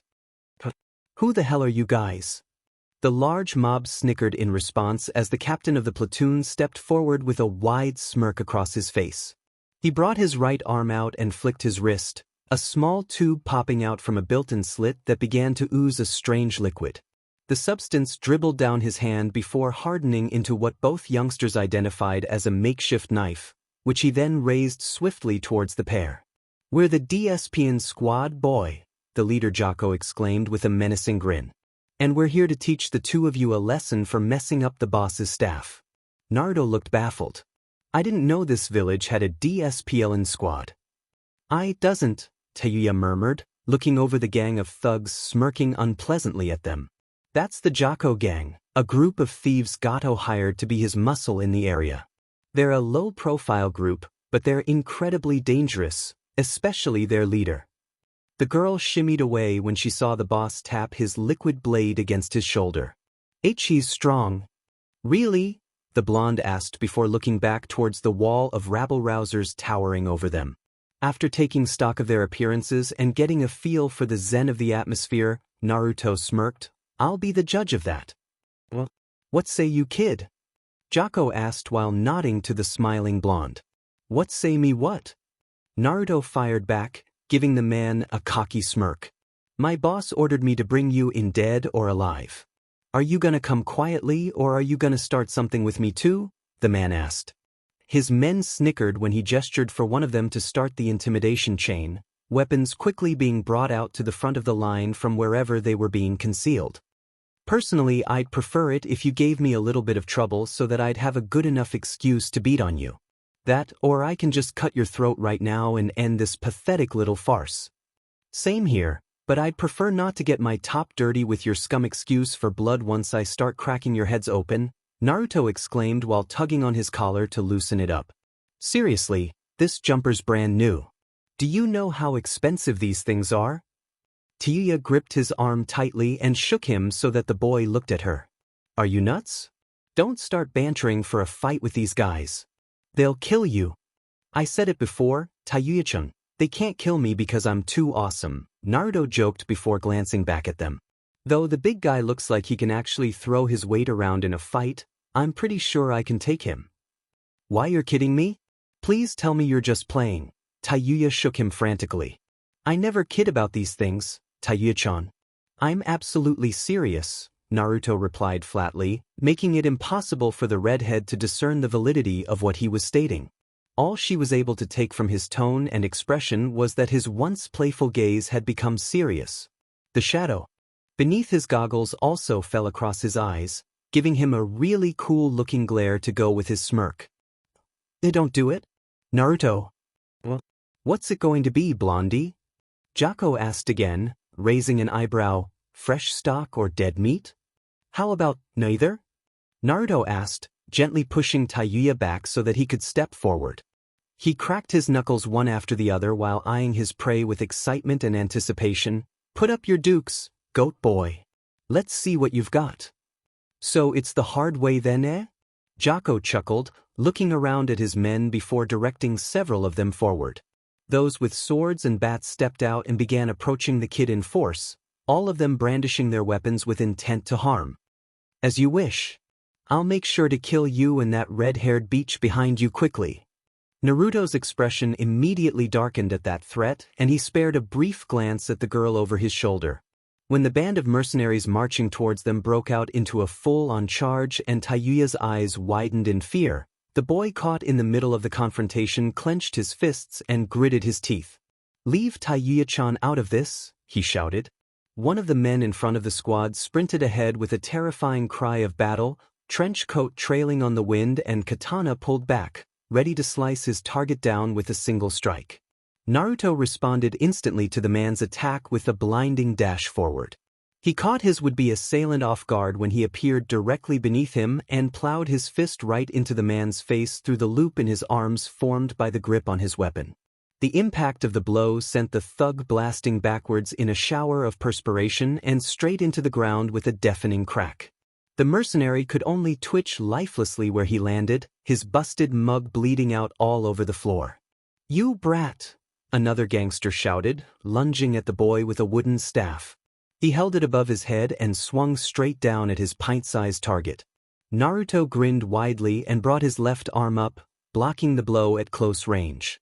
The impact caused the staff to shatter, literally turning the weapon into nothing but a shower of splinters.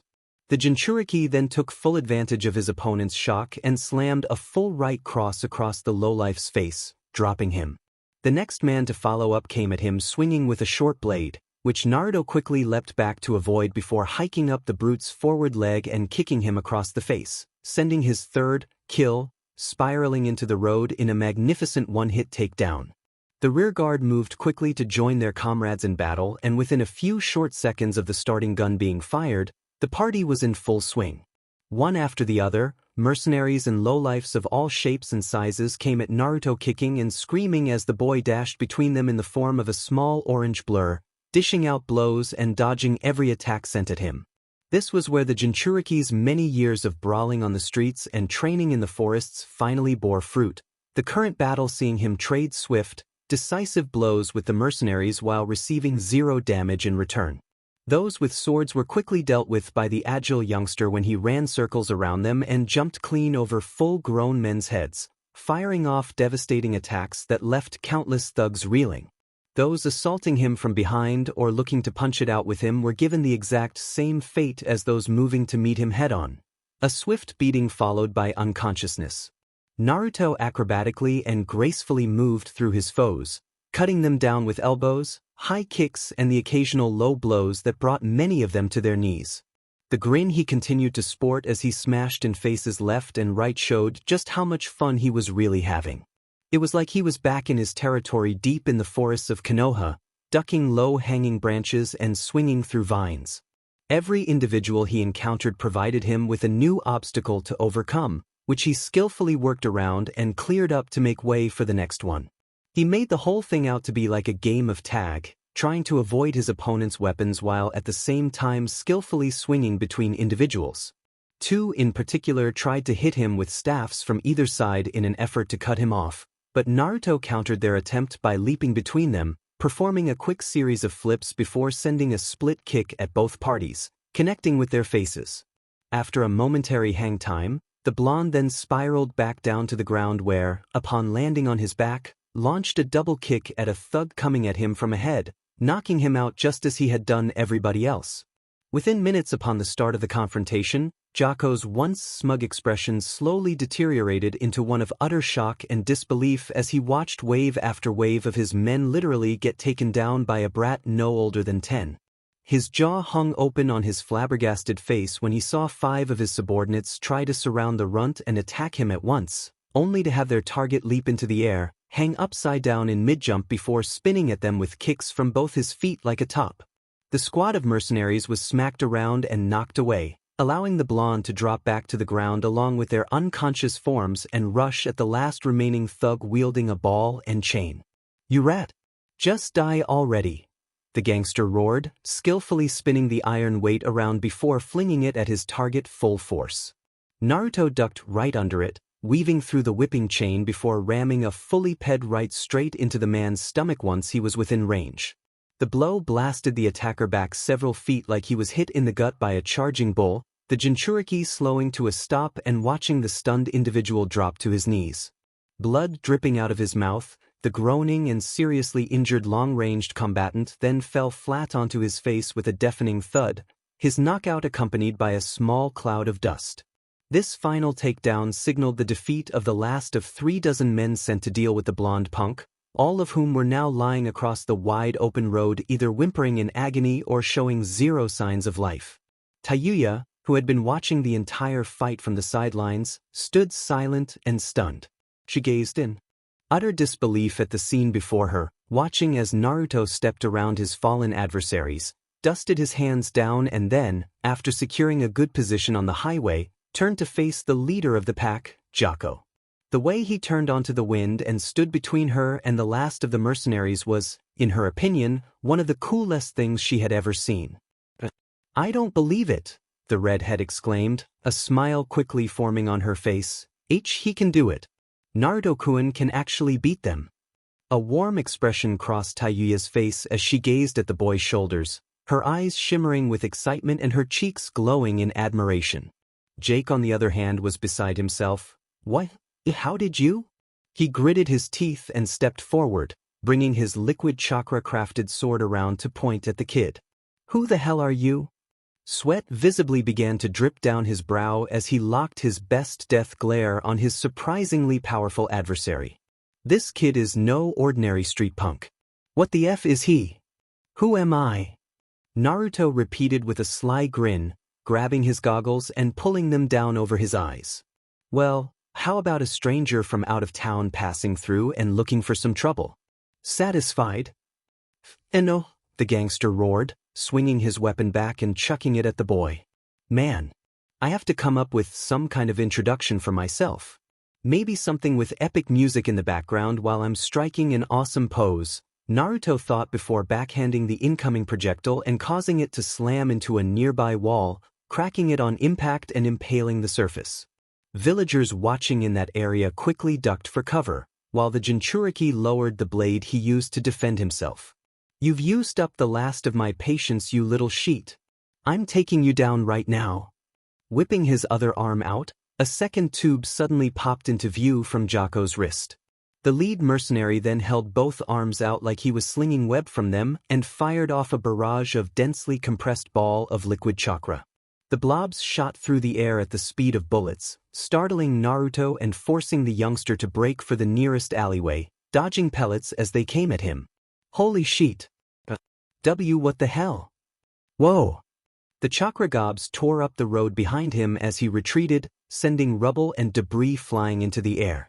Die. Jaco laughed, rushing forward and keeping the orange monkey in his sights as he began firing upon buildings. The wooden homes and shops Naruto managed to take cover behind had holes blasted into them, the air quickly filling with dust and splinters. The cackling thief then ceased running and glared through the sheet storm he'd created, trying to lock back onto his hidden foe. "DMN. I overdid it. Where'd that Biasuru run off to?" Just as he began searching through the wall of clouds rising up from the alley more intensely, a spark suddenly caught the man's eye and forced him to look up. When he did, Jaco saw a sparkler shoot up from the smoke, zip through the air and dart straight towards him. It didn't look like a kunai or anything particularly dangerous, but not being one to take any chances, Jaco fired at it with his chakra launcher, intercepting the firework only for it to suddenly split up and multiply, before each of the dozen now smaller sparklers detonated around him.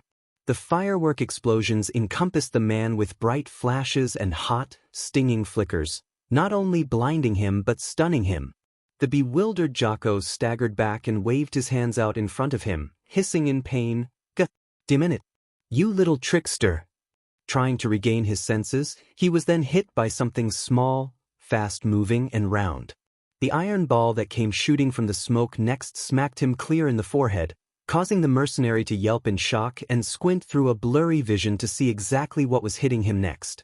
Unfortunately, thanks to the stun bombs and the smoke messing up his vision, Jaco couldn't make heads or tails of anything further than 10 feet away from him when he was suddenly and inexplicably bombarded by a shower of iron pellets from somewhere directly ahead.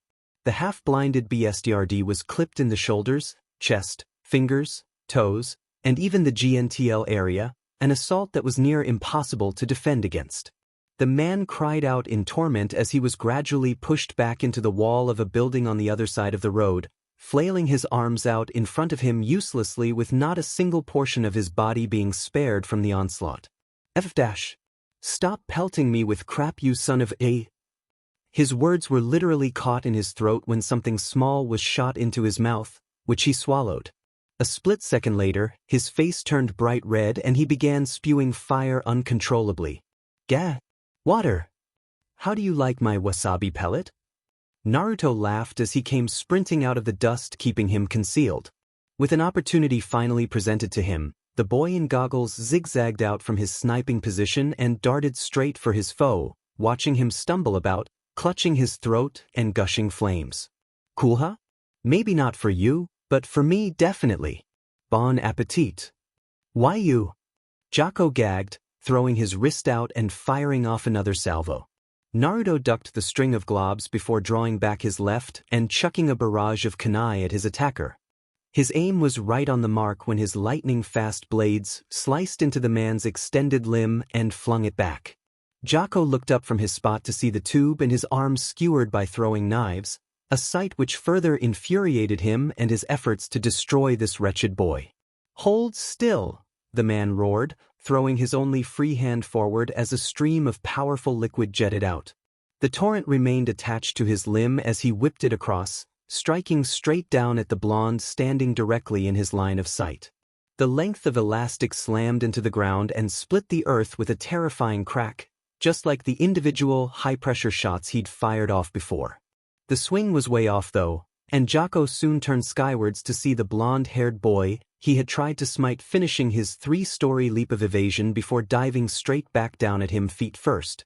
The gang leader responded by relinquishing his hold of his whip and firing off a couple more rounds at the agile Jinchuriki. Naruto saw them coming though, spinning and contorting this way and that accordingly. before bringing his own gauntlet hand around and firing off a response. In the blink of an eye, Jocko suddenly found himself seeing red when multicolored paint splattered across his eyes and left him with a makeup nightmare he just did not need right now. The boss cried out in agony when a burning sensation started gnawing at his face and he stumbled backwards along the road, clutching his painted visage. At the exact moment he started staggering, Naruto made landfall and grinned up at his handiwork. "My eyes!" Jocko cried out. "My eyes! I can't see!"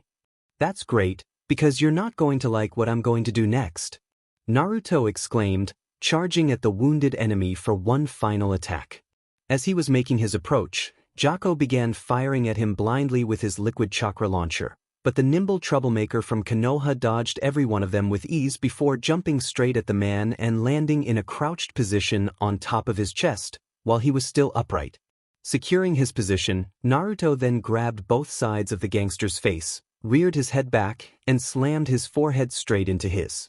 A loud crunching sound rang out, seconds before Jocko's body went limp and he crashed to the floor with a bloody, swollen bruise on his forehead. Still perched on top of his opponent, Naruto chuckled and pulled his goggles back up, grinning brightly at his victory. "Good fight." Hopping off, the blonde dusted his hands on his jacket and looked around at the results of his hard work. The entire street was littered with unconscious and wounded mercenaries, all of whom had been laid out in a way that it was almost reminiscent of a massacre. The fact that they were still alive didn't make this genocide, but a completely one-sided battle that had ended in the protagonist's favor. It was a total victory for the blonde who celebrated it the only way he knew how, by nodding approvingly and smiling proudly. A small shadow flew over Naruto's head, followed shortly by the red-breasted swallow that had traveled with him all the way out here fluttering down to perch on his shoulder. The boy grinned across at his companion, who gave him a chirp in greeting. "Awesome, huh?" Naruto asked, before spinning around to see Tayuya and a whole mass of villagers in the background gaping at him. He looked at them one after the other and, upon giving them a cheerful grin, gestured over his shoulder at the various stricken individuals lying around him. "I think we should tie these guys up so that they don't run off when they regain consciousness." "Yeah." Not getting an immediate response, Naruto quickly went about dragging mercenaries safely across to one side of the street and, using whatever rope he could find, bound their hands, feet, and bodies together. Making sure that they had no more weapons on them and that the most dangerous of the platoon, Jocko, had his hands especially bound to keep him from using his chakra tubes, the Jinchuriki then proceeded to make a head count. He whistled when he got to the grand total. 38? "I'm just running through these people like bowls of ramen," Naruto chuckled. He then turned to see Tayuya looking curiously at him, his sudden swivel causing the girl to jump back at how close they were. "Not bad for an academy student, huh?" "Not at all," Tayuya replied with a warm smile. "Why, you were amazing." Naruto grinned bashfully and rubbed the back of his head. "Thanks. I've had a lot of practice." The sound of clapping from the sidelines then caught the pair's attention. When they looked across the street to see what it was, they saw a young shopkeeper come walking out from behind a stall applauding them with a big smile on his face. Villagers standing nearby slowly caught onto the rhythm and, one after the other, joined in the revelry. Applause and cheers came down upon the two children from all around, baffling the one on the receiving end of it all as he looked around at the crowd now starting to gather. After a few minutes of nothing but whistling and ovations of approval, the clapping stopped, leaving Naruto to confront a street filled with beaming villagers. "Hello!" Naruto exclaimed, waving toward the throng with a cheerful smile. "What's up, everyone?" "You beat them all," the shopkeeper that had started the clapping chain exclaimed, stepping toward him with an excited smile. "You defeated the Jocko gang single-handedly. This boy defeated the most notorious gang in the village." "All of them," another man shouted. "He stood up to Gato's men and won," a woman called. "Let's hear it for the stranger." With that, another cheer came up from the group of onlookers, who raised their hands in the air and praised the youngster once more for his victory. Naruto blushed at the amount of attention he received, whereas Tayuya quietly smiled in his direction and congratulated him in her own little way. As cries of liberation went up and the villagers in the area applauded for a second time, attracting more and more people to the circle, A clearing of a person's throat amongst a small portion of the crowd had everyone stop and turn. Those closest to the interruption quickly parted, allowing the unknown interloper through to the center. When silence eventually came to reign amongst the people, the next thing Naruto and Tayuya became aware of was an elderly man around his 80s, dressed in traditional village robes, wooden sandals, a kazori eboshi, and holding a long walking staff, suddenly come shuffling towards them from the back. Tayuya moved aside, allowing the village elder a place to stand and gaze down at Naruto, who looked back up at the octogenarian curiously. "Are you the one who has been fighting for us, boy?" the old man asked in a soft voice. Naruto smiled and nodded brightly. "Sure. You can say that. Who are you supposed to be, old-timer?" The entire crowd sweat dropped at the boy's bold addressing of their voice of wisdom, while Tayuya shook her head in amusement at his naivety. "I am Hiro, the village elder. As such, it is my duty to thank you for saving us from the heel of these vagabonds." He glanced briefly at the thugs that had been tied and lined up against the nearby wall. "These insufferable upstarts have been bullying and harassing us for months, robbing us of our livelihoods and living off of the sweat of our people," the elder stated while bowing his head to the youngster. "Thank you so much for what you've done." "No problem," Naruto replied happily, looking around at the tired yet smiling villagers before focusing. All his attention on the dam he could still see peeking over the rooftops. "So, what's it going to take for me to bring that thing down?" All eyes moved away from the blonde to look up at the towering eyesore responsible for the town's suffering. "That's the monstrosity that's been the real pain for you people, right? Gado's white wall. If I destroy that thing, will your lives down here go back to the way they were?" "Yes," the elder replied, taking his staff into two hands and leaning against it. "The river is this country's life, the blood flow to its heart. To remove the dam would mean the revival of our community and the return of order to the land. We will be able to reclaim everything we'd lost and had stolen from us." "That's great," Naruto chirped, grinning towards Tayuya to see her return his smile with one of her own. "See? Easy." "Maybe for you, you crazy blonde," the redhead retorted.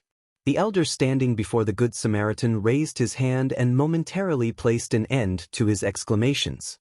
"I must first warn you, young one, it is a dangerous venture. That enormous barrier represents the full strength and hold that Gado has over this country. Anyone who dares to approach him with the intent of stopping him will be met with fierce resistance. All the brave souls who have already tried to negotiate with the man all suffered greatly at his hands and were swiftly punished. It would be selfish of us to trouble you with such a task so full of mortal peril, but—" "Oh, it's no problem," Naruto waved dismissively, stunning the crowd. Jaws dropped all around while Hiro's eyes widened in response to his all-too-casual reply. "Are you saying you are willing to stand against the Great Mugen River Dam?" Naruto nodded affirmatively. "I've been willing ever since I came to this village, Aji-san. Hanario Nizan told me all about what happened to this place, and I want to teach whoever this Gato person is a lesson about not taking what doesn't belong to him," Naruto stated with a firm voice and a roguish smirk. "I'll beat him black and blue like I did his cronies and bust open that wall. I can promise you I will get your water back." "Why you will?" Hiro asked, his body trembling with a mixture of delight and fear. "That's Gato's base of operations up there. It's crawling with guards and workers," a villager spoke up from the masses. The Jinchuriki slowly glanced back up at the obstruction with a careless air in his expression. He raised his hand towards it and enclosed the wall within his fingers in a tight, vice-like grip. "It doesn't look that impressive from where I'm standing. It did before when I was up on the hill, but now it's just pissing me off." He looked down at Tayuya to see the young musician looking towards him curiously. "It's causing nothing but pain and trouble for all of you. Something that bad can't be left standing there." "Then, you will help us?" "Truly?" a woman cradling a baby in her arms asked. Naruto smiled at the mother and nodded. "I will. Believe it." "Thank you," Hiro nearly cried, bowing gratefully to the boy. He looked back up at the child to see him grinning excitedly. "We have no money to pay you, we couldn't even afford to call for help. But should you succeed in destroying that wall, we will pay you back however we can." Brushing his nose and nodding in understanding, the blonde then turned and began heading down the road towards the dam, only to stop at the edge of the crowd who had parted enough to allow him passage.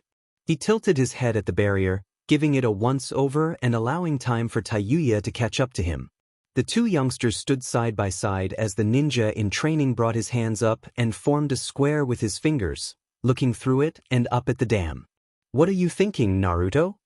Tayuya asked, wondering what the Jinchuriki had cooking up. Naruto squinted thoughtfully. "I'm just wondering how I'm going to crack that sucker open without flooding the entire countryside. I guess I can just blow a hole out in the middle and let the water drain safely out into the dry riverbed before knocking a few more in." "It looks sturdy enough," the Jinchuriki murmured, rubbing his chin after analyzing the entire structure. "It still got me scratching my head though. Gato's blocking off all the water with that thing, but the river should still be flowing like normal behind it, right?" "Yeah. With all that water backed up behind the dam, it all has to go out somewhere, otherwise it would have spilled over already. Wouldn't it?" Naruto asked, surprising Tayuya at his observation. It was a pretty solid question. What Naruto was asking was where all the excess water was going if not down the river. Gato had pretty much stopped all water flow except for a tiny stream thousands of times smaller than what the massive deluge previously was. What the Jinchuriki had in his head was something similar to a plug at the end of a hose. The water was still flowing through the tap and being stopped by the plug. The output would back up as more and more water came, and with nowhere to go, well, it's safe to say that some piece would have to give. The dam shouldn't be able to stop thousands of tons of water on its own. If that was the dam's main purpose, then the river would have gone over its limit a long time ago. So how the hell did Gato stop it from overflowing? After some thinking, an idea suddenly popped into Tayuya's head. He must be redirecting the water through underground pipes. It was this conclusion that clicked with all those who were well within earshot. Even though there's no water coming through the main line, the dam is still producing a lot of energy, a nearby villager spoke up, catching the pair's attention. In order to control the entire country's supply of water, Gato built a secondary, emergency line in case of flooding, and is using it to redirect the entire river through thousands of miles of pipes to a whole other country. Then I'll use that to my advantage, Naruto smiled, looking back towards Tayuya. When the girl felt his eyes on her, she looked at him in surprise. "Do you want to help?" "And me?" The redhead blinked. Comprehending the situation, the flute player freaked out and began waving her hands in front of her frantically. "Wait! I'm not a shinobi. I'm not even a shinobi in training. I can't help you. All I can use is weak genjutsu and that's it. I'm not a carefree idiot who can do impossible things like you. I can't do anything." "Of course you can," Naruto smiled, taking her by the hands and holding them. The girl blushed brightly under his intense gaze, yet the boy paid her reaction little mind. "Don't ever doubt yourself. Always think that you can do more than what other people, including you, think you can do, Databeo." The girl stammered. For some strange reason, the blonde ball of energy standing before her was incredibly persuasive with his words, even if they were few. The way he spoke to her with such conviction and confidence in his voice made it impossible for any person to doubt him or say no to him. These thoughts were what plagued her mind as she fell under his charismatic spell, her cheeks heating up for the longest of moments before she gave the boy a stiff nod. Before Tayuya even knew what had come over her, she had already agreed to accompany him on his mission. "Oh, okay. Sweet." Naruto cheered, looking around at the anxious villagers with an eager smile. "We'll be back before you know it. This won't take long." "Be careful, young warrior," Hiro spoke from the center, looking across at the two worryingly. "As with every road, Jako is not the only obstacle Gato has lying in wait for you. There is another, much more powerful foe guarding the wall ahead." Raising an eyebrow, the Jinchuriki looked towards the defeated gang tied up against the building. "There's a person much stronger than Goat Boy?" "Yes," Hiro murmured, his limbs trembling as the face of the individual appeared in his head. "They call him Crow, a vicious assassin with a 5 million bounty on his head and the blood of thousands staining his hands. He may not be a ninja, but he has slain many with his sword. Be careful." Acknowledging this piece of info, Naruto waved. "Thanks, Aji-san." He then gestured for Tayuya to follow and ran off, the bird on his shoulder taking flight to glide alongside them. The redhead did as she was bid and pursued, not wanting to be left behind to worry. The villagers saw the boy off, with the elder murmuring uneasily at the future he saw waiting over the horizon. Good luck, young Naruto. Dangerous beings hunt along the path you walk. Triplets. 2 hours later. That BSD, Jocko. I knew that arrogant, thick-headed son of a beach would screw up one of these days. I just knew it. Gato roared as he stormed down one of the main halls inside of the dam, followed closely by Zori, Waraji, and a man dressed in black samurai robes, a katana sheathed in a black scabbard at his side, and a black tengai that completely covered his face. He also had a raven perched on his shoulder with red, glaring eyes, which blinked as its head snapped here and there to every sight and sound. It was only a few minutes ago that Gato received word from one of his contacts down in the village that Jocko and his entire gang had been taken down and dragged by the villagers to the town's jail for processing. Though Gato had every right and authority to bust them out, he just didn't feel like it at the moment for a couple of good reasons. Number 1. He had hired them to be his muscle and had ordered them to complete a simple task, which the boss and his crew failed miserably. Number 2. He also didn't want them back in his ranks because he was said. Gato was said because he knew that with the failure of Jocko and his followers, the blonde-haired brat targeting his goons would be coming up here next. The brat, who had taken out a whole battalion's worth of hired gangsters and hoodlums, and was now gunning for the dam. Judging from the amount of time that had passed since Gato had sent word out for Jocko to get the job done, chances are the little sheet was already here. DMN, he could already be sneaking through the vents and pipelines as they spoke. Though Gato was probably just being paranoid in front of his crew, he didn't want to take any chances. This was why everyone was acting so edgy around the workplace now, because the chief had just sent word out to every employee, guard and soldier on duty to be on the lookout for a boy capable of taking out even the best mercenaries they had out here. This whole situation was so messed up the man wished he had hired some rogue ninja for extra protection. Why he didn't do so in the first place he had no idea. Perhaps he never expected to have a 10-year-old demon of natural disaster to suddenly come trouncing onto his territory one day and mess everything up. All 4 of the heavy hitters of the institute moved at a hurried pace, the latter 3 standing at the flanks of their boss. He was indeed very impudent, that Jocko, sir, Zori inputted. That's the thing with common thieves and criminals. You can never trust any of them, Waraji also added with an amused smirk. Hearing that one of their most powerful assets in the area as well as a majority of their forces had been beaten by a kid was almost laughable. To think that they were throwing money to get assignments done by scum like that, when all they should have done was find a kid like the one giving them such a headache now and have him deal with the problem. It sure had Gato's underwear in a twist. The man was seething to an insurmountable degree and was biting down hard on the cigarette in his mouth. As they weaved through corridors and passed by worried workers trying to get out of the way, the group suddenly felt the ground at their feet tremble. Even though it was a small tremor, the fact that it was able to travel through solid rock had the boss and his cronies stop in their tracks. Gato, Zori and Waraji looked at the floor in surprise, while the man with the basket headwear looked around silently. What the? Zori murmured. There's thousands of feet of solid concrete around us. How can? Waraji shook his head until he saw his boss chuck his hand up to silence them. Gritting his teeth, Gato listened in for any more disturbances. Sure enough, several seconds after putting their ear to the air, they all felt the ground shake again, this time followed by the telltale sounds of an explosion echoing throughout the various hallways. With those 2 disturbances, more and more tremors and low echoes began to reverberate through the corridor, accompanied by the rattling of pipes and the hissing of valves.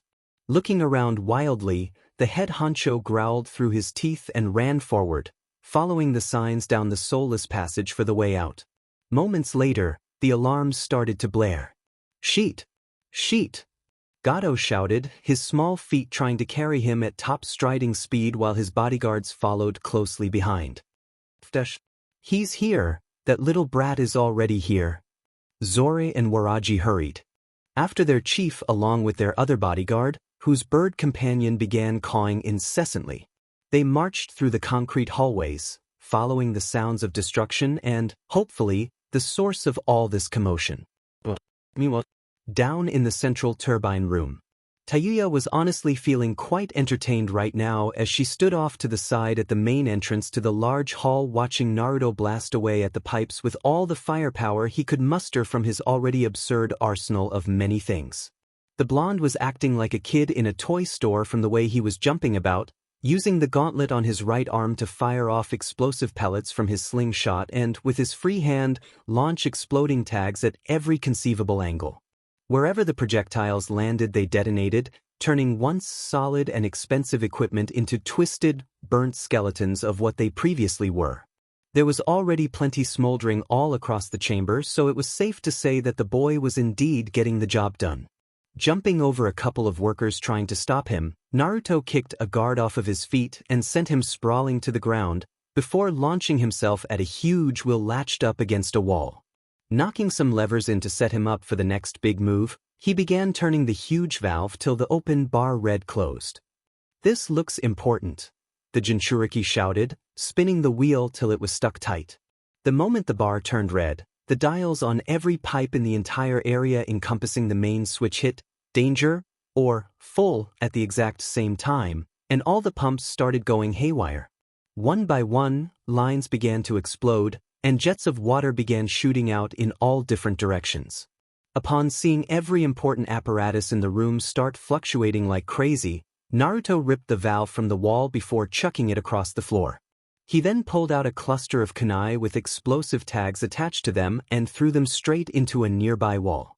He didn't even know if that area was even important. The Jinchuriki just wanted to blast as many holes into as many surfaces and pipes as he could, all in order to get things kick-started for his grand finale.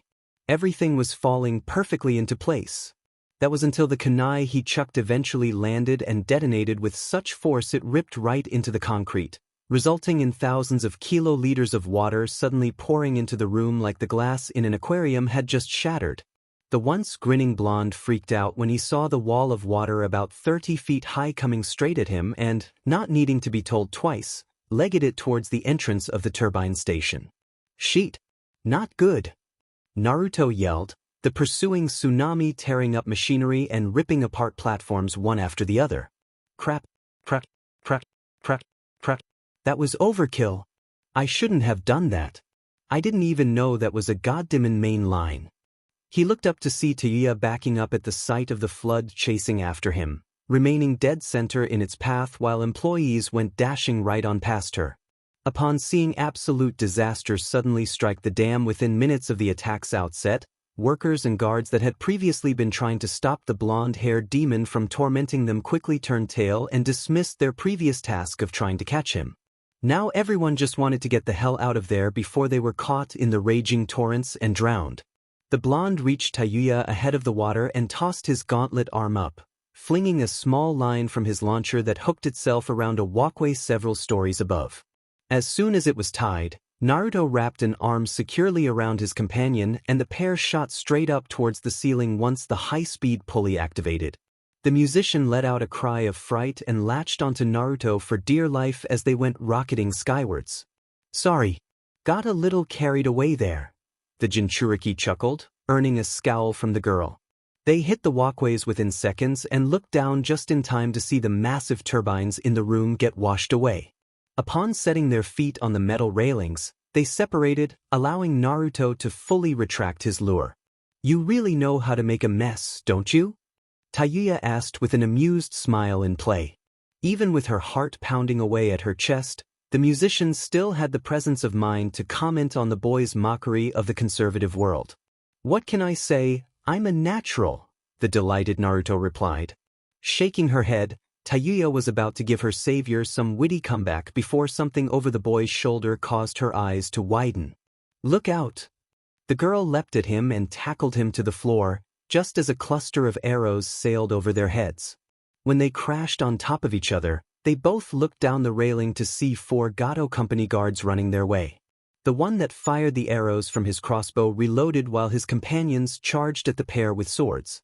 Naruto gritted his teeth and was about to draw a kunai to deal with them, but was stopped when Tayuya pushed him back down and pulled out her flute. Without even needing to second-think her next move, the girl blew into her instrument and began playing a speedy yet familiar tune.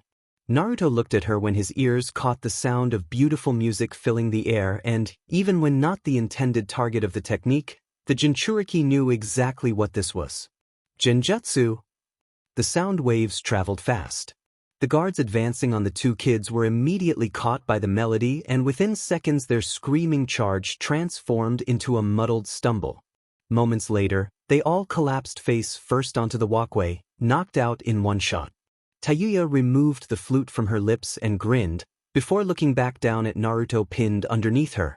The pair stared at each other for several seconds, taking a moment to contemplate why they appeared so close to each other until their actual positions became realized. Blushing brilliantly, the musician hopped off of Naruto so quickly it almost looked like she sunshined, and as soon as she was back on her feet, started playing with her hair. Shaking his head to rid himself of the genjutsu splashback, Naruto pulled himself up till they were both standing. "See, didn't I tell you that you weren't useless?" the boy exclaimed. "Thanks for the save, Titan." The redhead looked back at him firmly. "Don't think anything of it. You saved my life, so it only made sense to return the favor." "Whatever you say," Naruto chuckled before looking back down over the railing, where he could see half of the chamber was already filled and that the water level was steadily rising. "Yeah, we should get out of here." "How long will it take, do you think?" Tayuya asked, referring to the boy's vast knowledge and experience in destroying everything in his path. The blonde looked down at the metaphorical watch on his wrist. While his companion became a little bit irked at his attempt to look professional in his task, it did bring a small tweak of a smile to Tayuya's face seconds before Naruto brought his arm back down and opened an ear to their surroundings. The sound of creaking pipes and bursting banks became all too pronounced by this point, earning an understanding nod from the Jinchuriki. "We've got 20 minutes till this place brims, then I'll remove the walls," Naruto stated, rubbing his hands together excitedly. "Do you want to get a good seat to watch the fireworks?" Tayuya raised an eyebrow. "A good seat. Wouldn't want to miss the final act," the Jinchuriki said, shrugging his shoulders. "They're the best bits in a play. Come on. It'll be fun." Lips turning upwards, Tayuya shoved him in the shoulder firmly. "Lead the way then, shithead." Chuckling at the affectionate nickname, Naruto began jogging down the walkway, where both he and his partner in crime hopped carelessly over the unconscious guards, leaving them to roll around where they were lying, and plotted a course for the nearest exit. "Why'd you give me that nickname anyway?" the blonde asked curiously while climbing a flight of stairs, looking back to see a smirking Tayuya following close behind. "It doesn't seem like something you should really say in public." It was crude and should have been demeaning too, but coming from the musician it didn't feel too bad. It actually made him laugh a little on the inside. "Only to you, Blondie. I don't know. I guess it just suits you." "Well, did you want me to add an affectionate suffix to your first name like you did mine, or do you want something even worse like Wonder Boy, Kitty-Kuin, or Mr. Whiskers?" The girl joked while giving him a wink. For some whacked-up reason, her first choice sounded much better. Naruto sighed.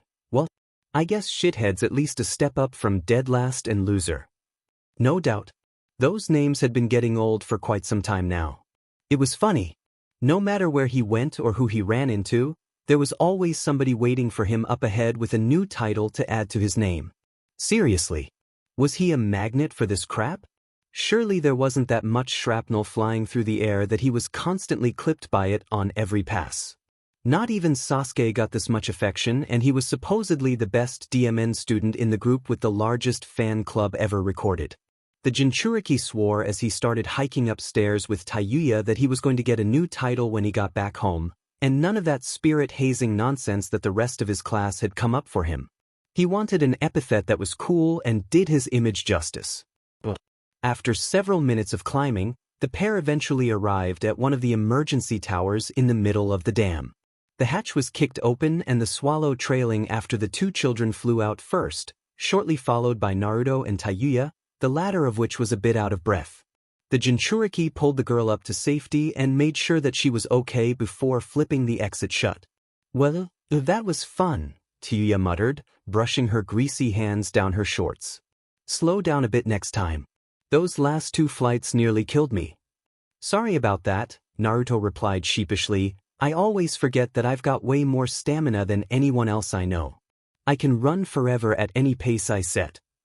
Why do I find myself believing that? The redhead wondered out loud while giving the blonde a thorough look over.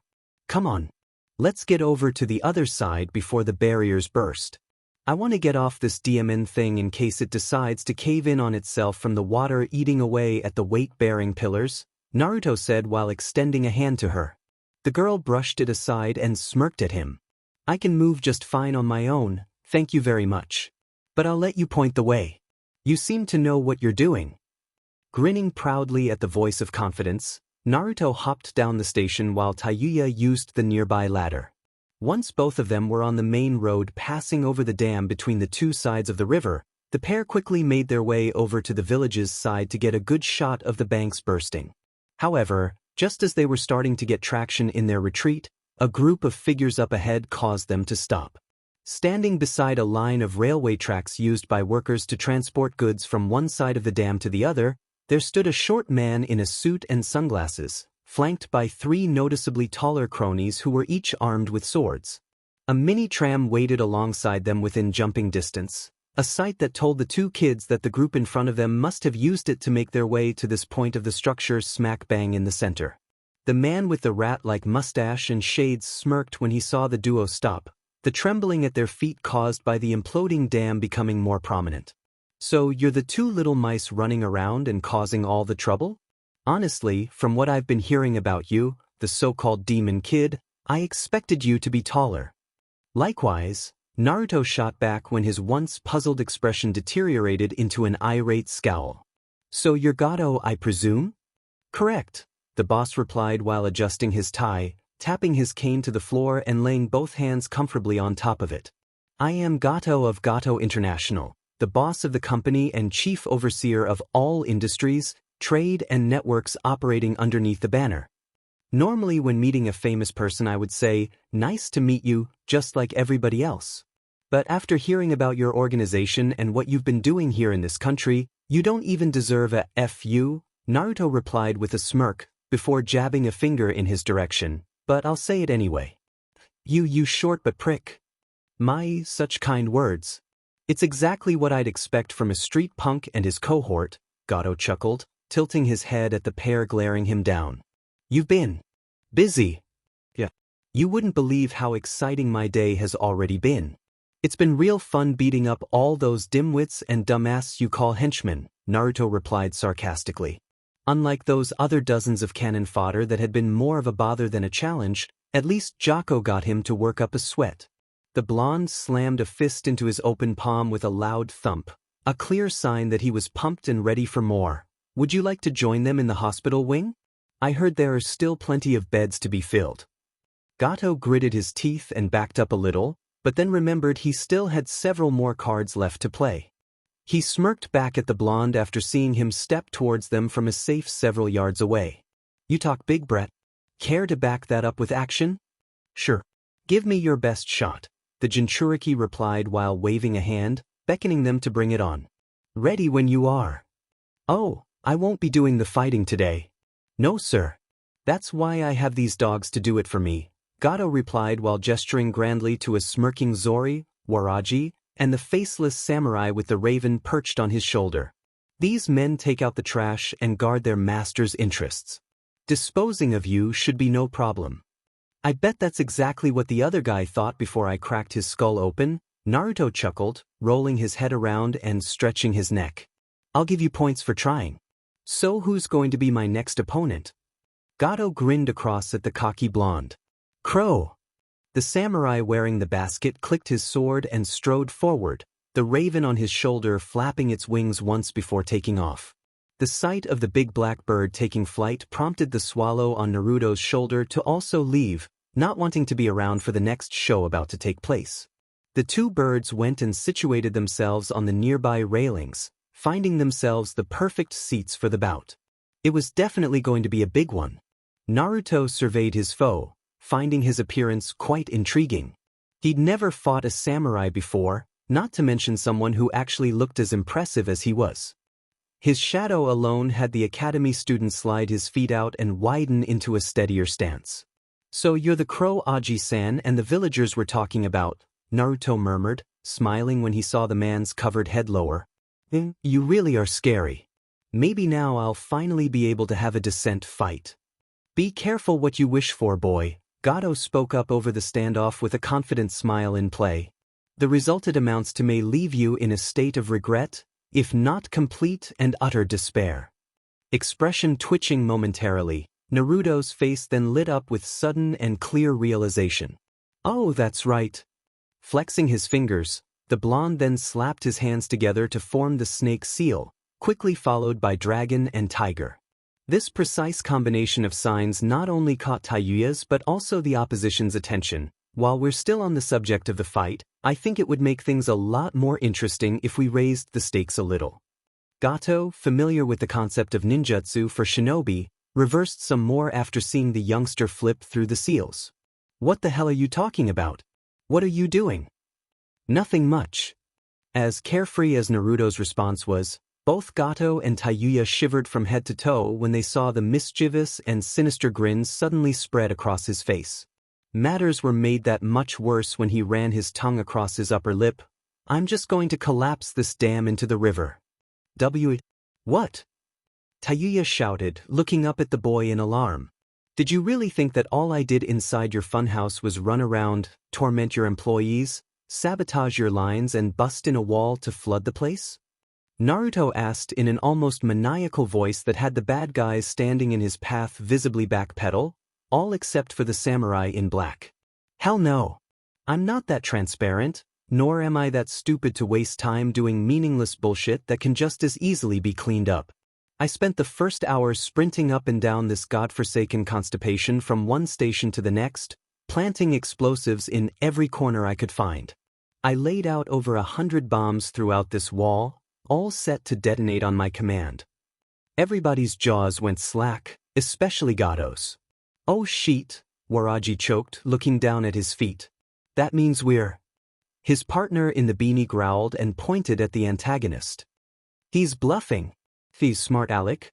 There's no way he had the time to do that. Are you absolutely sure about that? Naruto asked snidely, seeing the men start sweating buckets where they were standing. Back in my home village, just for the sheets and giggles of it, I was able to hit every single person at the same time across 2 kilometers of suburbs in one morning with only a box of fireworks and a ton of peanut butter. You should have seen the reviews I got for the stunt. I was ducking and dodging angry civilians for weeks. Naruto recalled wanting to pull off a prank like that for months.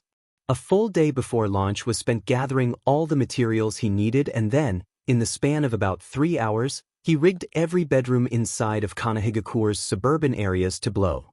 Every villager within earshot of each other was rudely awoken at the crack of 4 by the sounds of gunfire going off under their beds, the mattresses of which were propelled feet off the ground and tossed all about the room, depending on the positioning of the charges. It didn't take whole neighborhoods to figure out who it was behind the unexpected attack, with hundreds upon hundreds of disgruntled adults setting out on a quest to collect the head of the one responsible as a trophy. That was one of the best weekends Naruto ever had. Now, imagine me doing that, but with tons of explosives, the Jinchuriki exclaimed. You sneaky little cretin, Gato growled, bringing his cane up and pointing it at the blonde. Don't think you'll get away with this.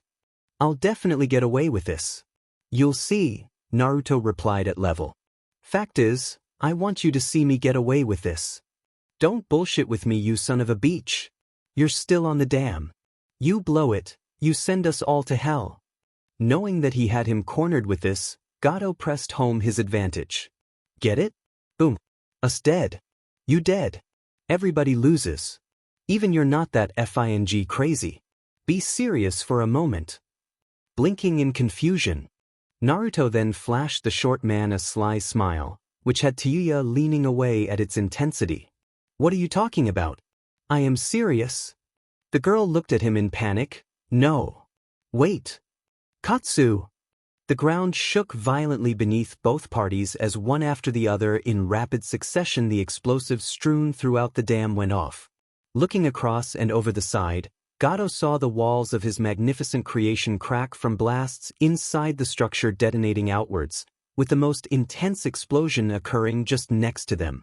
The explosion hurled black smoke and bits of concrete through the air, choking up the airspace and letting everyone know that the stupidest decision that could have ever been made was made. Everyone except for Naruto and the samurai in black looked upon the rising cloud of destruction in disbelief. "You little bastard!" Gato roared over the bombs still discharging, the world around them shaking like they were standing on top of a large, running motor. "Do you realize what you've done?" "I sure do," Naruto shouted back, removing his hands from their seal position and pointing towards the big boss. "And by the way, the name is Naruto. Naruto Uzumaki. And don't you forget it." F-. Gato yelled, quickly turning heel and jumping onto the tram. The now panicking Zore and Waraji followed after him, taking the driver and passenger seats respectively. A quick retreat was needed now, the preparations of which gave the superior enough time to look back and curse the child for this outrage. His eyes then fell upon the still stationary crow, who had not moved since he was ordered forward and was still facing down the two kids.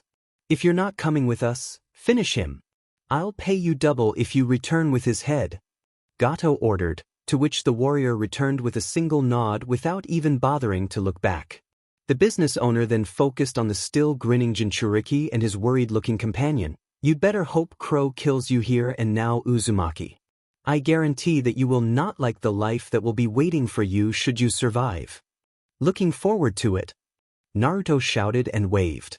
The tram kicked into life and took off down the line, leaving behind the black assassin and its adolescent targets standing firmly upon the collapsing structure. With the explosion starting to fade and the barrier starting to give way, it became apparently clear to all those who were watching that it wouldn't be long now till the entire thing fell apart and allowed thousands of tons of river back into the lowlands. This was what the Jinchuriki had planned from the very beginning. "Why aren't we falling?" Tayuya asked, grabbing the boy's sleeve and pulling on it. "You set off the bombs, didn't you? Why haven't we been blown sky high or straight down to hell? For something this massive you'd need tons of explosive tags to completely level it.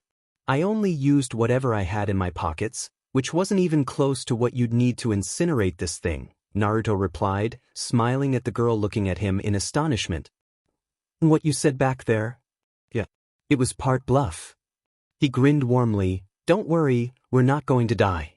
I set the bombs off in specific places that will cut away the walls but leave the weight-bearing pillars intact.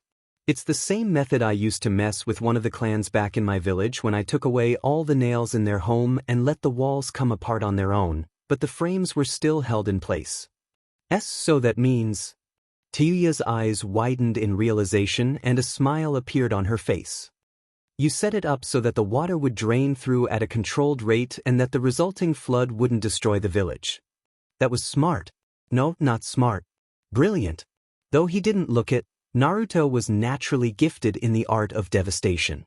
Where the hell had he been this entire time? Speaking of which, the above-mentioned blonde nodded toward the girl affirmatively before glaring back at their second and now main concern, which was the masked man staring both of them down. The shadow drew their eyes toward the obstacle in question and had both of them tense when the samurai stepped forward. It was hard to ignore the shaking at their feet even while being confronted by Gato's last pro. With his last challenge yet to be dealt with, Naruto's fists clenched. The barriers should let go in about 20 minutes. "I can't guarantee that this platform won't give out as well, but I'm staying." "Wait, you're not going to run?" Tayuya asked. Looking at his face, she could see how serious he was, which had her even more concerned for his safety. Between fighting the man in front of them and the impending doom of their foundations giving way, there only seemed to be one clear option available here. "No, don't fight him. Let's get out of here while we still have the chance, Naruto. If we run, he'll follow. I'm not sure if I can fight him and protect you at the same time, and I most certainly am not going to let him hurt you," the Jinchuriki stated while shrugging his arm out of her grip. "I swore to myself that I would never let any of these people hurt you ever again. Gato's real strength over others lies in those he has under his command, so that means that this whole nightmare will end once I kill this man right here and now. If I don't, a lot more people are going to suffer." Tayuya remained silent as she returned his gaze. As admirable as his actions were and his words sounded, she still felt he was being awfully stubborn and was frustrated by his resolve. Why the hell was he putting his life on the line for people he didn't know? Why did he want to fight so badly? Why was he doing all of this for them? For her? Why do you care so much? Tayuya finally asked. Naruto smirked confidently, because I do. Because it's my choice. I want to do this. That's all you need to know. He looked back at her and nodded over his shoulder. Go. I'll meet you on the other side of the river. Feeling the strength behind his words and the power in his expression, the redhead was compelled to move by them. Whether it was his intensity, his determination, his will, or the image he conveyed when he spoke to her, she didn't know. All she knew was that she could trust him, no matter how impossible or how dangerous the situation seemed. After a few paces back and a few moments of contemplation, Tayuya responded to his command with a few simple words. The girl smirked. Don't you dare lose to him. Naruto grinned. No problem. With that, Tayuya turned and ran as fast as her legs would allow, looking back for one brief moment to see the Jinchuriki smile at her before glancing back toward his foe. Give him hell, shithead. Naruto's gaze fixed squarely on his target. Several moments of silence passed between the boy and the samurai before either side dared to say anything, which to no surprise started with the ever-energetic prankster always eager to banter with his rivals. You look really tough for a scrubby old bird. I can tell you're much different from those other JRKs I fought earlier today. Hopefully that's not all for show. His only response came in the lowering of the man's head, which had the Jinchuriki chuckle. Not much of a talker, huh? That's cool. But I usually like a little back and forth with my opponents. It makes fights like these more entertaining. The ground continued to shake as more and more of the barrier beneath them gave out. Flicking his wrist, a kunai slipped into the blonde's grip. Upon securing his weapon of choice, Naruto assumed a crouching stance. His opponent had a sword, and judging from how calmly he was presenting himself, he definitely knew what he was doing. This crow had experience. The proof was in the aura. Well, come at me, Naruto said while smirking. Let's see what this terrible crow demon can do.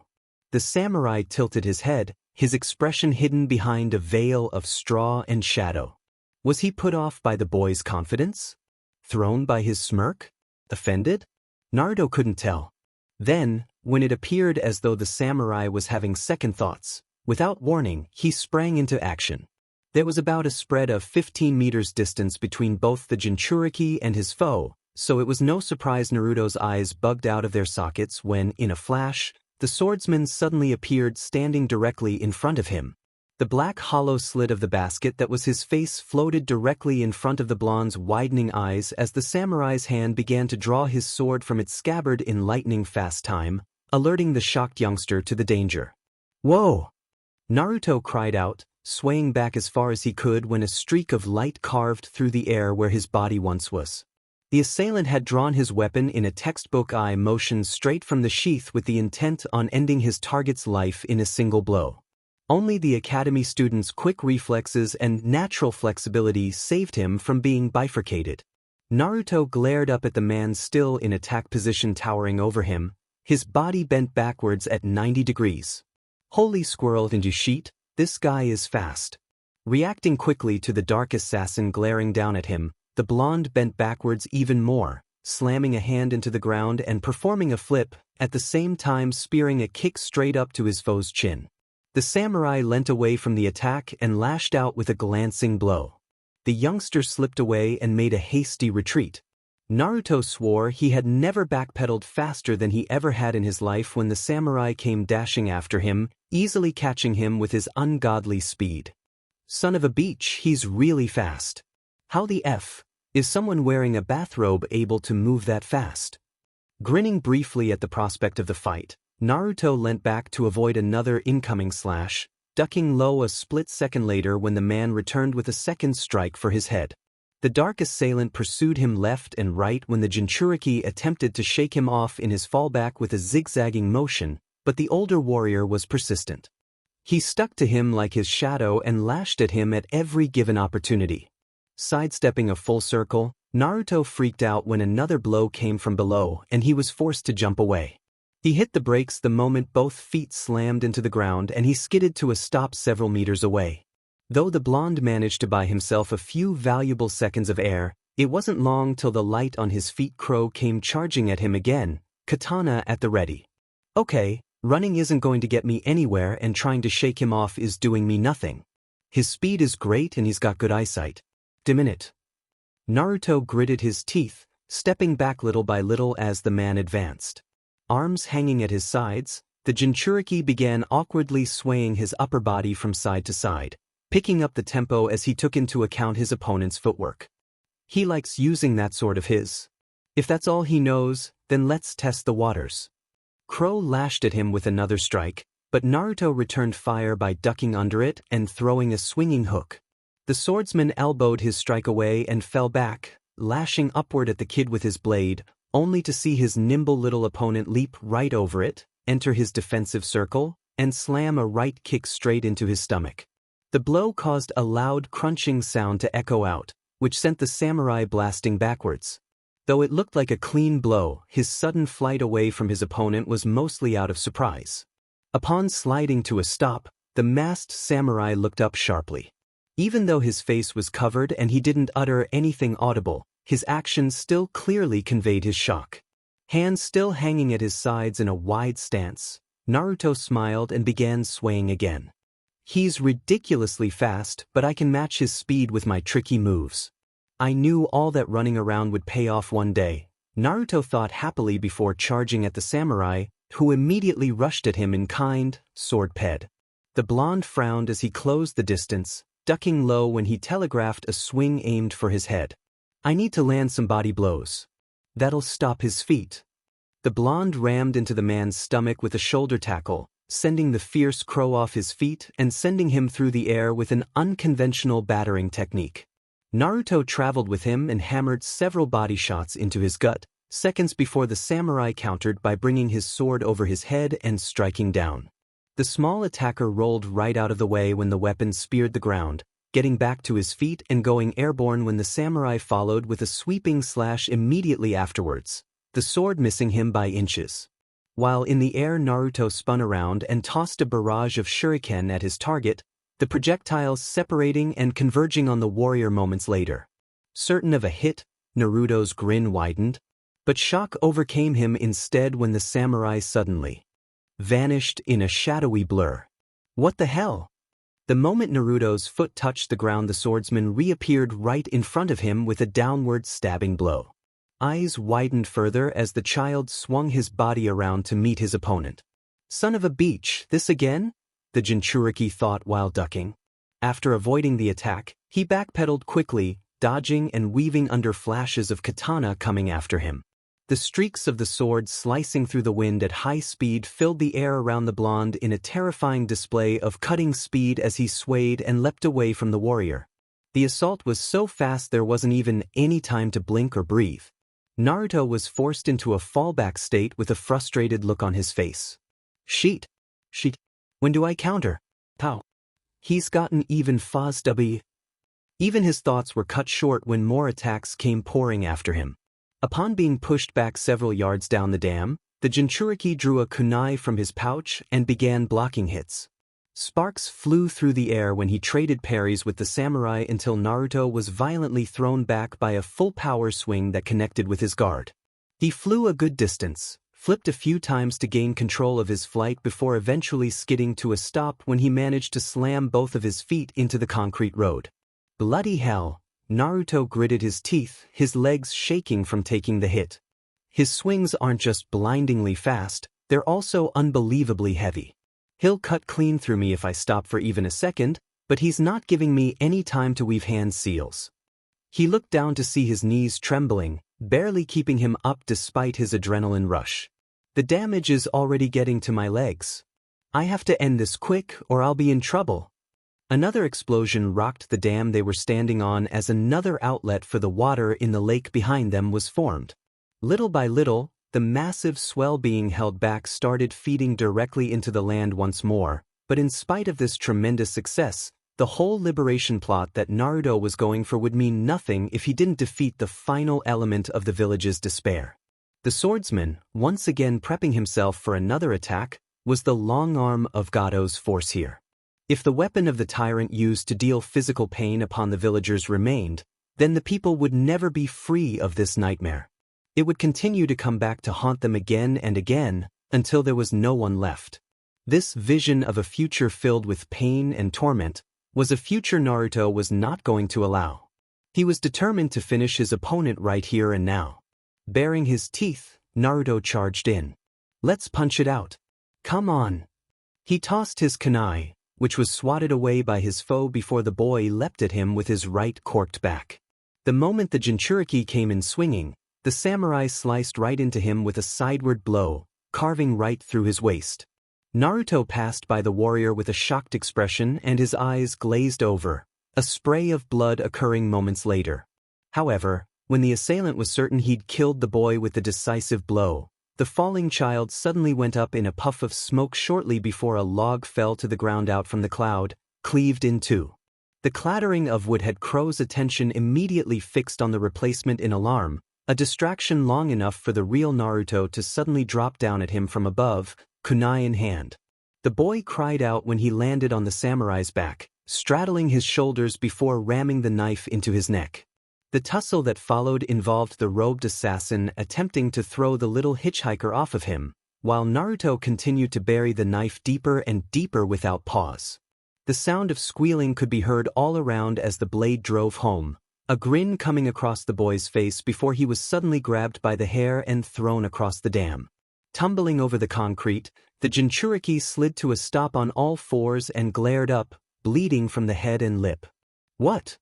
Naruto shouted, his astonished gaze locking on as the masked warrior ripped the knife from his neck and tossed it to the ground at his feet. "I hit a vital point." "I know I did. Why the hell isn't he going down?"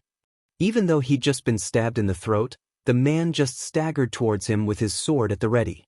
He was clearly wounded, but he wasn't showing any signs of being wounded. There was no waver in his step, nor was there any form of outcry in his vocals. He just swaggered towards the boy with that haunting vacant stare fixed through his basket mask. Naruto couldn't even see his DMN expression and tell whether he was in pain. Was he even human? Grinding his teeth together irritably, Naruto drew another kunai and rushed at his opponent, but the samurai took off, leaping through the air and landing on the railing of the dam. The Jinchuriki pursued, jumping after him and landing knife first in a diving drive attack. Their blades clashed in a shower of sparks when they began a deadly dance back and forth across the dam's upper level. Shortly afterwards, during one of their re-engagements, after jumping around his foe to try and get into one of his blind spots, the Jinchuriki was suddenly driven away by Crow's swinging blade and forced to leap up onto a higher platform. That was until the entire section was blasted to bits when the samurai ran his sword through it, the force of which caused it to explode and shower the area in debris and rubble. Naruto landed amongst the remains of the stand and glared up to see his foe running along the railing a level above, sword drawn and eyes fixed on him. Even from this distance the youngster could feel his intensity as the dam they were on was further shaken by another wall giving in, and more water was sent cascading into the valley. The blonde took another stance. "You're no ordinary samurai, but that's cool with me," the Uzumaki shouted at him, ping his right arm back, kunai held firm. He too began running alongside his opponent while the warrior continued to hold the high ground. "I'm no ordinary kid either. So come at me with everything you've got, because I won't be giving you the satisfaction of an easy win." Crow did as requested and lunged down at him with blinding speed. The warrior attacked the boy with ferocity and agility not like before. His sword carved through the air left and right, attempting to cut the boy as he danced around. Him using his signature awkward movements. The blonde's footwork and fleetness allowed him to stay just inches ahead of his target as he lashed at him with attacks continuously and without fault. While dancing across the trembling barrier, Naruto decided to dive in for an offensive himself. He jumped around his opponent who sliced at him with his sword, throwing kicks and slashes with his kunai to try and sneak in some damage. It was an overwhelming assault that drove the collected swordsman back, who continued to swing at him but couldn't due to the difference in range. While Crow took advantage of the middle range whenever he attacked Naruto, The Jinchuriki neutralized his sword by rushing into close range whenever the opportunity presented itself and assaulted the samurai with a combination of speed and raw quickness. Leaping over the man's arms when he overshot a slash, Naruto propped a hand on his opponent's forearm and balanced himself on the extended limb until Crow came back around with another violent attack. The Jinchuriki spun around the swinging limb, taking the arm into a hold and locking it behind Crow's back, while expertly wrapping his legs around his neck. When Naruto attempted to apply pressure, the swordsman staggered back before ramming the hitchhiker into a barrier, or tried to at least. Naruto leapt clear from his shoulders and landed on the ground several feet out. Once the samurai had rid himself of the extra weight, he lunged in again, sword held out at his side for another downward attack. The Jinchuriki swayed from side to side, eyes scrutinizing the path of the incoming move and readying his left fist. He positioned it down a little so that it was propped at his waist. Let's see, it's a direct attack from middle range. The motion is quite wide, and there's a sizable gap between his arms when he swings, Naruto thought. So, the moment the samurai swung in and across, the Jinchuriki slid forward and rammed what looked like a cross between a hook and an uppercut right between the two arms holding the handle of the sword.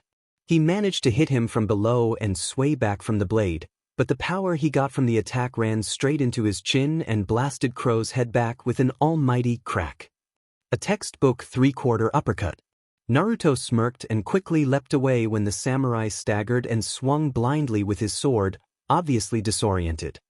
I can hit you when you come in with a big move. Got ya. But it wouldn't keep him at bay for long.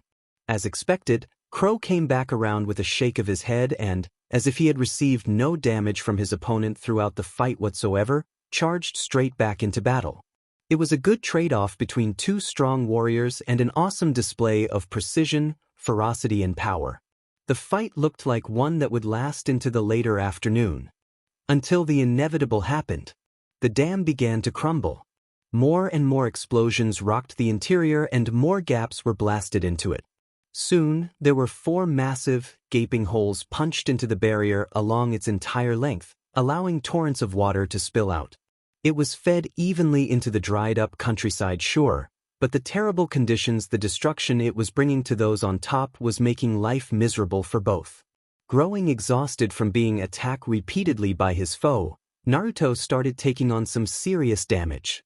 Misjudging some swings and unable to fight back against the samurai's raw speed and power for a prolonged PRD, the blonde got cut up badly when he was grazed by the weapon.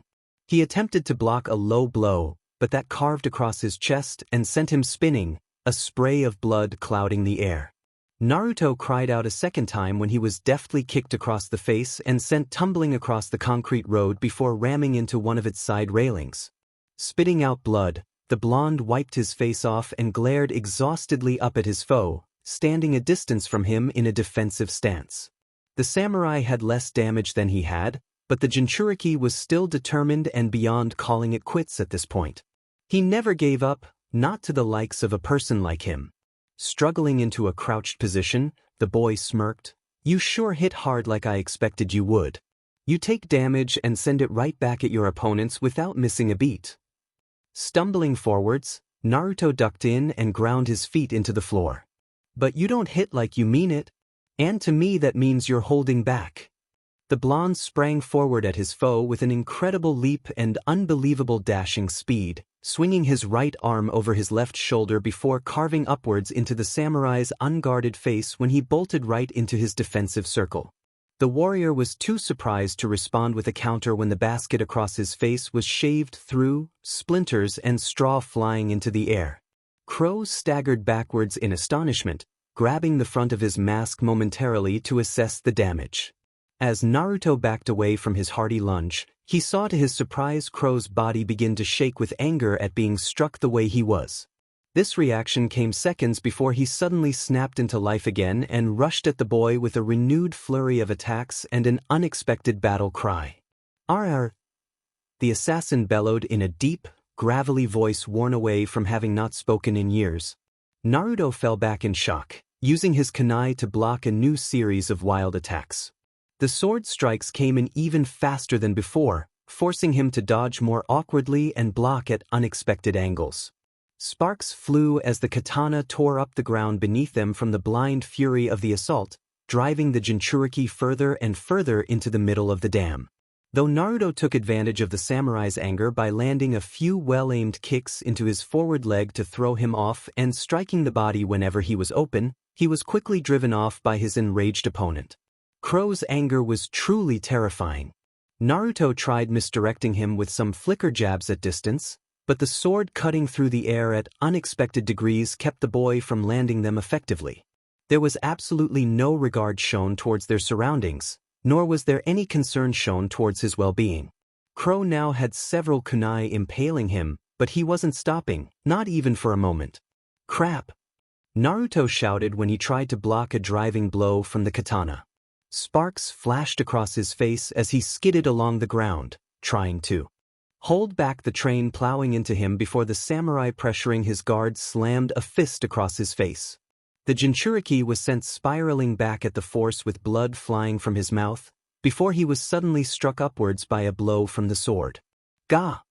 A quick flip through the air followed by a rough landing across the concrete was the Jinchuriki's reward.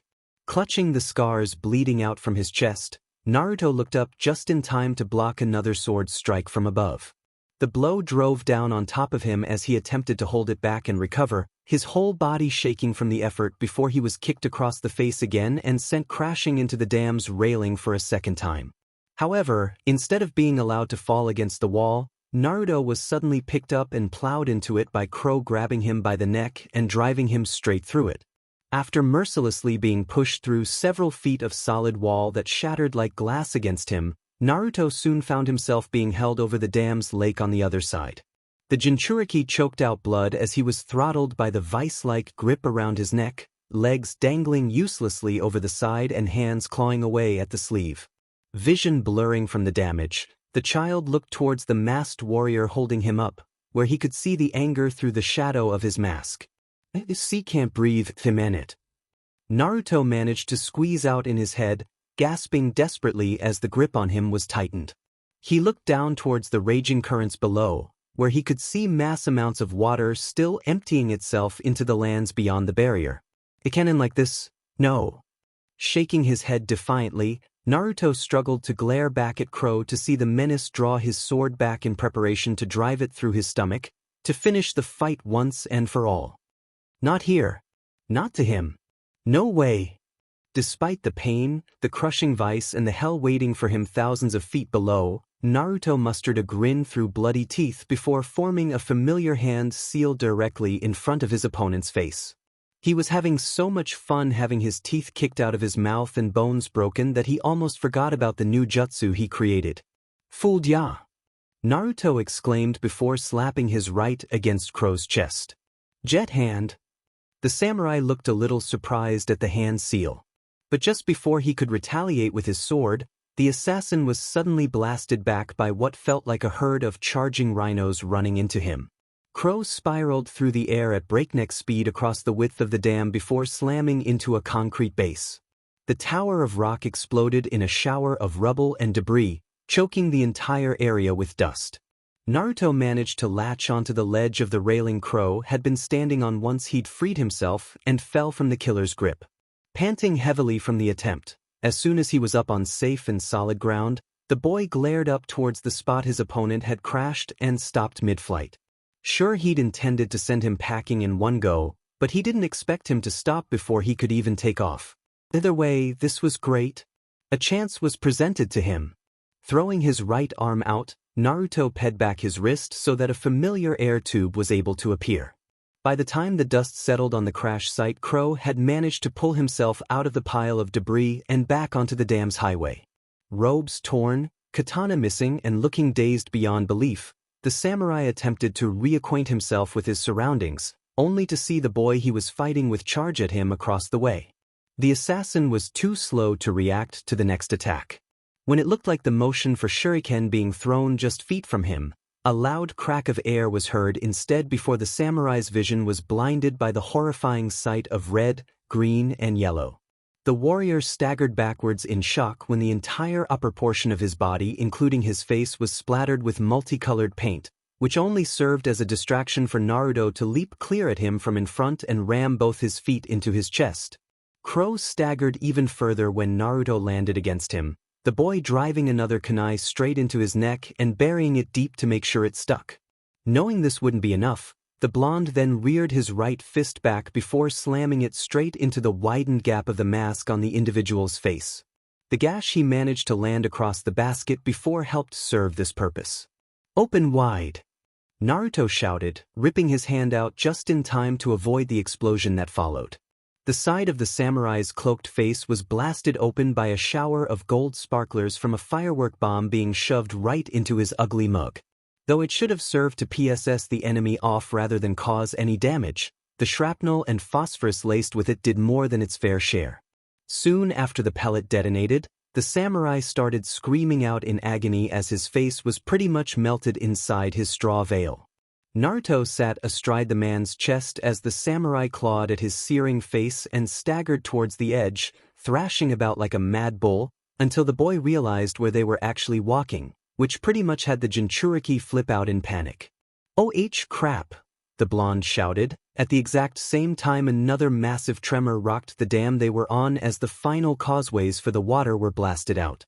Torrents and torrents of water continued to be let out of the lake, which battered the support beams and whatever sections of Gato's great dam remained.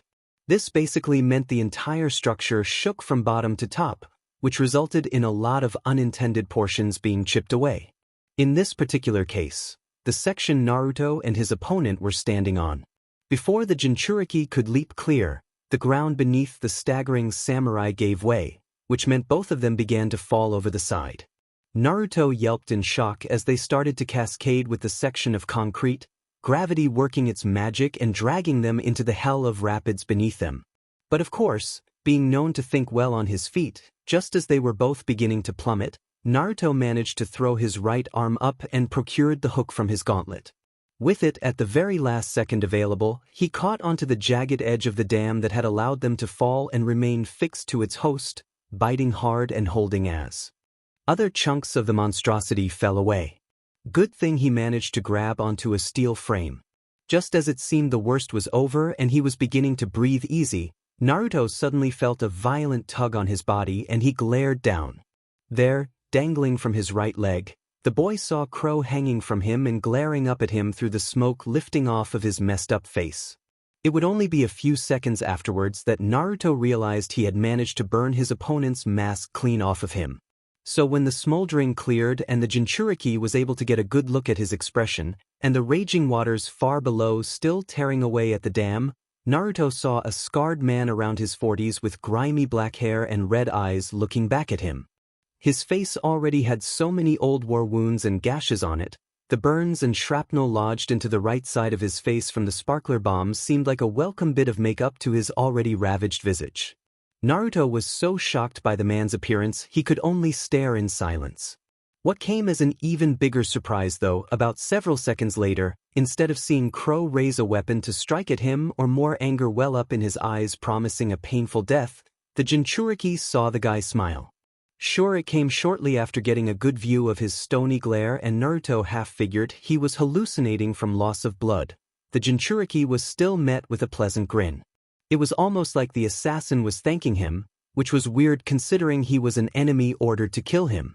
Didn't samurai abide by some sort of code of honor or pride or something?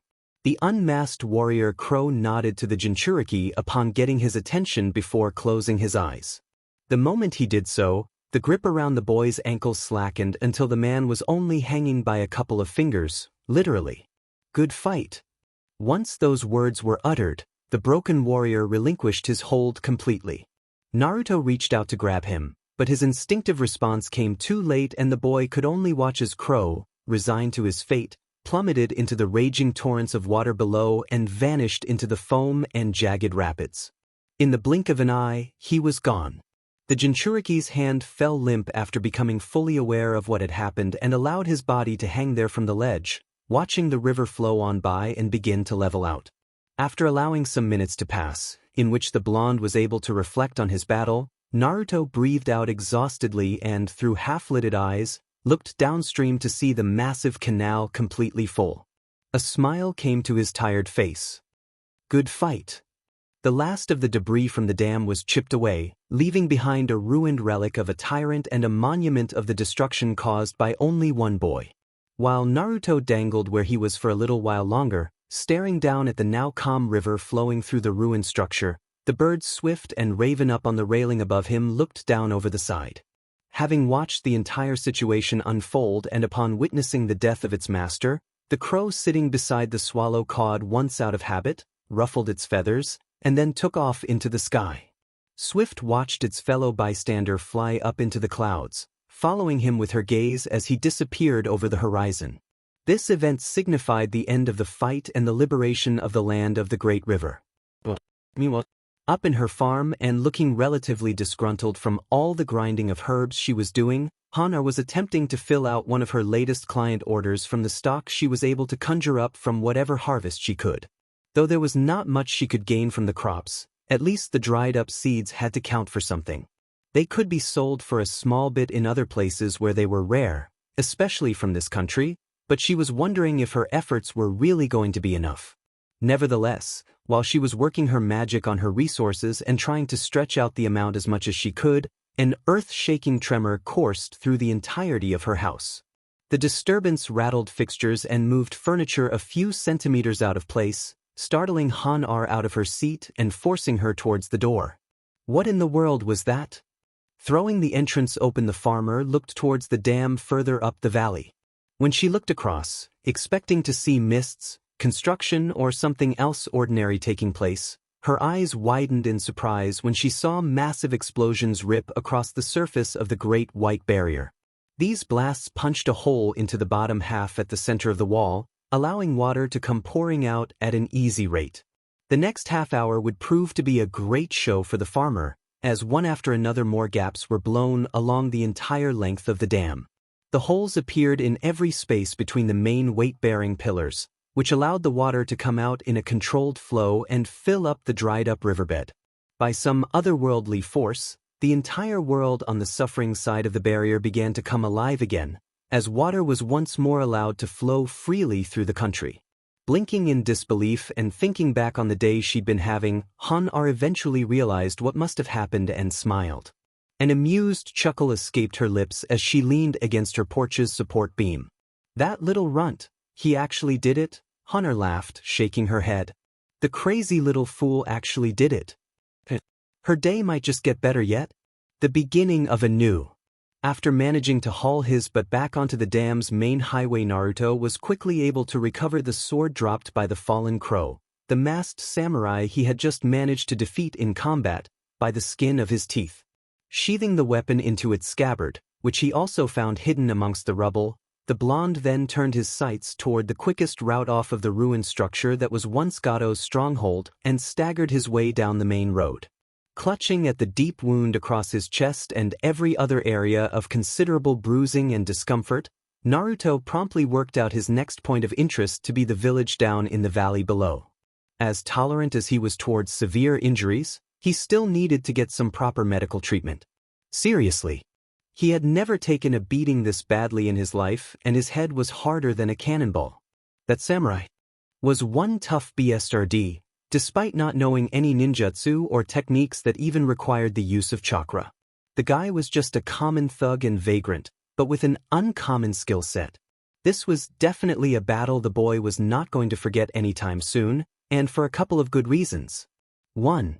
The whole ordeal had been a whopping reality check. His adventure through this small land and the battles he'd fought showed that there were people outside of Konohagakure that were really powerful in many different ways, as well as cruel, terrifying, merciless, and were just as tough as he was resilient. Naruto came to the realization that if he didn't step up his game from here and started taking things like this a little more seriously, he was going to continue taking a beating on every mission that he went out on. A little assistance would have been welcome too. As a result, the Jinchuriki vowed that he needed to work even harder to make better use of his skills so that he could avoid a trial like this again in the future. As for the second issue, that crow was one of the first people Naruto had actually managed to defeat and kill in a fight. Sure, it was an indirect kill, But after his little demolition performance on the dam, Naruto was certain that he was responsible for more than the taking of a single life today, and not just his. There were probably people that had still been inside the dam when he destroyed it, and, summing up everything that had transpired today, that meant he too was a killer, an assassin, a shinobi. Naruto actually chuckled at this. He was a DMN Academy student and he was already killing people.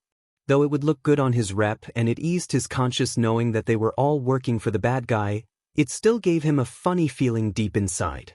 Anyway, upon resolving to work even harder than before to become stronger and being reunited with his companion Swift flying over from her resting spot to land on his shoulder, Naruto dragged the rest of his wounded hide to the other side of the causeway. Once he made it there and came within sight of the gates that would get him off of the crumbling structure, he was met with a very pleasant surprise. The sounds of clapping filling his ears had Naruto look up in bewilderment, where from his limp state he saw Yuya standing in the middle of the road and behind her a whole crowd of villagers. The entire town downstream had all turned out to greet him after hearing the first explosion ring out, and, upon seeing the boy's return and his bewildered eyes fall upon them, they welcomed him back with smiles of approval and a hearty applause. The red-haired musician joined them with a grin spread across her face as she felt the praise and gratitude from the liberated villagers pour over her head and down onto him. Naruto looked between each individual cheering him in confusion, seconds before he was suddenly tackled by Yuya rushing over to him and glomping him in the tightest hug she could muster. "You stupid, crazy J," the redhead whispered into his ear before shoving him away. She glared at him with tears in her eyes. "I was worried to death.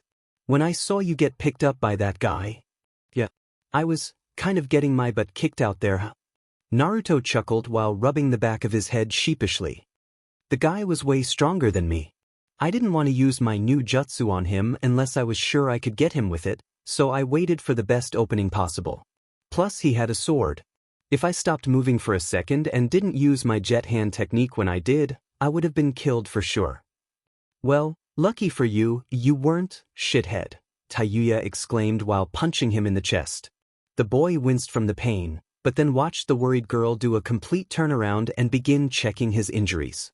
While the musician fussed over the massive gash across his BRST, Naruto was soon approached by the still cheering villagers headed by their town elder. Hiro appeared before the two children with his staff firmly in hand, to which he then bowed towards the blonde-haired boy and silently beckoned the crowd into a quiet hush. "Thank you so very much," the elder exclaimed in visible delight, giving the Jinchuriki a warm gaze as did every other man, woman and child present. "Truly, words cannot even begin to express how much I appreciate what you've done for all of us." "Ah, shucks," Naruto waved a hand with a painful chuckle. The bruising in his side and the cut across his chest was really biting him. He even had to lean on Yuya to stop from falling over from all of the damage and fatigue he'd sustained in his fight. "It was nothing. I just wanted to help. And you did a fine job. A fine job indeed. You drove Gato from this land and defeated his empire here." Hiro spoke again with closed eyes and a happy gleam on his face. "We are forever in your debt." "To the invincible stranger," a barkeeper from the crowd shouted. "The boy in orange." "To the land of the great river's savior," a woman cried out as well. "We thank you so much." "Yes. Thank you." More cheers rang up from the people and a small chant was even started amongst the crowd. The downpour of praise had Naruto blushing and grinning in embarrassment, coaxing several chuckles from him as he bowed to the numerous groups of grateful villagers surrounding him. It was while accepting their thanks he then focused his attention back on another matter, which was the sword he was still carrying.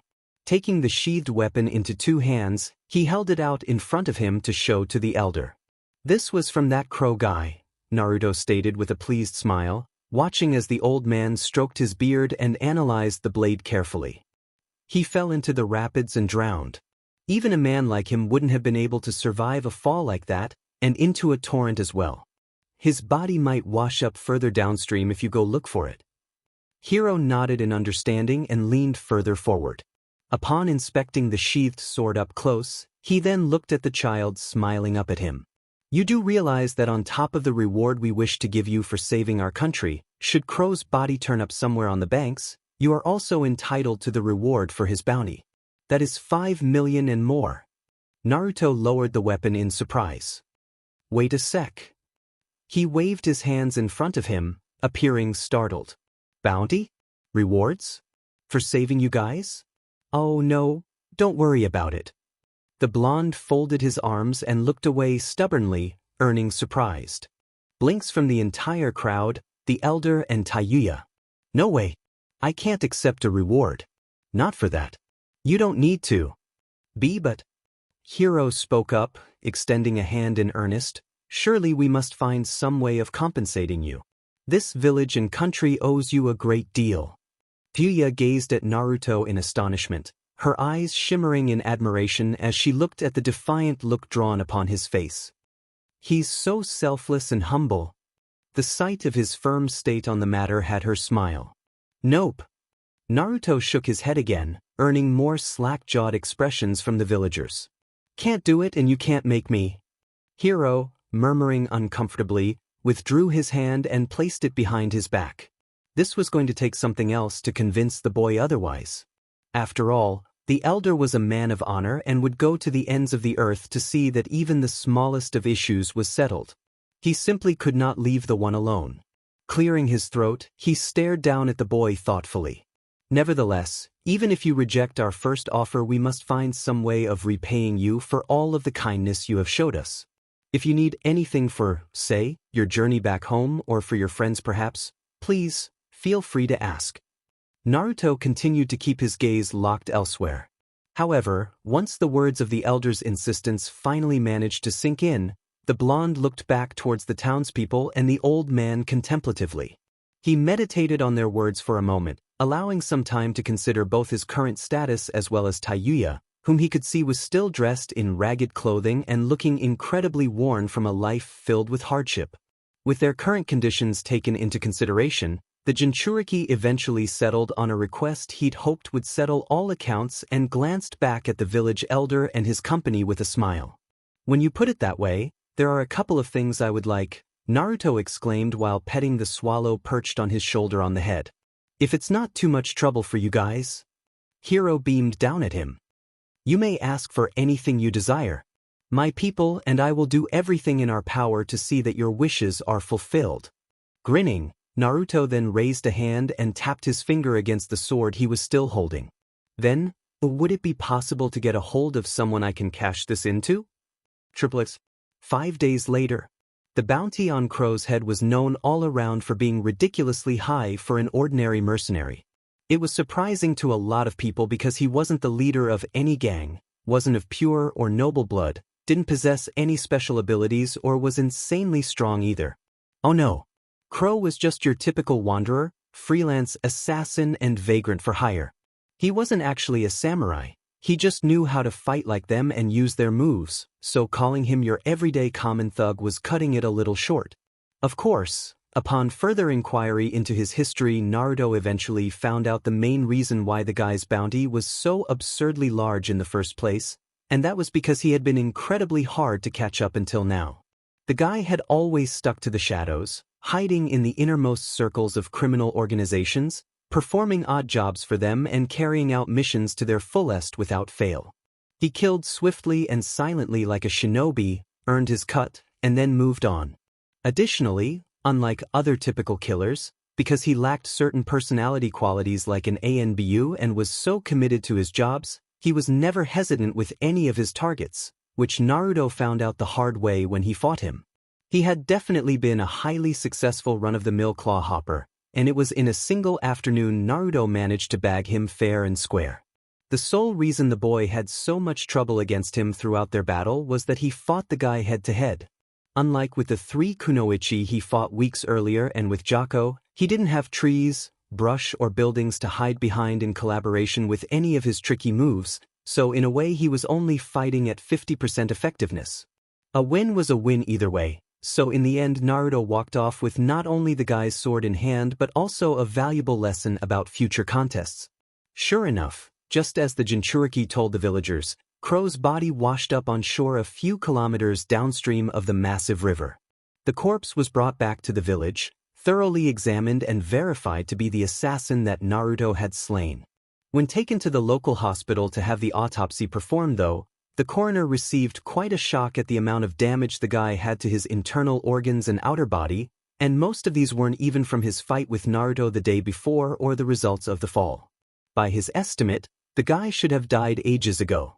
The wounds Crow had sustained to his person should have left him dead on the side of a road in a country nowhere near here, but against all odds and defying every medical law in the book, the assassin had managed to keep himself alive through a steady diet of chakra and self-mutilation. His now mangled form devoid of all life showed everyone in the building that he had been incredibly hard-wearing above his superb swordsmanship skills. By end of the day though, Crow was confirmed dead and cremated. As a reward for his successful kill, Naruto was paid the full bounty by the village leaders, who were able to reclaim all of the town's stolen valuables and treasures from the mansion Gato had built alongside the dam. The vaults were emptied, money was swiftly returned to the people, and order was slowly restored to the country.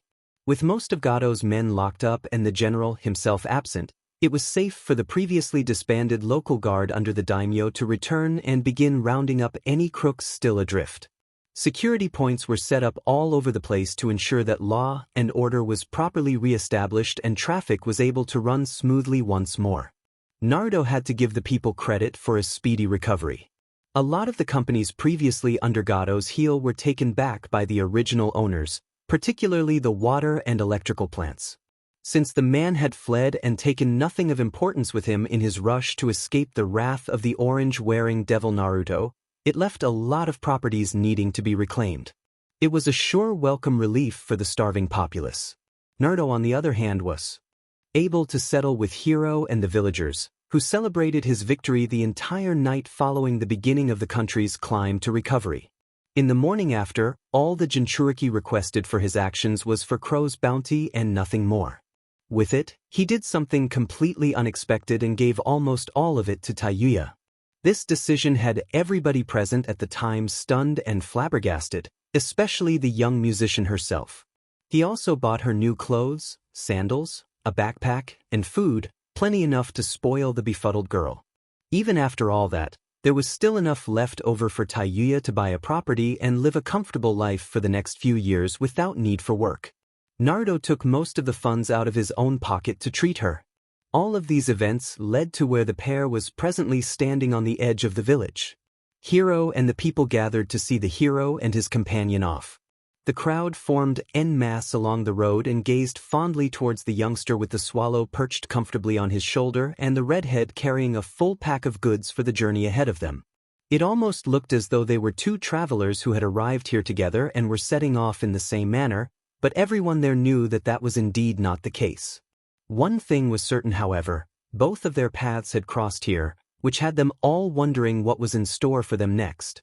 Naruto was no longer wrapped in the bandages from his scuffle 5 days ago and was still clothed in the stuff he arrived in. Additionally, he also had Crow's sword strapped to his back, an item he was not going to part with anytime soon. It was his trophy Diamante and he was keeping it. Tayuya, on the other hand, was carrying everything the blonde had bought for her on her person and was genuinely quite pleased with her new attire and gear. It was clear she hadn't had this much stuff before in her life, so she was obviously more than grateful for it. The two of them looked back at the crowd with smiles on their faces and warm glows emanating from their forms. "We will never forget you or all the things you've done for us," Hiro exclaimed with a bow, while the rest of the people around him mimicked his actions. "We wish you all the best and pray for your safe return to Konohagakure, Naruto Uzumaki." Naruto waved back to them. "Thanks a bunch. Try not to let some short guy in a shitty suit and glasses take over your country again. I'd really like to pay you guys a visit when you're all back on your feet and have some good attractions waiting for me." The crowd laughed along with their elder. "Will do," Hiro stated before turning his gaze towards Tayuya, who was also smiling cheerfully beside the shinobi in training. "Take care of yourselves, both of you." "Thank you," Tayuya nodded back. With one last parting farewell, the two youngsters then took their leave once the mood permitted them. They turned to face the road ahead and began the long march away from Riverside Village, with a spring in their steps and all their thoughts set on the journey that lay in wait. The entire population of the small town saw them off, young and old alike, with Hiro at the front wearing the biggest smile anyone had ever seen on him. Just before Naruto and Tayuya could reach the very edge of their sights, Hiro then took a moment to turn his gaze towards the ruined dam sitting on the horizon to their left. Instead of seeing the terrible stone wall that had previously been the main cause of the land's suffering for the past years, the elder saw a glowing white bridge bathed in an ethereal light with archways stretching from one end of the causeway to the other. It was a completely different spectacle from the one that had plagued them before, something that tied the two pieces of land together. It now stood as a road stretching across to a new world as opposed to the soulless barrier it once represented preventing people from moving forward. The elder contemplated the remains of the dam while stroking his beard. After a moment of careful thought, he then turned to the young man standing beside him. "Marco, please let the daimyo know that we are reclaiming the estates up on the North Ridge, and that he should send workers up there to help repair the dam's foundations as soon as possible," Hiro exclaimed. The man acting as the elder's assistant looked towards him in surprise. "Hiro-sama?" Turning to gaze down the road, Naruto and Tayuya could be seen off in the distance. The elder inhaled deeply in relief. "I wish to have the dam restored as a proper bridge, a link that will help connect us to the future. We must reinforce the pillars so that it can stand as a new symbol for this country, one that represents the freedom we've managed to reclaim and will help us to rejoin with the rest of the world." "Oh, I see," Marco replied, looking around to see that other villagers had also heard the old man's words. Noticing their smiles and nods of agreement, the villager then turned his attention back towards their voice of wisdom. "You wish to rechristen it as a monument?" "Yes. A monument dedicated to the young man who saved us all." With that idea in mind, the elder raised his hand to the back of his head and turned toward his assistant with a sheepish gaze. "I believe a new name for it would be nice too. Instead of Mugen River Dam, how about the Naruto Uzumaki Big Bridge? That has a nice ring to it." "Of course, sir." Naruto and Tayuya made excellent progress climbing the valley out of the riverland. On their way up the road, they passed by several groups of people, a part of a convoy. The pair only needed to give them a single glance in passing to tell that they were villagers returning to their hometown, as all of them could be seen dragging carts and carriages filled with all sort of miscellaneous items from furniture to basic supplies. A smile was brought to the Jinchuriki's face, knowing that life in the region was steadily going back to the way it had been before Gato's interference. While they were halfway through climbing the hill to exit the lowlands, Naruto then remembered another important matter he had to attend to, in which he quickly addressed Tayuya with when he reached a familiar branch in the dirt road. "What's wrong, Naruto?" Tayuya asked when she noticed the boy stop walking a few feet back. The Jinchuriki smiled at her before pointing down the above-mentioned path. "I just need to make one last stop. Can you give me a moment?" Seeing her nod of acknowledgement, Naruto then followed the perpendicular road down to the familiar farm on the hill overlooking the country and the massive river now back to its former glory. The blonde stepped up onto the patio of the main building and knocked on the door. While he stood back and waited, he became aware of a rather strange sensation tickling the back of his neck and looked around. When he did, he saw that the cause of the mild coldness was a fine mist of moisture floating through the air from the sprinklers in the fields starting up. He stared across in surprise, but then smirked when he realized what the sight was actually entailing. "The water system's back on, huh?" Naruto murmured, placing his hands on his hips while looking up to see his friend's swift flying circles above the crops before fluttering down to land on his shoulder again. She chirped happily when she saw him grin. "Pretty awesome, eh?" "It sure is." Turning around, the boy was met by the door to the front of the building slowly opening and was greeted by a smiling Honor. The woman, now dressed in a casual kimono, leaned against the frame of her door as she beamed down at her visitor. "Good work, by the way. You really showed me something incredible out there, Squirt." "Ah, really?" The blonde massaged the back of his head bashfully. "All I did was beat the snot out of a bunch of assholes and destroy a dam blocking a river. I don't see how any of that was incredible." The woman giggled at his casual downplay of the events. "Of course it was. You didn't just liberate an entire country. Your actions showed the villagers just what one person was capable of doing, and the courage you displayed gave the people of this country a renewed sense of hope and strength to keep moving forward and to work hard to hold on to what they have. Is that so? I never thought a brat like you would have been able to pull something like that off. It was unreal. At first I figured you were just trying to act tough and cool in front of a pretty young lady, but after seeing that fireworks display I knew it had to be you. I bet the entire region felt the blasts before actually seeing what had happened. It was that big? Naruto murmured while fishing inside his pockets. After a moment of searching he upturned them to show how bare he had been stripped. I used up everything I had to knock that stupid wall down and to fight that crow guy. Now I have to restock all of my equipment again. I'm sure it's not that big of a deal for you. You definitely seem like the resourceful type, Honor pointed with a smile. Chin up. It'll be fine. Yeah. All right, Naruto replied before grinning up at the lady. I just dropped by to see if you were doing okay. I'm heading back home now, so I probably won't be seeing you again for a while. Oh, you're leaving so soon? Honor queried before reaching behind her door. She then pulled out a box wrapped in cloth and passed it on to the boy, who took it with both hands and looked it over curiously. Here's something for your trip then. I knew you'd be stopping by sometime after I saw the dam collapse, so I made you something special to say thanks. Astonished, Naruto weighed the item in his hands gingerly while gazing speechlessly up at the farmer. Since this was the first time he'd ever received a boxed lunch from somebody and having only seen kids back home receive it from their parents, he didn't know how else to respond except out of delight. He laughed happily and bowed repeatedly to the kind farmer. Thank you. Thank you so much, Naruto exclaimed over and over. The woman giggled again and laid a hand on his head, stopping him from hurting himself by accident from his exuberant show of thanks. That's okay. You did well, Squirt. With that friendly exchange, the woman then looked up when she sensed another presence nearby and saw the red-haired girl that had accompanied Naruto all the way out here. When she noticed Tayuya tentatively looking over from the front gate, the woman smiled and nodded towards her. Is she with you? Naruto looked between Tayuya standing a distance away from them and Honor momentarily, before grinning back up at the farmer. Yeah. I met her here a few days ago. She's pretty. Able to make her out even from her spot, the sharp-eyed woman decided to add a little more input for the benefit of the runt. You two look good together. I'd hang on to her if I were you. Good company is really hard to come by these days. What do you mean? You'll understand one day when you're older, Honor chuckled before giving him a gentle wave. I guess I'll see you when I see you. Okay. Gear in hand and Swift sitting astutely on his shoulder, Naruto then set off from the property with one last grin that he sent towards the farmer and his sights fixed squarely on his home village.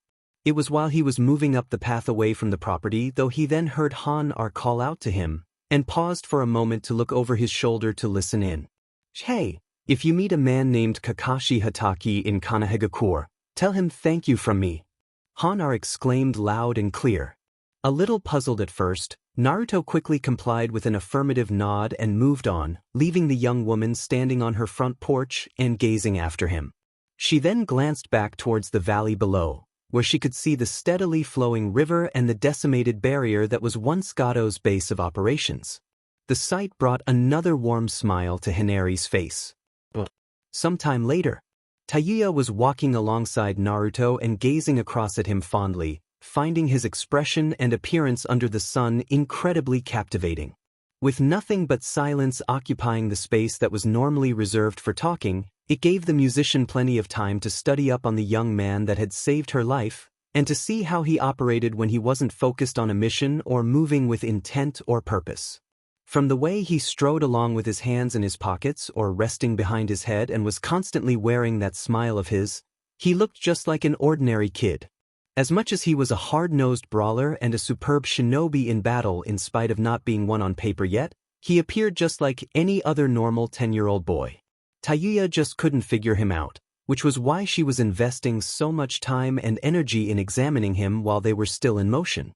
Unfortunately for her, her little study session was to be short-lived. Finally responding to the set of eyes boring into the side of his. Head like drill bits. Naruto glanced across at his curious companion with an expression conveying his own puzzlement. "What's up, Tayuchan?" The redhead responded in alarm to suddenly seeing him turn to her and looked away quickly.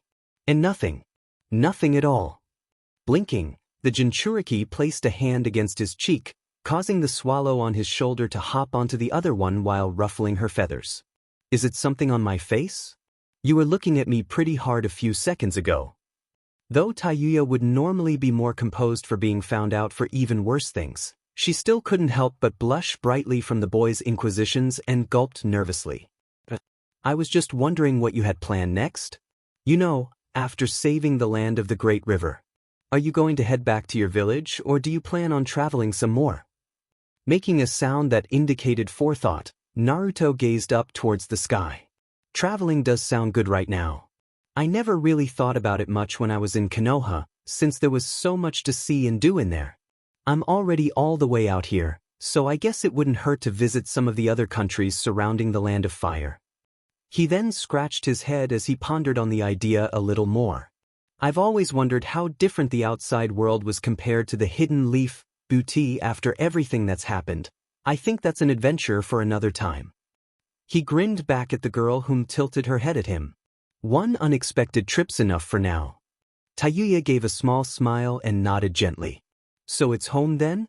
"You got it," Naruto exclaimed, earning a cheerful chirp from the bird riding on his shoulder, who then fluttered up to perch on his head. His eyes blinked up toward the swallow. "Swift-chan wants to get back to her boyfriend as soon as she can.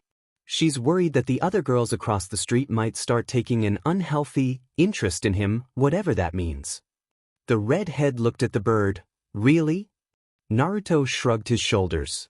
Even though he didn't really get it, he still trusted the words of his friend and his heart, and all compasses from both were pointing him down the road back to Konoha. "I guess it must be tough being in love. You just can't stop thinking about the person you like." Tayuya blinked at this and switched her focus toward his face again. "Why yeah," she mumbled timidly, not taking her eyes off of the blonde for even a second as they continued to walk along. The girl watched him laugh out in delight when the swallow fluttering around him pecked at his head before landing on his outstretched finger. The sight of his actions had the redhead's stare unconsciously deepen and her cheeks warm, as if she was becoming entranced in some form of genjutsu. Tayuya didn't even realize how rapt her attention in the boy was becoming until minutes later, and she looked away from Naruto with a start. She brought her hands to her chest and clutched the space above. Why was her heart pounding so much? Was she coming down with something? Was she falling ill? The girl just couldn't explain it, even after 15 minutes of more walking and pondering over her condition. She'd never experienced anything like this before. All of these new feelings and emotions that have been happening to her all started when the blonde-haired wonder walking beside her jumped in and rescued her from those gangsters. It was like the act itself tripped some sort of switch inside of her and was filling her with moods and feelings she never felt or thought she could feel before. After being all alone, hungry and cold for the longest she could remember, these warm buzzes filling her stomach and making her feel as if she was walking on air, it was beyond both explanation and comprehension. Questions plagued her mind and continued to hold her attention as they strode along until they finally arrived at a T-junction that split their route in two. Using the map he had bought back at the village, Naruto was quick to find his bearings and the road he needed to take in order to get home. He turned right, moving down it while Tayuya paused at the junction and considered both roads for a minute longer, her gaze averting left. Realizing his friend was no longer walking beside him and was still standing at the junction, Naruto stopped and looked back, where he saw Tayuya staring down the other road in deep thought. He looked back with concern, wondering if something was troubling the girl, while another part of him figured she was going to head off in another direction. Was she thinking about it? It sure looked like it. With that possibility in mind, the young Jinchuriki inwardly started to panic. He didn't want Tayuya to leave, nor did he want to leave her behind either. "No way. Hey, what's wrong?" Naruto asked, stepping forward when he saw the girl turn to look back at him. He saw her conflicted expression transform into a confused one as their gazes locked. Upon meeting the boy's eyes, the musician then lowered her head and looked away with red in her cheeks, Tayuya's face once again taking on an appearance of doubt, worry, and uncertainty. She didn't say anything for the next minute or so, but the Jinchuriki was determined. Thinking it over a little more, Naruto then gave a smile when he figured what the problem troubling the girl could be and nodded her towards him. "Aren't you going to come back to Konoha with me?" This question immediately got a rise out of Tayuya, her head suddenly snapping up to look across at him in astonishment. "What?" Naruto grinned. "I asked you if you want to come back to my village with me. It's not far, it's just—" He looked down the road again, made a quick count, and then looked back with an unchanging expression. 3 days away. "Sure, it looks like a long trip, but it'll be a quick walk, I promise." Silence fell, in which Tayuya used that time to stare at the boy and try to see if he was messing with her. When Naruto saw her unflinching gaze, in which he could see her mind working at 1,000,000 miles an hour behind her eyes, his grin widened. "What? Did you think that I was going to continue my journey to becoming an awesome shinobi without you, Tayuya-chan?" He saw her blink. "Nope. I don't want that. I want you to be standing right there next to me when I become Hokage someday." Tayuya gawked at him. "Why, you seriously want me to come with you?" She saw his grin widen and his head nod. "For real? Believe it. I want you to be there by my side every step of the way. You're my friend, Tayuya-chan. There's no way in hell I want to leave you behind, and there's no way I'm gonna. I want to spend as much time as I can with you and learn more about you." The girl's eyes started to shimmer. "Why? But because you're an interesting person who plays awesome music," he said before ramming his fist into his chest. "If you want to become a ninja too, I can help you, Databeo." "Really? Why you?" She then realized her upcoming response and bit her tongue. Frowning, Tayuya attempted to feign a little more indifference to his proposition and looked away with her nose in the air. Sure, she tried to pull off the snobbish act now, but this failed to cover up her previous reactions to his leaving and offering of companionship, and so the power she had with her gestures were only half of what they could have been when she retaliated. "And what makes you think I want to become strong like you, shithead?" A cocky smirk appeared on her face. "Honestly, getting into fights, saving villages, putting your life on the line for complete strangers. Why the hell would I want to become a shinobi like that?" Able to read her like a book, Naruto let out a boisterous laugh and slipped his hands behind his head. The swallow on his noggin chirped happily at the exchange. "It's more fun when you have somebody there to share your adventures with." He extended his hand towards the musician, whose expression visibly brightened. "I want to share this with someone who is precious to me. You're my friend Tayuya-chan, and you're one of the people I want to protect and share great adventures with." "He really wants me to go with him?" Tayuya thought, feeling excitement quickly well up inside her. "He wants me to be with him." Staring at Naruto silently for what felt like an eternity, the visibly cheerful girl brought her hands to her lips and attempted to hold back an exclamation of glee. Failing in that effort but managing to hold back tears with a quick shake of her head, she then grabbed the straps of her backpack and literally sprinted the distance between her and Naruto. For the longest time Tayuya remembered being by herself. An orphan who ran away, lived on the streets, surviving any way she could. People kept their distance from her because of that. But this boy, this stranger from a far-off village who knew very little about the world and nothing about her, approached her without hesitation, saved her, protected her, gave her food when she was hungry, and made her smile. He dragged her out of her damnation, a world she once thought was going to suffocate her and keep her miserable forever, and pulled her back into a place where there was hope. After all that, Tayuya realized that it wasn't just a world of possibilities that she was brought back into, but she was brought into it by a person whom she realized right then and there that she wanted to stay with forever. He was the first to acknowledge her and recognize her existence, and there was no chance in hell she was going to let this amazing person go. She left the junction in her dust, immediately deciding on the path she wanted to take. "Thank you, Naruto-kun," Tayuya thought joyfully as she hopped to a stop and smiled warmly at the blonde, her cheeks showing color and life that previously did not. "If it isn't too much trouble, I'd like to stick with you, shithead." Naruto chuckled and raised a hand into the air for a high five. "Same here, Tayun." Two names they scorned and loved, from two people who couldn't stay apart. With smiles on their faces and fires in their hearts, They sealed their friendship with a clap when their hands met in the air above. The bird on Naruto's head chirped happily when she saw the final mark made and the pair came to stand side by side. With Naruto leading on and the redhead right beside him, Tayuya couldn't help but simply gaze across at the boy admirably and smile, her heart pounding against her chest. Though she didn't want to admit it and it wasn't clear whether she saw it, but there was some truth in what the Jinchuriki said to her. You couldn't stop thinking about the one you like? For days later, the third sat at his desk with his well-recognized stoic expression in play and finger tapping a monotonous rhythm against the surface of the desk in front of him as he glared across at the persons he was currently in conference with.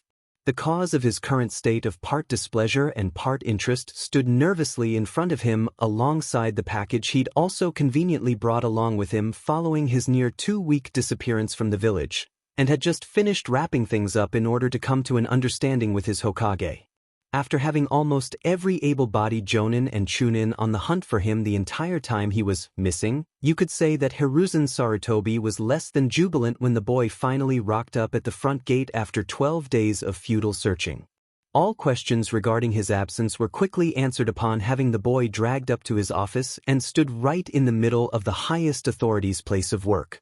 Naruto chuckled and rubbed the back of his head sheepishly while gesturing towards the equally nervous redhead also standing in the presence of the village leader. And that's that, Aji-san. So summing up everything you've told me, after getting knocked out during a training run you somehow wound up inside of a traveling merchant's wagon making a shipment for the land of the Great River, where you just so happened to end up after a 3-day journey you slept through, and then found yourself in the middle of an annexation of a country being led by the industrial giant Gato. During which time you spent in said country, you then end up rescuing this young girl from a mob of common ruffians, defeated an entire army of mercenaries, destroyed the dam cutting off all water and power supplies from the region's villages, and single-handedly defeated the assassin Crow, a B-rank criminal known for murdering a feudal lord and his entire family in a single day, before making your way back home with the above-mentioned damsel in tow. Is this correct? Hiruzen asked. That's pretty much it, Aji-san, Naruto chuckled. Now that he heard the whole thing from the old man himself, he couldn't help but find the entire thing a little bit far-fetched despite having lived it. Was his life a work of fiction or something? It was plausible. The village leader furrowed his brow as he gazed sagely across at the youngsters. You do realize that not a single person in this entire village is going to believe this story. Naruto shrugged at the man's statement. A lot of legends are born from truth. Yes, and other legends are exaggerations of actual truth. That or are rumors started by individuals looking to bolster the fame of the protagonist in question. Hiruzen recited as if he'd had this particular discussion in the past once before. He breathed out a sigh and leaned back in his chair, his image lit up by the sunny day of the village sitting outside the window behind him. As you'd probably expect, I'm finding this very hard to take in, Naruto.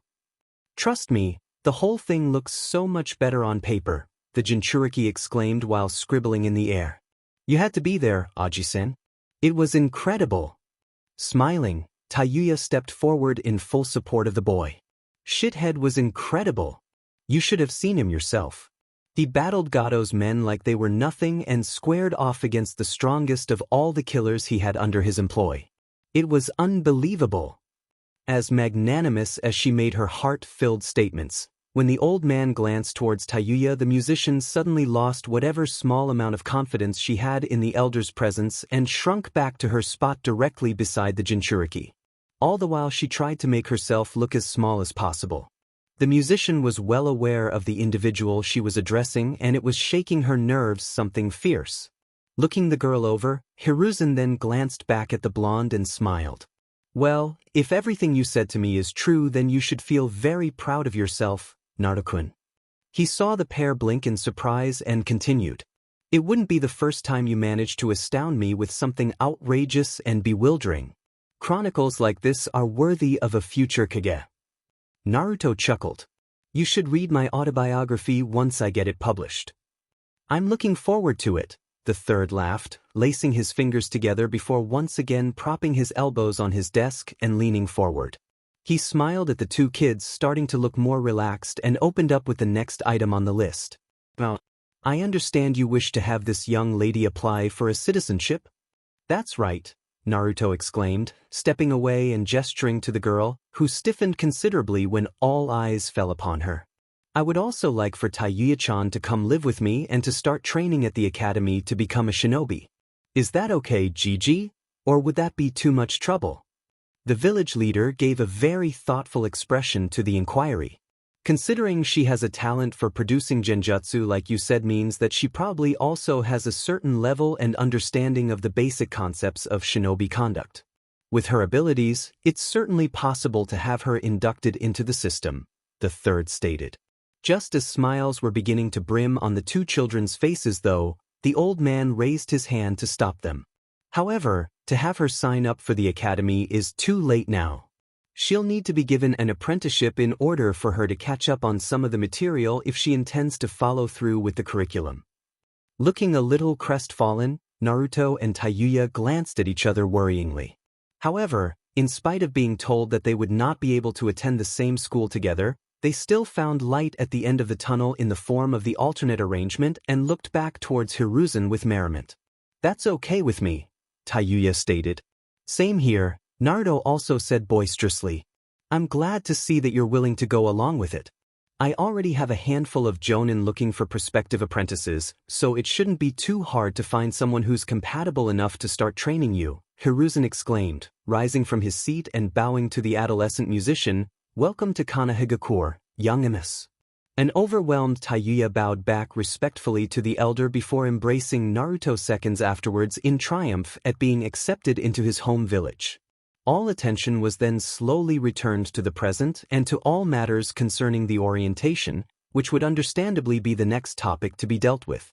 It was then when all the metaphorical handshaking was over and done with the third then remembered something else of importance regarding his resident troublemaker, and quickly turned to him in order to address the issue. Oh yes, and Naru. Speaking of the academy. This is Seeks. Naruto yelled out from his corner in the room while holding two buckets out in front of him. He gritted his teeth and looked across at Irika sitting behind his desk, currently grading tests while the rest of the class was going through their notes. As loud as he was screaming in outrage, the punishment being dealt to him right now was within good reason. Sensei, why am I being reprimanded for something I couldn't help? The scar-faced man looked up in amusement at his venting student. You were absent from school for nearly 2 weeks without giving prior notice to your homeroom teacher or the school's administration. I'm sure you of all people understand the severity of this crime, Naruto. Failure to notify the academy of a prolonged absence from class warrants the regular treatment upon your return. By getting me to hold these heavy buckets the entire day? Seriously? Who still practiced this medieval sheet? Obviously Irika. That man looked like he was enjoying doling out this chore way too much for the blonde's liking.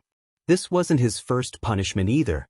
After the usual lecture from the old man following his return, Naruto was then dumped back at the academy to be processed by Irika in the regular manner, scrubbing, mopping, sweeping, cleaning, stocking, heavy lifting, sorting, and every other detestable task he could possibly conjure up.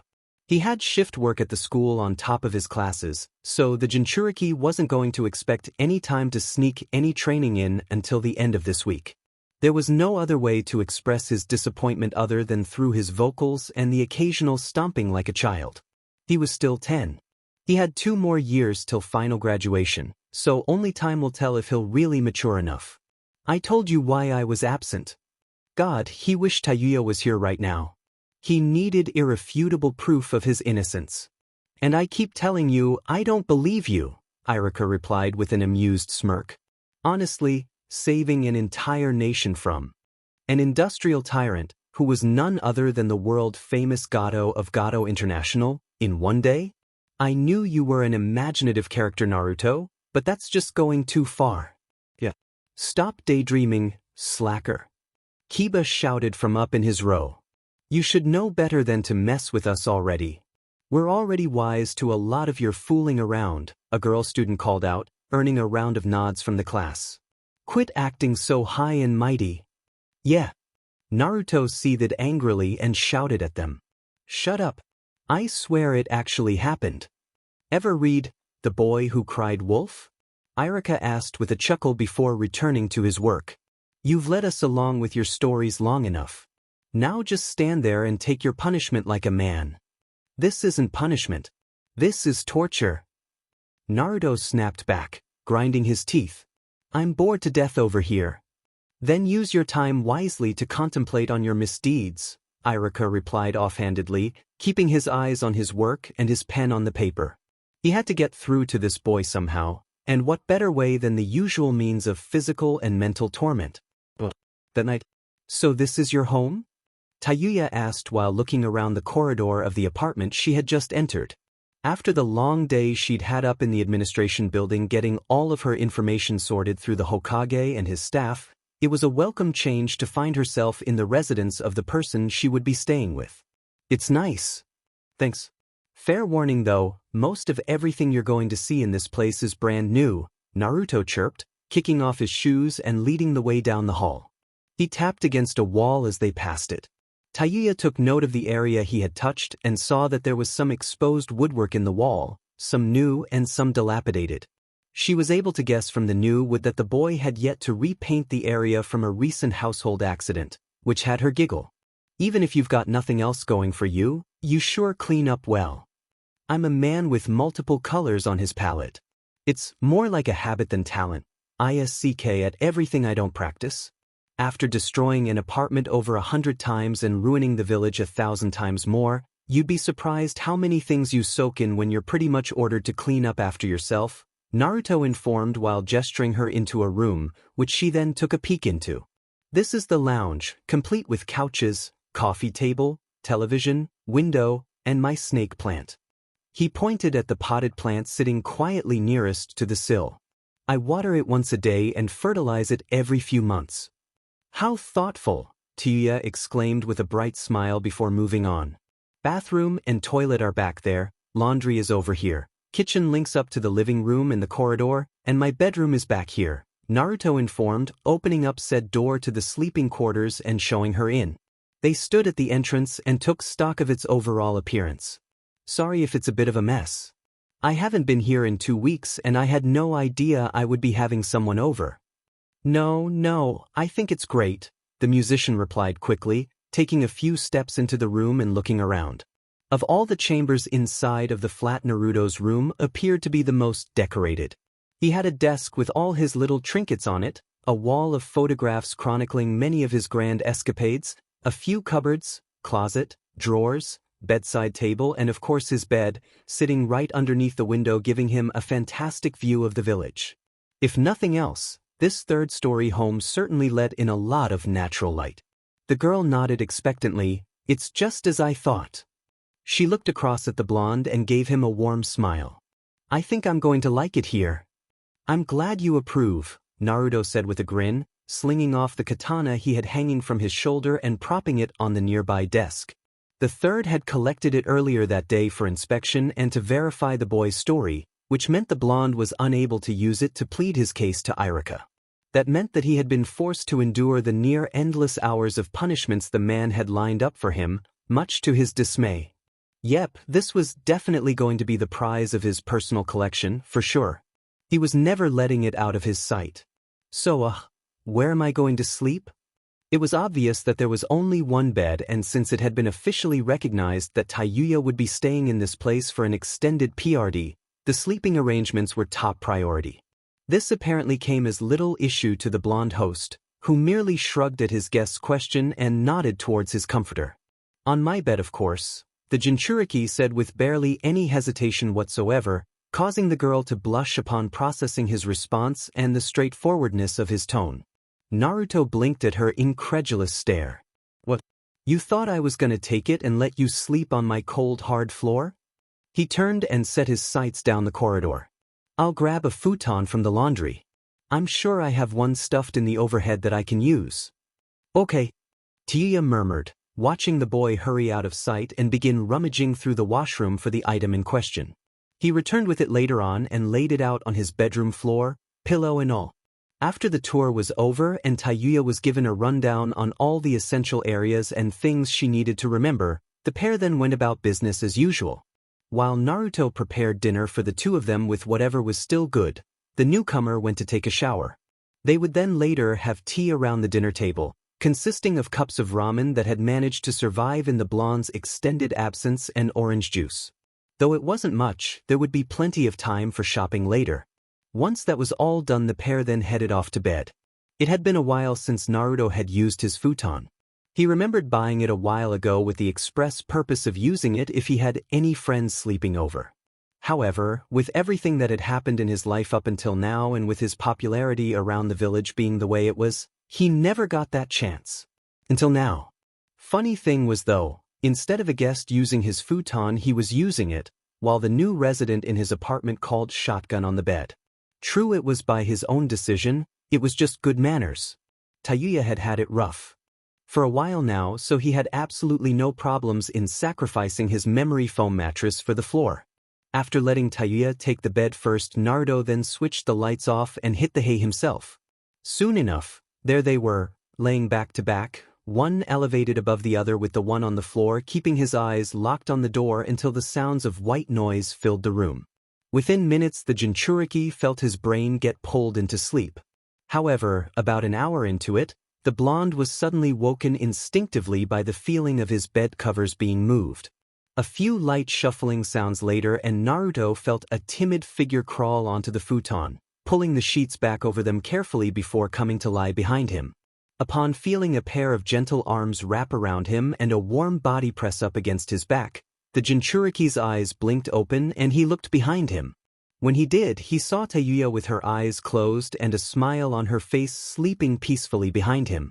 Seeing her content expression and how her red locks fell gracefully over her face, and the pillow brought a warm smile to Naruto's face. He then turned back around and nuzzled himself into his previous state of rest. For some reason, he had no problems with this. None at all. Good night, Tayuya. Good night, Naruto-kun.